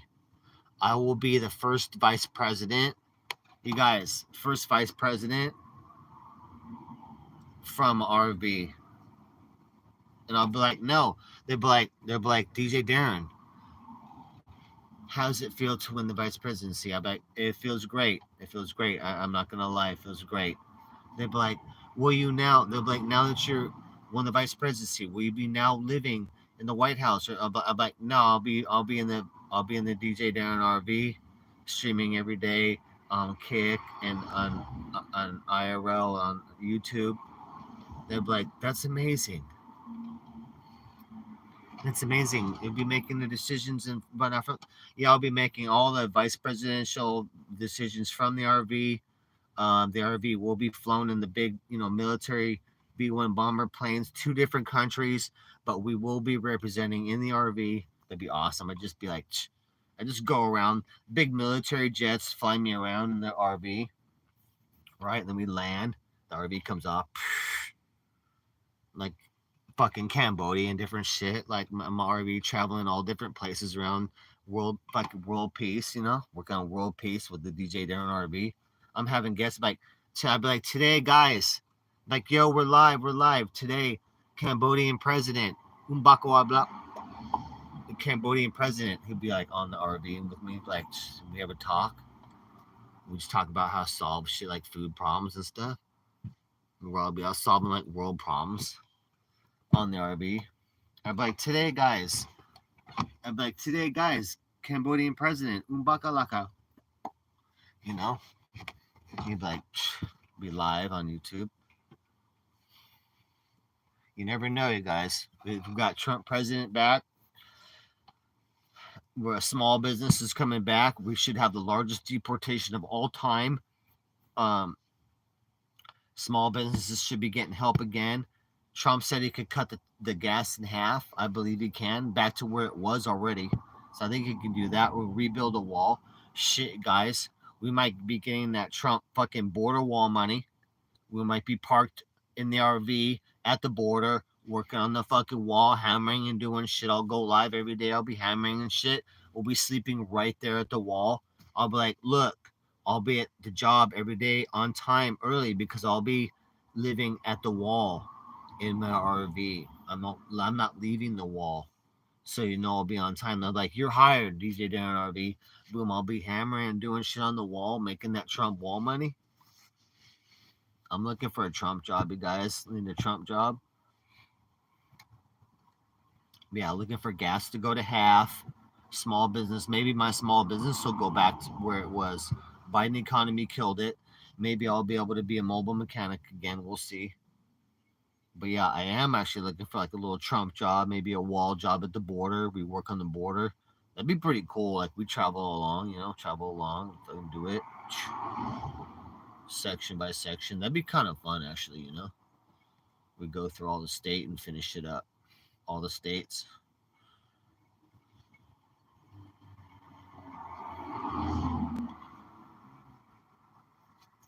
But we'll see. I have hope. I think it's gonna be things gonna be good. Country get back on track. But I know I gotta be doing lots of fucking work to fix this RV, and we're looking for a little jobby job. I'm gonna be working on old cars, but I need a little straight up job, so I'm gonna go get a food handler's card immediately this week, so I can apply at restaurants and coffee shops and whatnot. And then I'm also gonna apply to a couple strip clubs. The ones that are close, there's only a couple, and then we'll see if I can get hired there.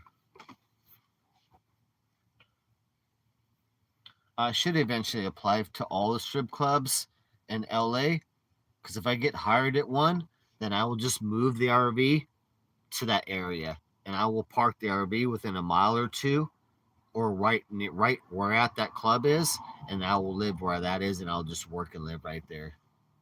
So I should apply to all of them, but that's gonna take some gas money. We'll drive around and fucking do that, but real soon here, you guys. We need a jobby job, and we got the time, and we'll be finished with some of this shit pretty soon here. So, and once we get the roof done, get the solar on, get the scooter ready to go, then we got time to be working. And Romeo is stable at night. I think I could be able to leave. I can't leave the RV for very long, but maybe 5-6 hours. I could leave Romeo at night when he's sleeping, and then the worst case is he just pees on his pee pad, but he should be okay. So if I'm parked near my job or whatever too, I can check on him. That'd be good. But if not, I don't want to be gone from the RV more than 5-6 hours on a shift. If it's a security shift, then I should be able to park my RV wherever I'm working my security shift. So that would work out nice. That would work out nice. So we'll see, guys. Yeah, I'm excited. I want to start working. That's really the way out, is to work a steady job, so I can really be making money, start throwing money at the RV and the labor, and overcome the work that needs to be done, and then put up some savings and be able to get out of here, get things sold, and get a lot of money in the bank, and then travel on. But yeah, the RV has got a bunch of shit wrong, guys. Shit. Luckily, I can fix everything. Poor RV, it's just been through its life, not really had a lot of stuff taken care of on it. It was in good shape when I got it, but just kind of at the point where 35-year-old RV, just a lot of things are original. They need to be replaced, like, the brakes and different things. Some of those things are original, calipers and brake master, things like that. So once I replace those, they're all cheap. I'll never see those for a couple of decades, which is nice. So there's only so much things. I'm really only worried about the motor. The motor's got some knocking when it's cold, and so I got really good oil in there, and all that stuff is best I can get in there. But that's what worries me, is only the motor. I'm worried about the motor. I don't want that to fail. I need to have a few thousand in the bank in case the motor fails. So I want to just get things going, make some money, and get an emergency motor fund going for the future when I possibly might need a motor. We'll see. Depends on how long I'm in this RV, but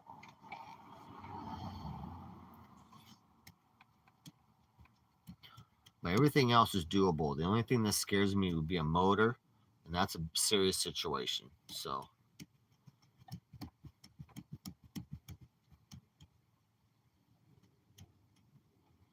that's pretty serious situation. Oh, time is 9:12, 9:15. Okay.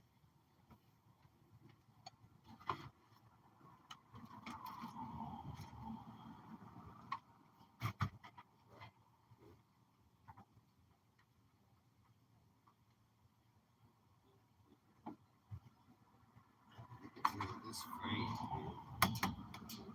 Get rid of that frame. Need some more water.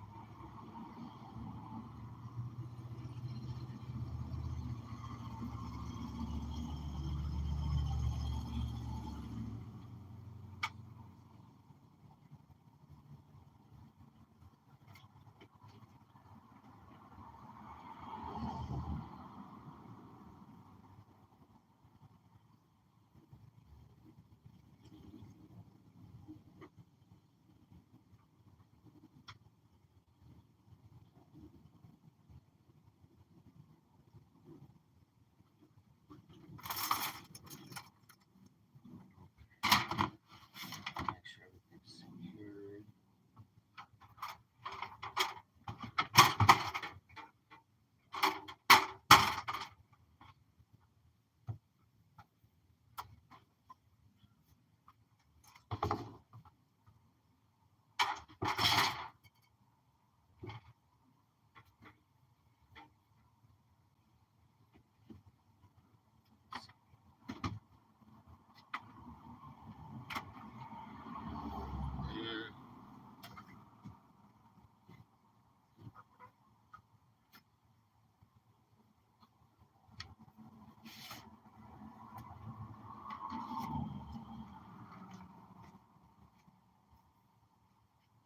Ooh, low on power, low on power. Low on power.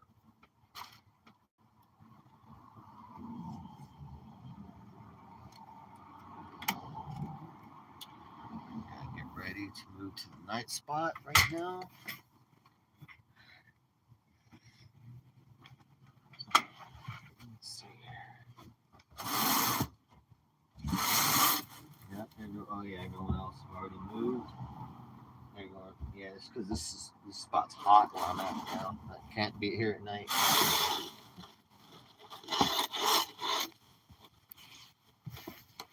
So we're gonna move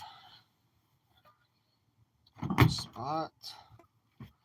So I'll be here every day at this spot, my night spot, and then I'll come here in the morning. And then be working on the RV. I'm not gonna go to the beach anymore. I'm gonna be at this spot now every day and working on the RV, and so I'll make sure that I get shit done instead of fucking around at the beach. And then I'll go to the beach maybe one day a week. So we'll make sure we get shit done on the RV and fucking get our money going, get our scooter going and for sale, get it sold, get our motorcycle assembled, get our hitch on the back of the RV, get our brakes done, power steering, all that shit, get the RV really worked up. Roof done, obviously, fridge back on. We need all that shit going. I'm behind on work, so no more playing at the beach. Back to work. We'll be here at the park chilling. Internet every day, so I'll stream every day that I'm here at the park. And then I can't do IRL because I can't walk around. I only have internet right here. And then it'll be cool. We'll do that. And then when I get my new phone here, then we can go IRL and do some shit as well. And I'll be doing 12-hour streams. We'll do the chat room all day long.